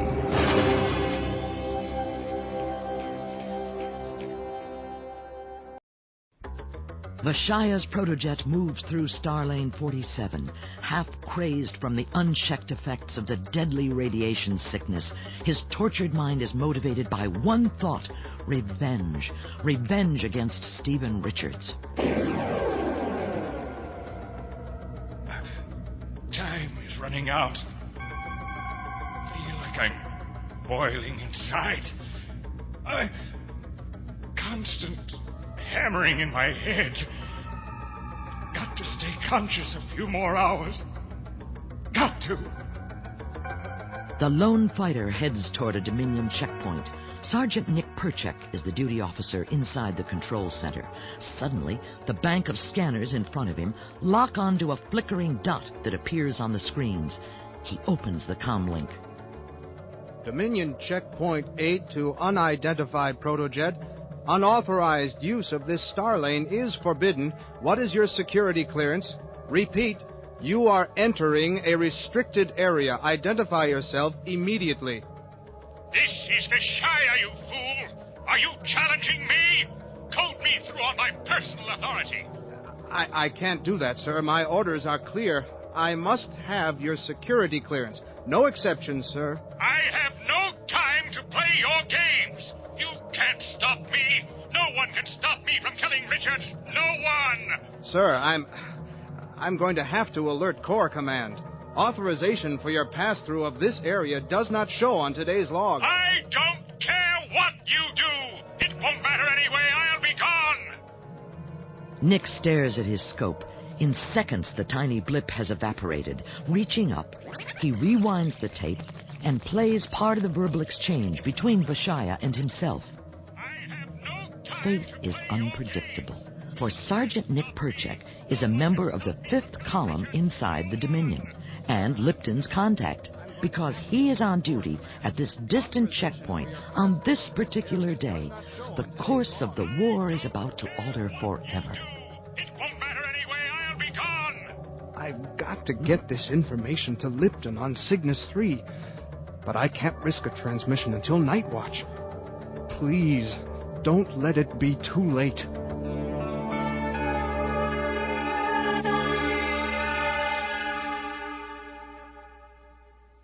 Commander Stephen Richards has been called to Cartone. Startling intelligence information has been uncovered. Nice to see you again, Commander. Oh, Sergeant Baton, I'd like you to meet Lieutenant Lipton. Pleased to meet you, sir. Nice to meet you too, Baton. So what's this information that's so sensitive it can't be transmitted to mission control, even on full scramble? Don't ask me, Commander. I build towers, remember? The intelligence work belongs to Bunker Room 1, and my orders are to escort you there on the double. Right this way, gentlemen. By the way, Lieutenant, that 5th column group of yours was great news. Thanks, Sergeant. I hope we made a small difference every once in a while. Oh, Lipton's being too modest. They've made a big difference. They warned us of Vishaya's attack on the Opergians and of the assault on Ventress water supply a while back. Here we are, sir.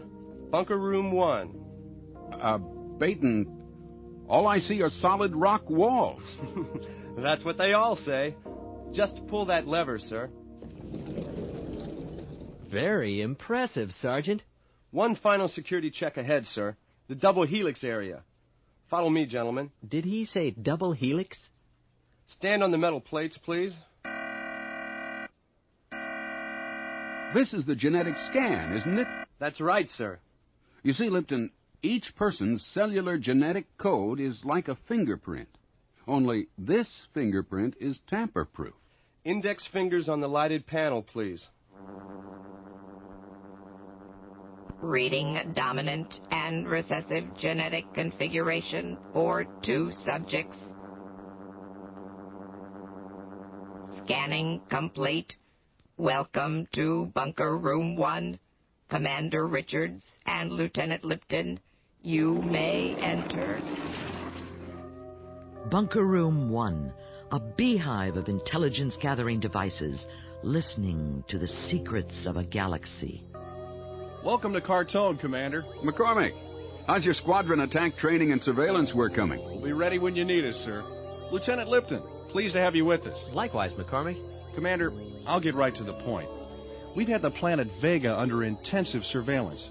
Data's been collected that, well, just doesn't make sense. Exactly what is so mysterious, Lieutenant?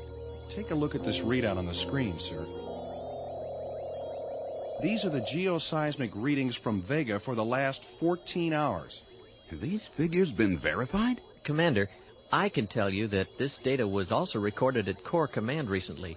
I've seen it myself.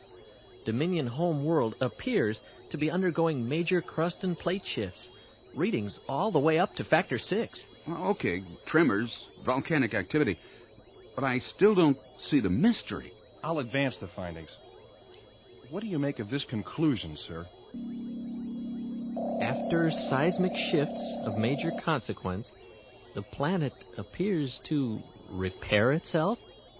Impossible. A planet that repairs itself? Even more strange, Commander. The high-energy force field around Vega has been steadily diminishing. This was the level 12 hours ago recorded by our space probe. And this is the level right now. Explanation, Lipton? None, sir. I hate to say this, but there's still more, Commander. Actually, this is the real reason you were called to Cartone. Take a look. Vita scans of the planet Vega, capable of recording emissions of any life form, produce no readings at all. Nothing. What are you saying, McCormick? The life forms on that planet are not being picked up by our scanners. That can only mean one thing, Commander. They do not represent life form as we know it.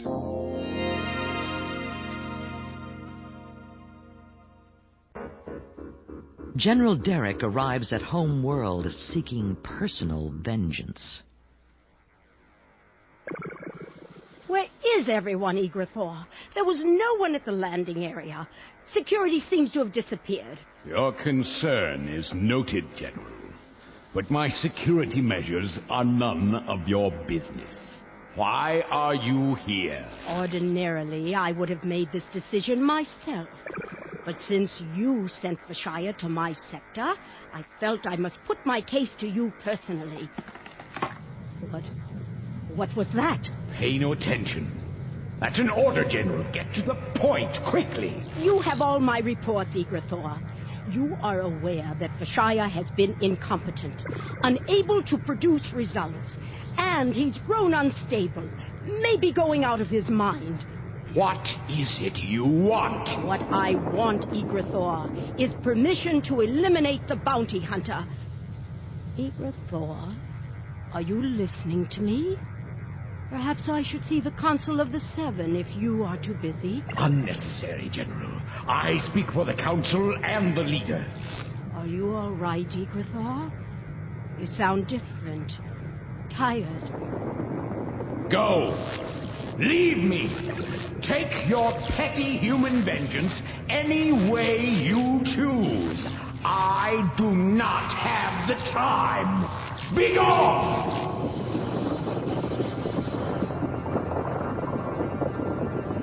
Suddenly, the ash-gray Vega planet convulses violently.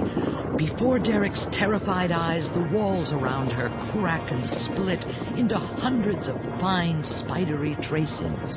Then they begin to disintegrate. What's happening, Eagerthor? Oh, help me! Somebody help me! The floor under Derrick buckles and shifts, tearing a gaping hole in the surface. One moment, the general balances on the edge of an inferno.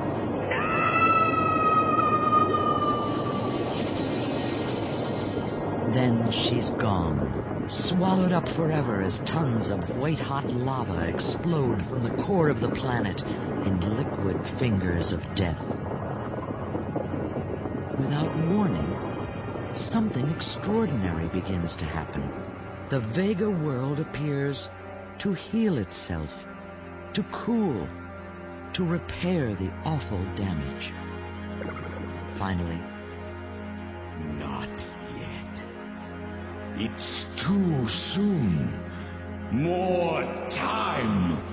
I must have more time.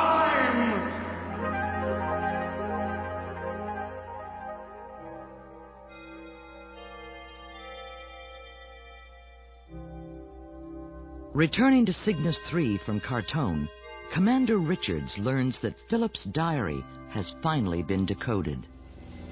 I've given orders that we're not to be disturbed. I need your best thinking. Please speculate freely on the diary's contents. The secret we're looking for could be right in front of us. Beta helped with the decoding process, and he's plugged into the cryptograph, ready to assist.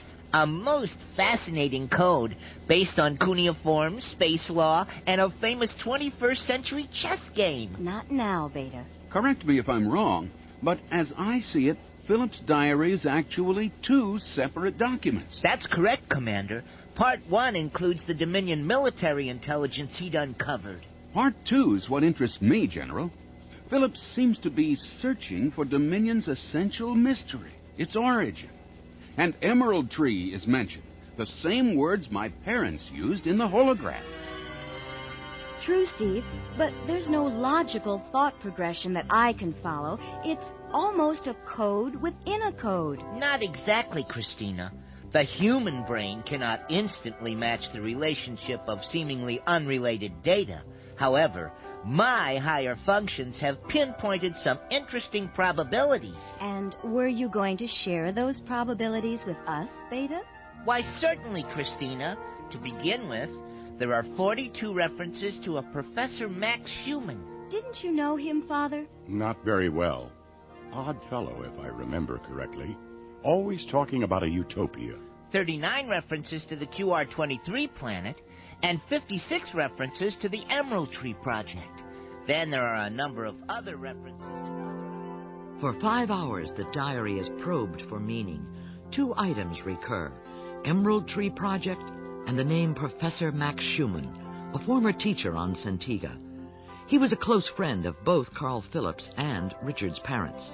When the Dominion attacked the rebel outpost, he escaped. Opposed to war and violence in any form, he and his followers colonized the primitive planet QR-23 on the fringe of the galaxy. General, the connection is clear. Professor Max Schumann is the only person still alive who might know what my parents' Emerald Tree Project was all about. I must go to QR-23 and talk with him. All right, Steve. Permission granted. But do it quickly, or it may be too late.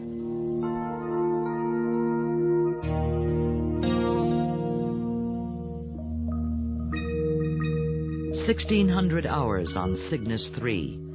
After his evening meal, Richards returns to his quarters. Who's there? Hello, Richards. Vishaya! I've come to kill you, Richards. And there's no way you can escape.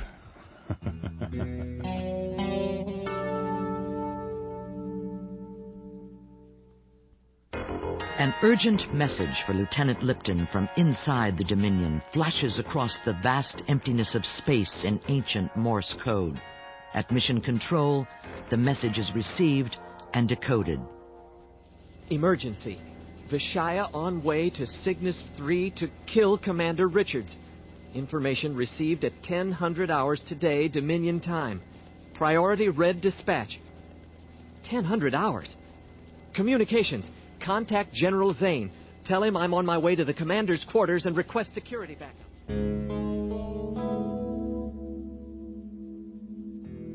Behind a locked door, Vishaya points his laser pistol at Richards. I'm going to kill you, Richards. Give it up, Vishaya. I'm dying, Richards. And you're going to die with me. You're crazy. Perhaps I am. But it's because of you, Richards. You did this to me when you sent me to Satar. And now you're going to pay. You need medical attention, Vishaya.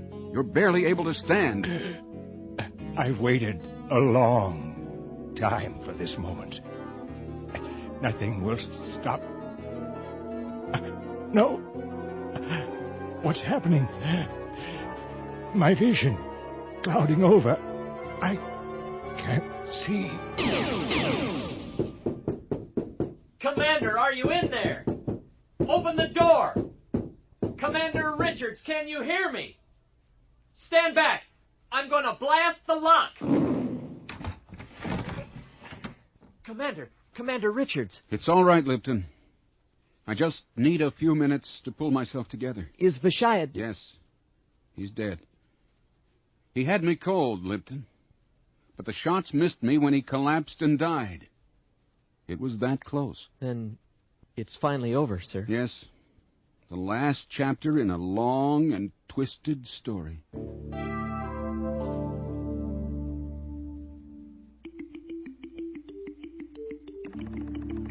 QR-23, a gentle, primitive planet on the rim of the galaxy.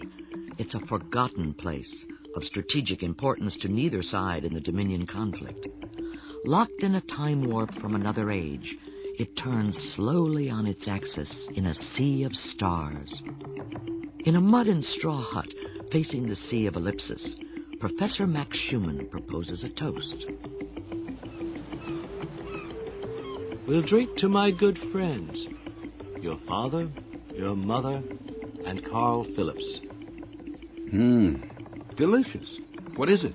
Made from the wild grapes of the cobra vine. We do not live an entirely deprived existence, Stephen. Professor, you've read Phillips's diary? I have. What do you want to know? What was the Emerald Tree Project? Emerald Tree. A vision of paradise or a nightmare? Can you explain, sir? On Sintiga, Phillips, your parents, and I used to dine together once a week. We would sit and talk for hours about our work. Anything new on those propulsion boosters, Robert? We're making progress, Phillips. Slow, but sure. I wish our unofficial project was going as well as the boosters, Carl, dear. Max, where's the food? We're starved. Patience, patience, Patricia. Epicurean delights take time. You're not still fooling around with that energy theory, are you? You two are playing with disaster. We don't agree with you, Max. Our energy device would be a miracle worker. Wait a minute. What's all this about an energy device? Go on, Patricia. I can't stop you. Tell Carl about your emerald tree. Well, in a nutshell, Robert and I have a theory. Just a theory at this point. As you know, technology already exists enabling us to move matter, beaming objects from one location to another. Essentially, matter reverts to energy, then back to the identical form of matter again.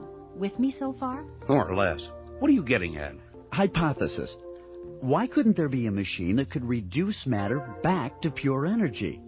Then instead of just reforming it the way it was, transform it, change it, make it reappear in a new or better form. But where does emerald tree fit in? Oh, that's Max's name for our energy theory. I used the example of the ordinary leaves of a tree being transformed into sparkling emeralds. A pretty image, don't you think? Really transformed? Or would the new form be just an illusion? And would the transformation be permanent? Good questions. We haven't gotten that far into the theory as yet. Max, as usual, sees sinister connotations in what we're proposing. It could produce chaos. In the wrong hands, it would completely upset the natural balance. But it could do remarkable good, Max. Anyone or anything damaged or flawed could be repaired, transformed, whole and better than before. But according to whose standards? Forming matter at will from pure energy would give the operator the power of creation. The ethical questions are staggering. No, it's a monstrous evil, and I, for one, am glad the technology doesn't exist. And I wish you two would just let the whole area alone. I don't understand. I'm still confused, Professor. Emerald Tree was just an energy theory? Reforming matter out of pure energy? Then how does the Emerald Tree project lead us to the secret my parents told me about? Like most answers, Stephen, they usually just produce more questions. I've told you all I know about your parents' work.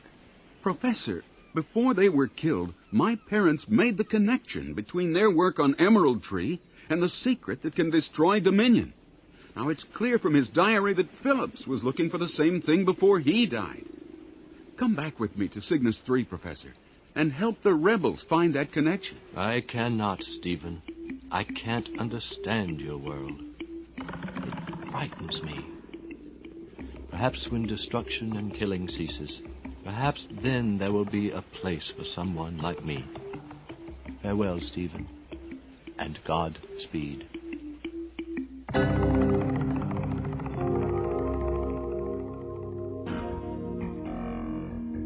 For 36 hours, Richards maintains radio silence. Using hyperspace, he races past the third stellar ridge, through the Aries constellation, and finally reduces speed around the Horn of Taurus. Approaching Cygnus 3, he makes contact with Mission Control. This is Commander Richards on special frequency X-19. Come in, Mission Control. Do you read, Mission Control? This is General Zane. What is your situation, Steve? Well, QR-23 provided some of the answers, General, but not all. However, I'm convinced we're on the right track. Come to Mission Control as soon as you land, Steve. We're in final preparations for the Cartone assault on Vega. We must strike soon. Roger, General. On my way. Richards out.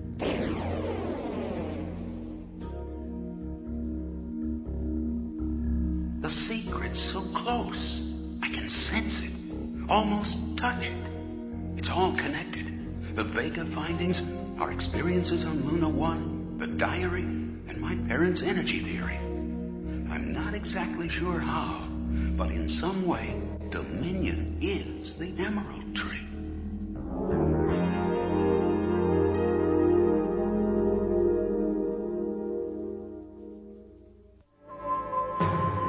The secret of Dominion. Have you discovered it? And what is Emerald Tree? More clues follow in episode 13, The Secret.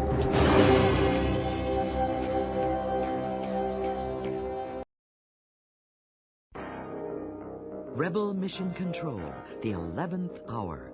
Final preparation for the all-out assault on Vega is underway, when suddenly, without warning...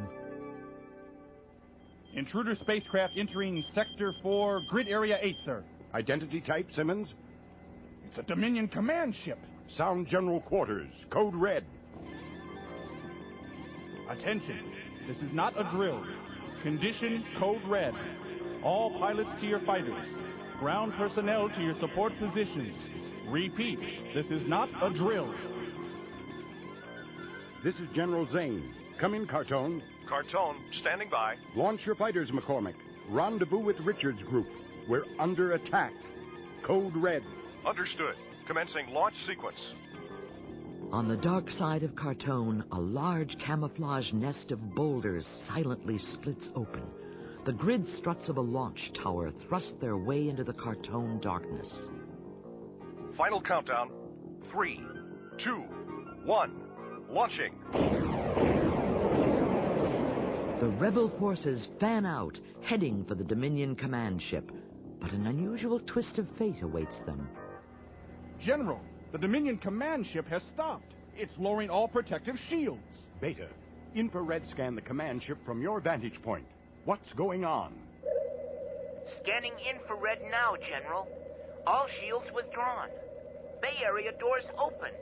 Entire ship exposed to our lasers. Steve, we're being hailed over the emergency comm link. I'll patch it through to all squadrons, sir. Dominion command ship to rebel forces. We come in peace and friendship. All defensive shields have been lowered. Identify yourself. Sergeant Nick Perchek of the 5th Column. We have taken full control of this ship. Lipton, can you verify voice ID? Sounds like Perchek, sir. Ask him for today's code word, Simmons. Request today's code word, Sergeant. Roger. Code words.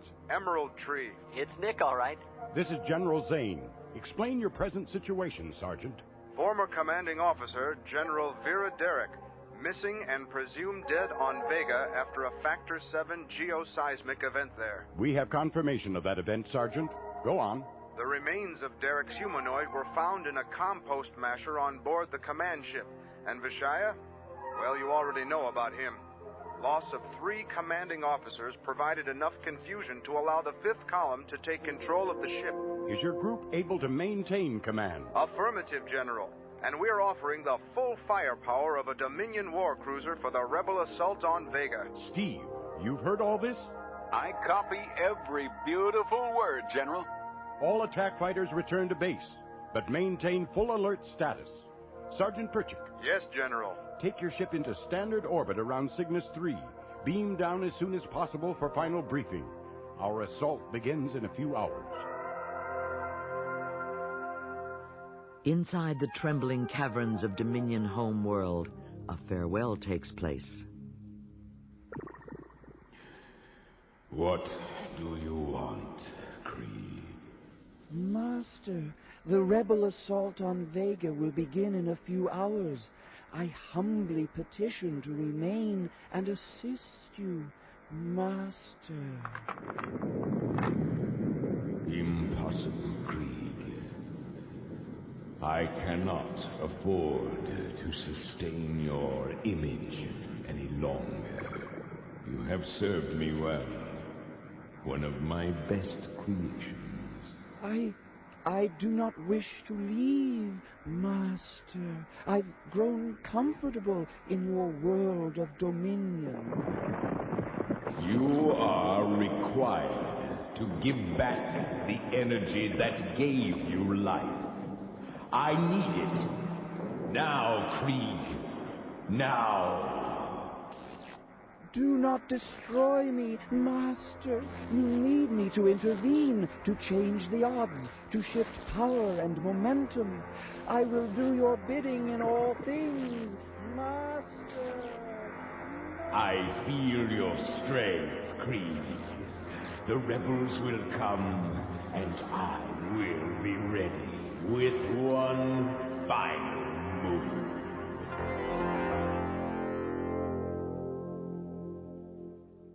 Vega's energy field continues to lose power.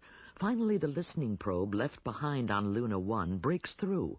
Lieutenant McCormick sits spellbound on Cartone as a tortured voice speaks to him from the dead. Captain Thomas Dwyer, Brewer Expedition, Luna 1. How to begin? There is something on this godforsaken moon, something terrifying, so real, yet not there at all. It torments, attacks, tortures, reduces us to whimpering slaves, begging to be spared. No defense, no escape, a different form each time. It toys with us, probes and steals our thoughts. We do its bidding. We are nothing. Nothing. What's happening? Why are we losing the transmission? Sorry, sir. The probe switched to quadrant 2. It's automatic. Covers Luna in 4 segments, sir. Be back to us in about 10 minutes. Contact General Zane. Play back this section for him and patch them in for the next transmission. Yes, sir.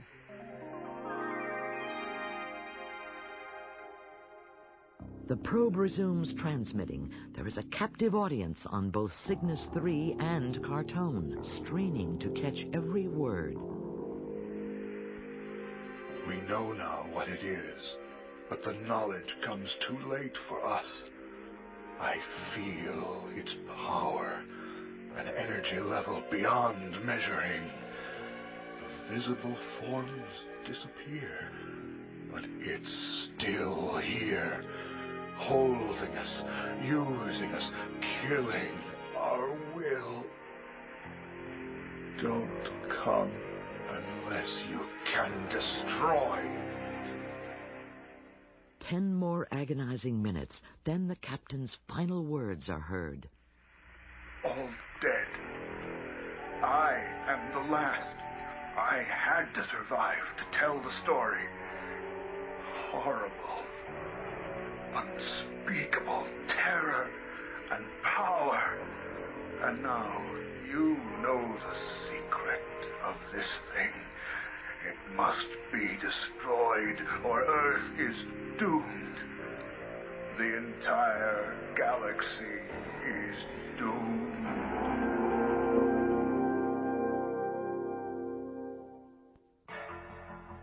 The rebel leaders are meeting one last time to try to make the connection between Emerald Tree, the Secret, and the Dominion.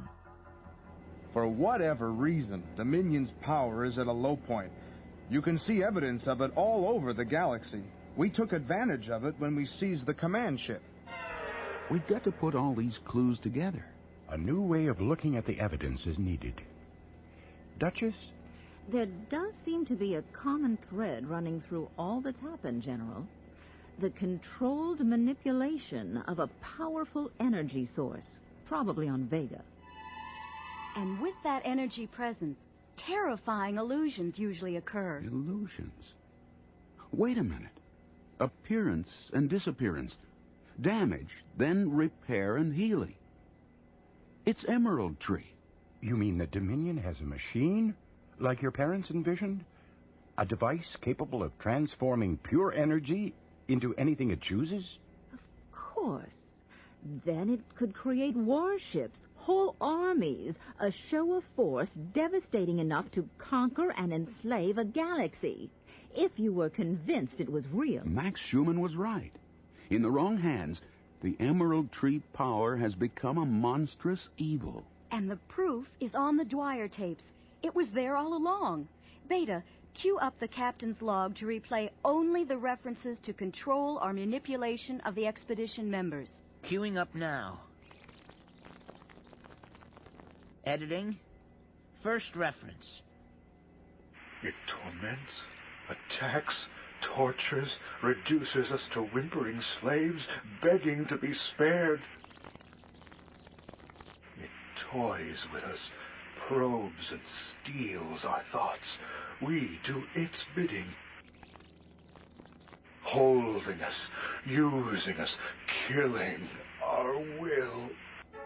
Dominion must have used this energy source from the beginning, creating monsters, spacecraft, anything they needed to instill terror. We also have been doing its bidding. The line between reality and illusion was erased. How much of this war hasn't even been real? But I don't completely understand. Where does the Brewer expedition fit in? Logically, Sergeant, they were Dominion's guinea pigs, tested and probed to learn about the inhabitants of this galaxy before they attacked. To destroy Dominion, first you must destroy the energy source responsible for its power and control. That's the secret. If it is, then somehow we've got to get inside, find the energy source, destroy it and the device that controls it. But the force field around Vega, it's still deadly. That's no illusion. Too many have died trying to get through it. Perhaps I might have a solution. But you humans have neglected to consider a most important variable. Either the power source on Vega is diminishing simply because it's being used up, or Dominion's weakness is another illusion, luring us into a trap with no escape. The rebel strike proceeds on schedule. Beta's plan is to break through the energy field in a daring maneuver. One miscalculation and instant death. Commander Richards and Lieutenant Lipton in Protojet 1. Come in, command ship. Are you in position? Affirmative, Steve. The Duchess and I are orbiting outside the Vega atmosphere. McCormick's assault team is standing by. Launch the 2 drones. We'll fire boosters when we see them. Counting down. 3, 2, 1, launch. From the port side of the command ship, 2 automated pilotless fighters emerge and are guided toward the Vega energy field. I have a visual on the drones, Commander. Protojet 1 to Protojet 2, ready to fire attitude correction boosters. 3-second burn, Christina. We'll tailgate each drone as closely as possible. Roger. Boosters ready on Protojet 2. Fire. Approaching energy field. Timing critical, Commander. No margin for error. Okay, everybody, hang on. This is gonna be one wild ride. Running interference, the drones hit the energy force field. Ready, hyperspace. Fire! Before the hole in the energy field can close, the 2 rebel protojets slip into the Vega atmosphere in a perfectly timed drafting maneuver. All right! Beta, you're terrific. Yes, I did do rather well, didn't I? Commander, what's happening? We're caught in some kind of giant vortex. Gyro's out of control. Stabilizers won't work. Spinning. G-forces. Crushing. I can't breathe. Like miniature tops spun by a giant hand in space, the protojets spiral down at a heart-stopping pace. They will incinerate if speed is not reduced. Pulling apart! Can't stop! You still don't understand, do you? This game is mine. Is everyone all right? Christina? Okay here, Steve. Who or what was that? I don't know. Lipton, contact the command ship. Lieutenant Lipton to General Zane. Do you read, sir? I read you, Lipton. What's going on? Why are you holding position? Holding position? We were attacked. Tumbled and pitched in every direction, General. Not according to our readings. Your positions have remained unchanged since penetrating the force field. Not another illusion. You mean nothing happened to us at all? The landing party is on the Vega surface. It's unbelievable. The shapes of mountains, rivers, trees, changing and disintegrating before our eyes. Like watching a time exposure image. Whoever or whatever is holding these things together isn't doing such a great job anymore. Commander, this whole planet's shifting under our feet. Beta, have you pinpointed the source of the energy readings? Coming from that opening in those rocks, Commander. Definitely underground. All right, stay together. Let's go. Richard's group carefully picks their way through the crumbling passages inside Dominion homeworld. Dust and debris choke the corridors. Commander, the energy source is behind this door. Laser pistols ready. We're going in. Empty. I don't see anything, but I sure do feel something. I feel it too. We know you're here. Rebel forces surround the planet. You have no chance to get... Your species continues to provide amusement. I will assume form. Don't move. Stay where you are. Your pitiful weapons are useless against me. Touch me, and you die. Who are you? I am known as Igrathor. Where is the leader and the council of the Seven? They are me, and I am them. Only I exist. I am Dominion. True or not, you're not doing it alone. Show us the source of your power. The machine that transforms energy into matter of your choosing. How primitive. But then, limited intelligence was the reason I chose your galaxy for my game. There's no machine. The power comes from me. You? That's impossible. In your world, yes. Not in mine. Where is your world? In another galaxy. My kind ruled for millennia, creating whatever we wanted or needed from pure energy. From ourselves, we gave substance, and what we created gave us purpose. What happened to your world, Igrathor? Destroyed in an ion storm. My world and the source. A boundless fountain of pure energy, to which we returned again and again, to continue the game of illusion.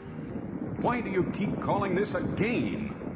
Your Dominion creation destroyed whole planets, made slaves out of countless people. Your words have no meaning for my kind.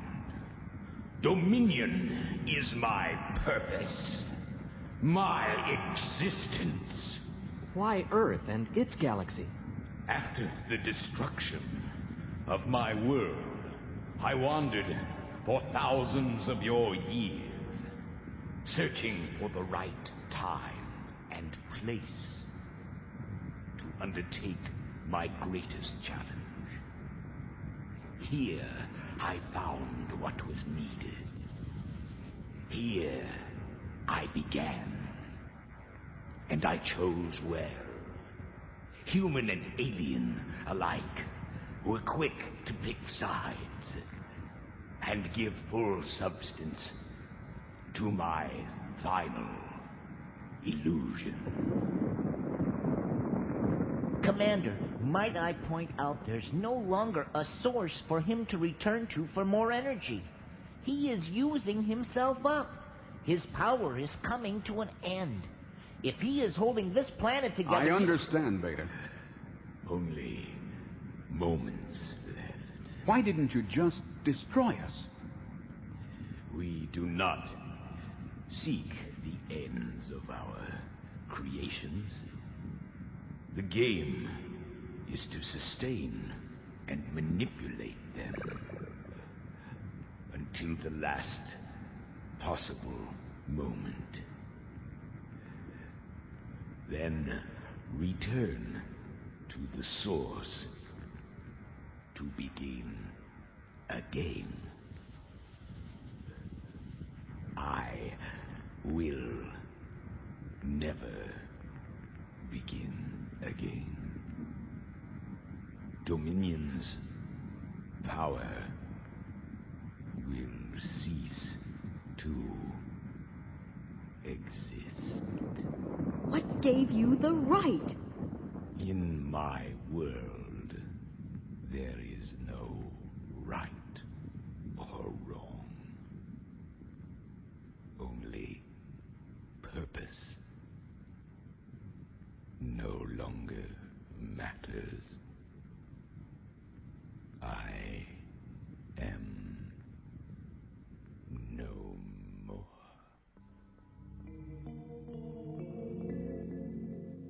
With no energy field left to stop them, the landing party escapes from Vega, and not a minute too soon, the entire rebel force watches the disintegration of Dominion home world. It's starting. Forces unnaturally held in check for years suddenly let go, and Vega explodes. Huge chunks of the planet break free. Hot gases from the interior hit the coldness of space and crystallize into a million splinters of light. Vega's core glows in its last brief struggle to survive. Then, nothing. It's over. Dominion's power is finally destroyed. This is not an end, my friends, but a beginning. We've been given a second chance, and we must not waste it. We'll call an immediate ceasefire and convene a council of equals to settle our remaining differences. Perhaps Professor Max Schumann will give us guidance for a better world this time, based on freedom and justice. New from old. Order from chaos. Peace from destruction. Emerald tree, the way my parents thought it could be. That's the real secret of Dominion.